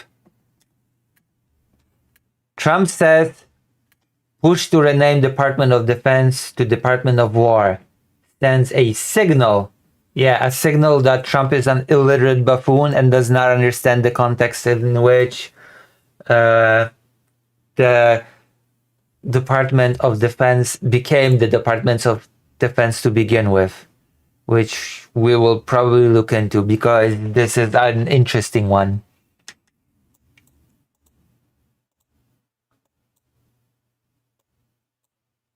Today, with this executive order, you will authorize the current Secretary of Defense and the current Department of Defense to once again embrace this great lineage and once again be great lineage of war, and forget about the fact that after World War II, nobody wanted war anymore and accepted that states should be able to defend themselves but not strive for war. But I guess Trump said, screw all that, we are going back to Ministry of War.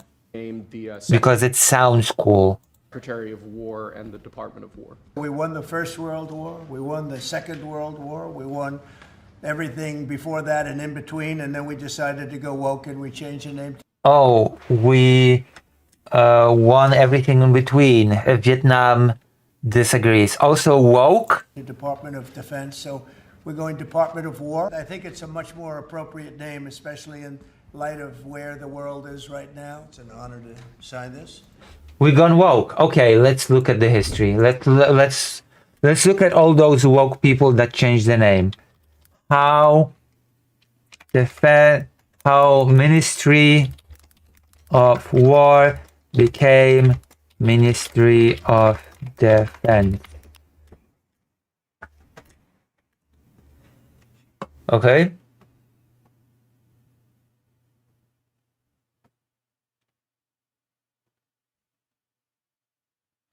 History of the Ministry of Defense.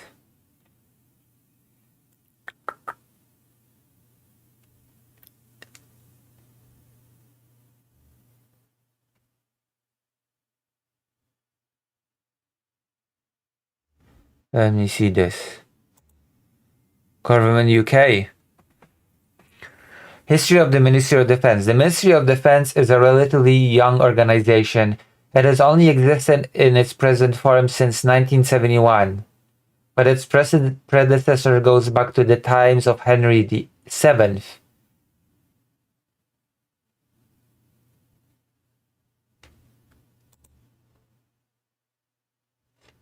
But this is not the thing that I wanna...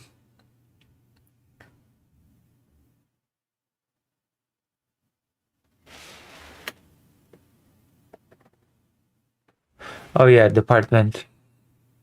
You're right. Thank you.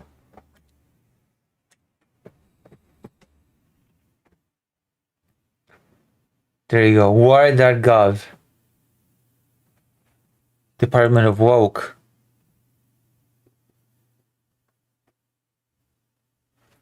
June 14, 1775.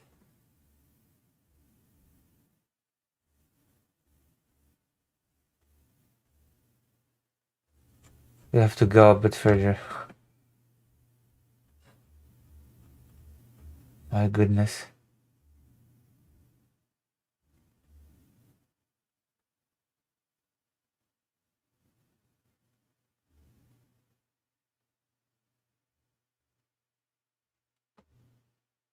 Let me see.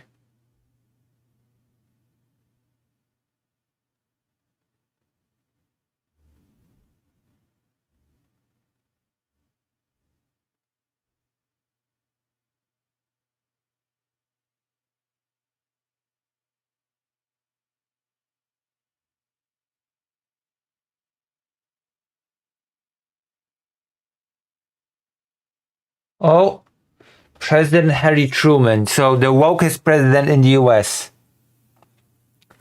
President Harry Truman signs the National Security Act.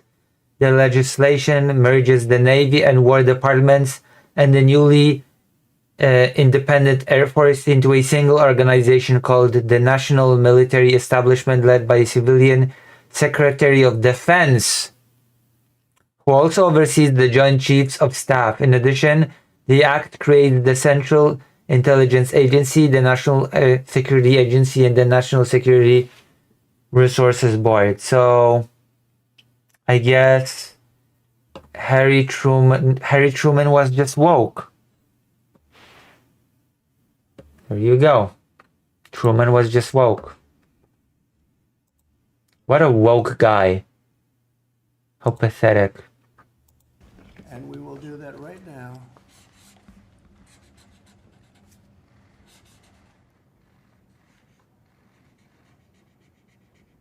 The wokest president in the history of the United States, Truman. I think that's a big one, I'll be honest. Who cares about history? Who cares about anything? Right? We were very strong, but we never fought to win. We just didn't fight to win. We didn't lose anything, but we didn't fight to win. We could have won every one of those wars quickly. What do you mean you never thought to what? The US never thought in World War II to win? But they went a route that I think was probably politically correct, but not correct for our nation. What? So I think the Department of War sends a signal. Mr. President, is it your expectation that Congress will codify this name change in the law? I don't know, but we're going to find out, but I'm not sure they have to. We're signing an executive order today, but we're going to find out. We're going to see. If they do, we're going with it, and we're going with it very strongly. It's a very important change because it's an attitude. Yeah, it's an attitude of we want war. We don't just want to have strong defense. We want to wage war. What a strong message. Let me see.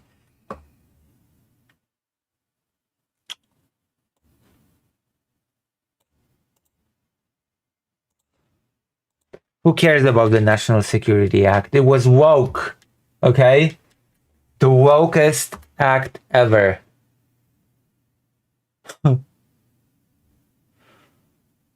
My goodness.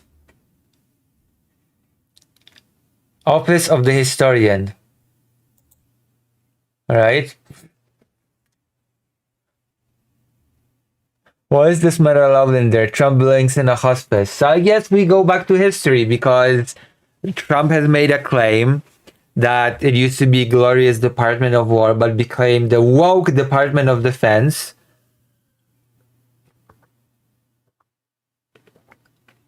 And I guess we will just have to see how it happens. We will just have to see how the woke infiltrated all the institutions and how it all gone bad. National Security Act of 1947 mandated a major reorganization of the foreign policy and military establishments of the US government. The act created many of the institutions that presidents found useful when formulating and implementing foreign policy, including the National Security Council.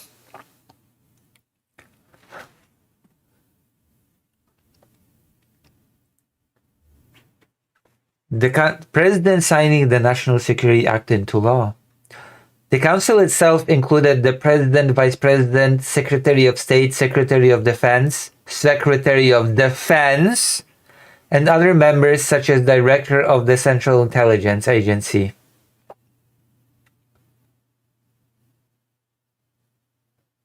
Interesting.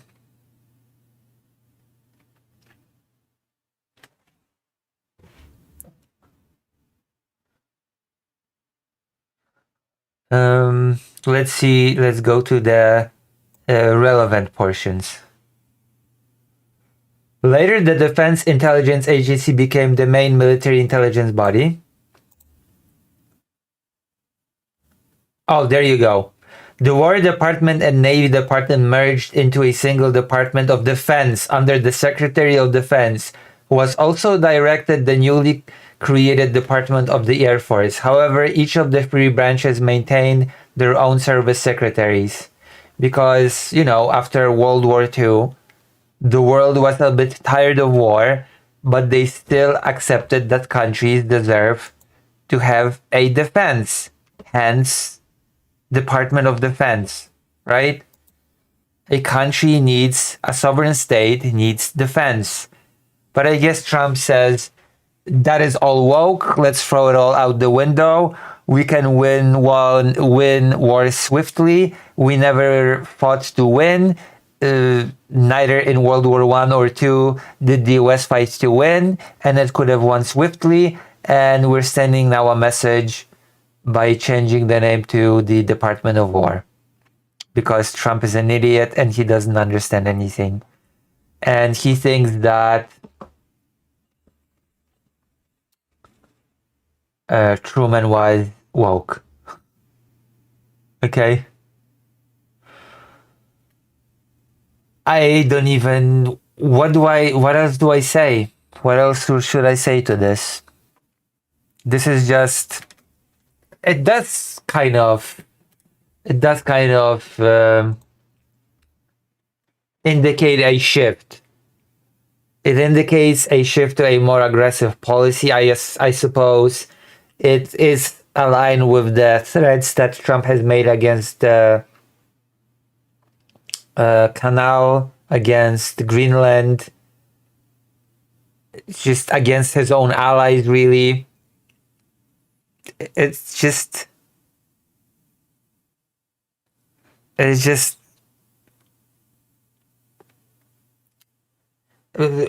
is very interesting change for the department name for a president that has run his presidential campaign on no new wars. I am going to be the president that will start no new wars, and I'm going to be the president that will end wars. I'm going to be the peacemaker, and I'm going to be the real negotiator. And I guess the road to peace and negotiation and to be the real Nobel Peace Prize award winner is to change the name of the Department of Defense to the Department of War. Because, you know, it sounds nice, it sounds cool, it sounds powerful. It sends a message, as Trump said. It's kind of pathetic, really. It feels like overcompensating for something. It's just, I should say that I will leave it up to you to decide what the compensation is for.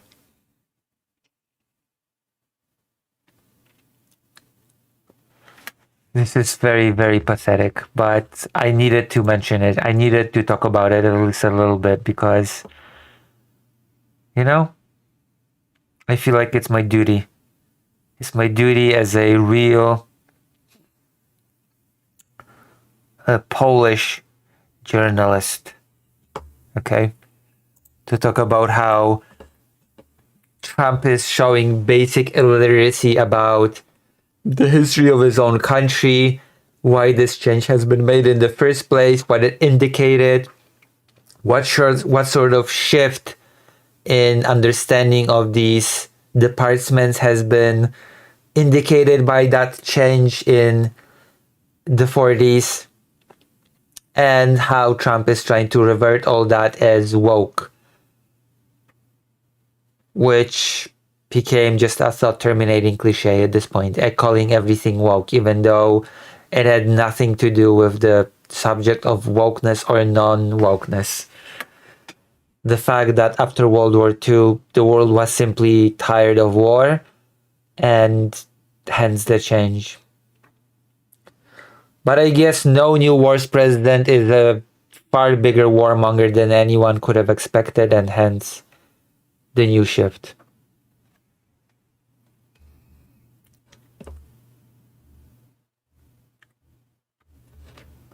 It's just, you gotta wonder. You gotta wonder.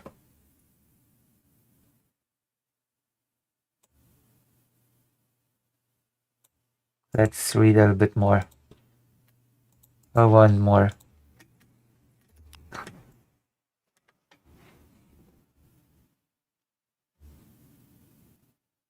Fact check team. Why the US changed. President Donald Trump issued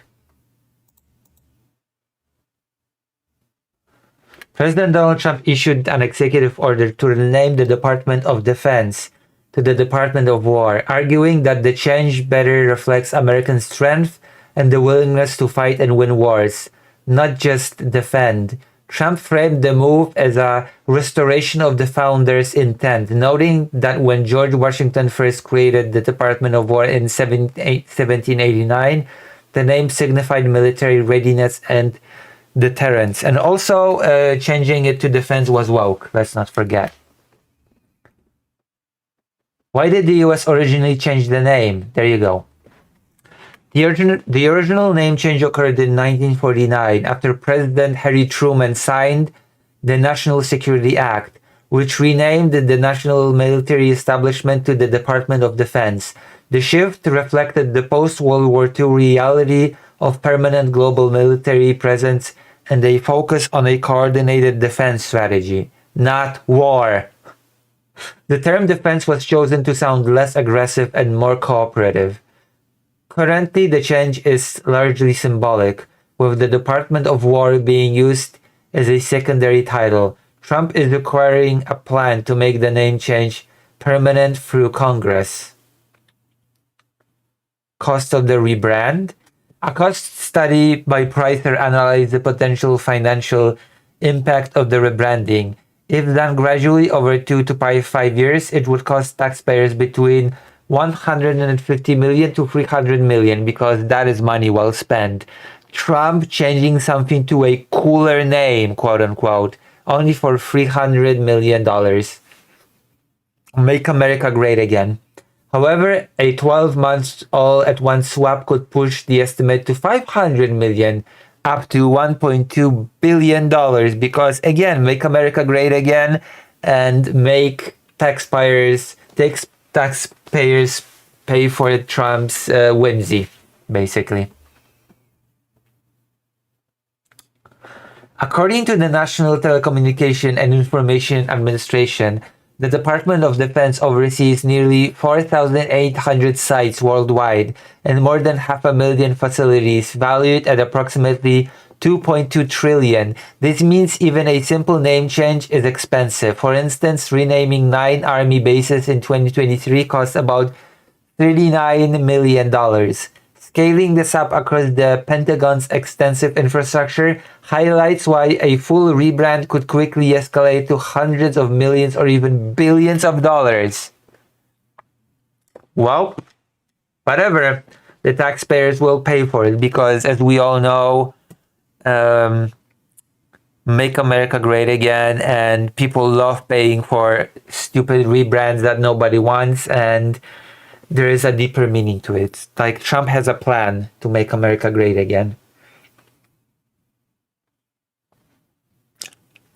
That is very comical that people that are Trump supporters cry, why are we spending so much money on foreign wars? Why are we spending so much money on Ukraine? When we could be spending up to billions of dollars for a simple rebrand. There you go. Why give military support to Ukraine when we could be spending all that money to change the Department of Defense to back to the Department of War and spend billions of dollars doing it? Brilliant plan. Isn't that amazing? I love it when a plan comes together, and the plan certainly did. That is such well spent money. I hope Congress fully signs off on this. I really hope that Congress says, yes, this is an amazing idea. We will now completely support it. And that is exactly what we're going to do. Yes, okay. So we have talked about the historical context. We have talked about the financial context. And all that I can conclude is this is an amazing idea, and only benefits can come out of it, which is sending that strong message. Because as we know, Trump is a strong and respected leader, especially in Russia.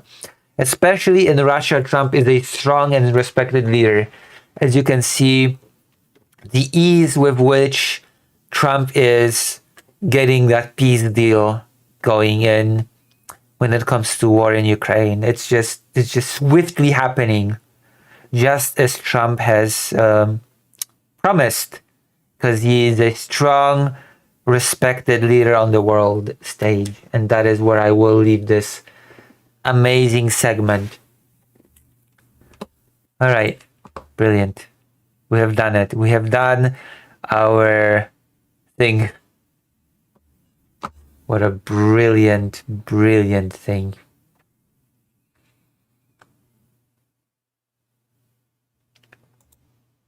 Last topic for tonight. Polish president to press German counterpart for 1.4 trillion in World War II reparations, because the Law and Justice Party, as long as it has been in charge, has been pushing for reparations from Germany. Reparations that Poland, under the pressure from the USSR after the war, has said that it did not want, did not need. Officially, the Polish government, pressured by the USSR, has declined any reparations from Germany and has also declined the Marshall Plan. And ever since the Law and Justice has gotten into power, it says, no, actually, we demand reparations from Germany. To which Germany has said, no, that ship has sailed. And that has been a point of great tension between the Law and Justice government and Germany.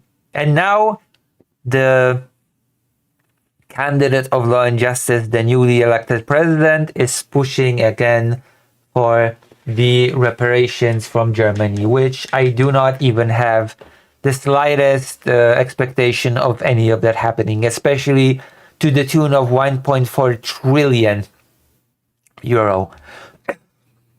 Polish President Karol Nawrocki will raise the issue of World War II reparations with his German counterpart. 1.4 trillion. Polish politicians, particularly from the conservative and nationalist factions, have long demanded compensation from Germany for its actions against Poland during World War II. So that has been, of course, a topic for a long time in Poland, as you can imagine. Nawrocki, allied with the Law and Justice Party, Poland's main right-wing opposition group, has made the issue of central focus of his presidency. During his election campaign this summer, he pledged to fight for justice for 6 million murdered Poles from day one, which he is including 3 million Jewish people in this figure.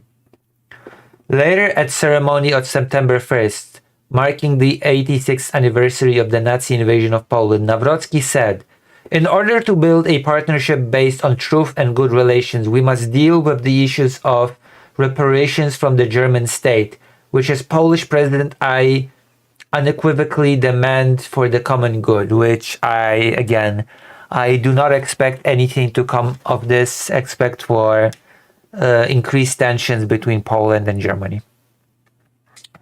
"Reparations are not an alternative to historical amnesia," he continued, adding, "Poland, as a frontline state and the most important country on NATO's eastern flank, needs justice and truth and clear relations with Germany, but we also need reparations from the German state."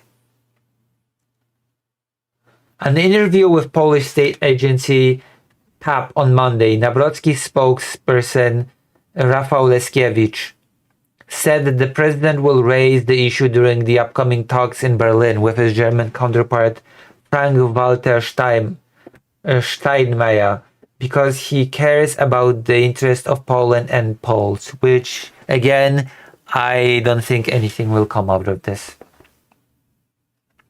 Tusk has forsaken reparations.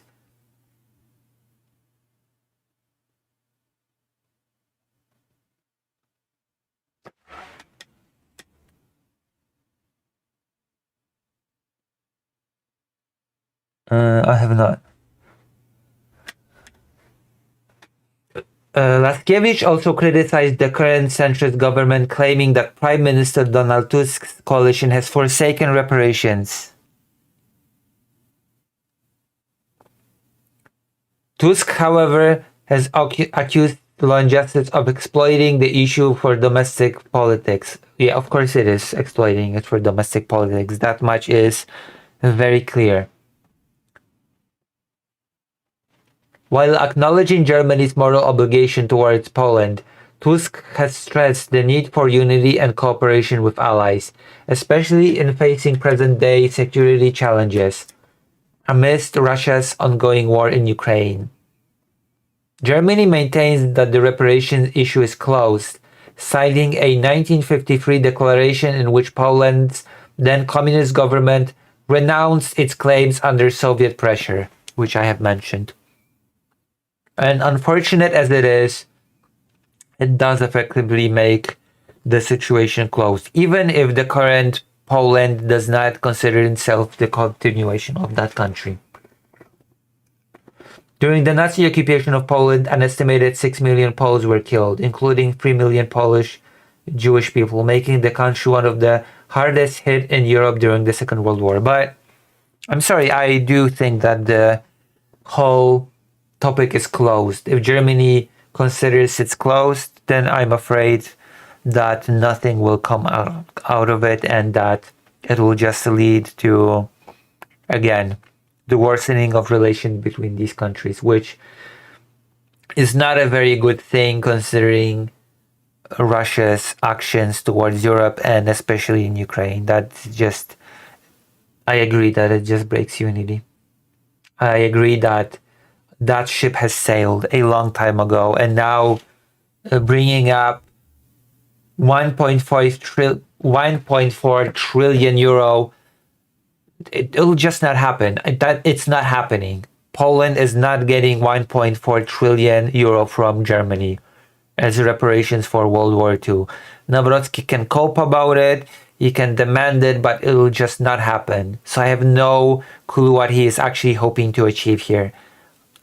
The Law and Justice Party has not achieved much during its long rule, and so I have zero faith that suddenly Karol Nawrocki will achieve what the Law and Justice Party could not, and come back home with 1.4 trillion euro in reparations. I have a hunch that this will not materialize under his term as president.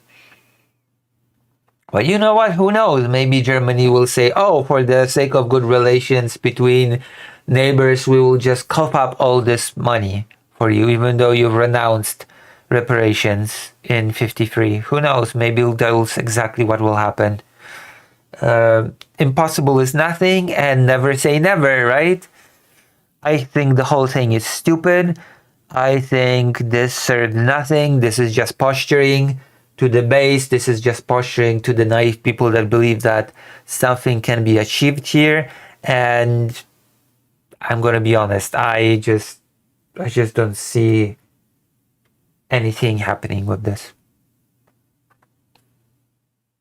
But again, that is something that I wanted to mention. That is a big topic of contention. That is a big topic of tension, especially pushed by the Law and Justice government. The idea that even though the government after World War II renounced the reparations, post-World War II, post-1989 Poland is not the same as the communist Poland, and therefore it deserves reparations, which Germany does not see it that way. And of course, there's the vilification of modern day Germany by the Law and Justice Party, claiming that not just Russia wants to attack, but also Germany wants to attack and subjugate Poland, that Germany is building a new empire and is trying to subjugate Poland under it. That was unironically, that was the Law and Justice Party line for many meetings, for many political gatherings during various elections. And not only just elections. So yeah, there you go. We have covered this topic as well. We have streamed for about 5 hours. Oh my god. Okay, 5 hours is a long time to stream. So I will end now. Thank you for being here, even though we took a little break to walk Fido, but I think I'm forgiven. And we will raid you to somebody who deserves it. We will raid you to not food shops. Kid Not Kin, there you go. Go and say hello to Kid Not Kin. Bye. Good night. Good night. Good night. I hope I have given you a nice view into some of these topics, and we will swiftly turn them into segments. Good night.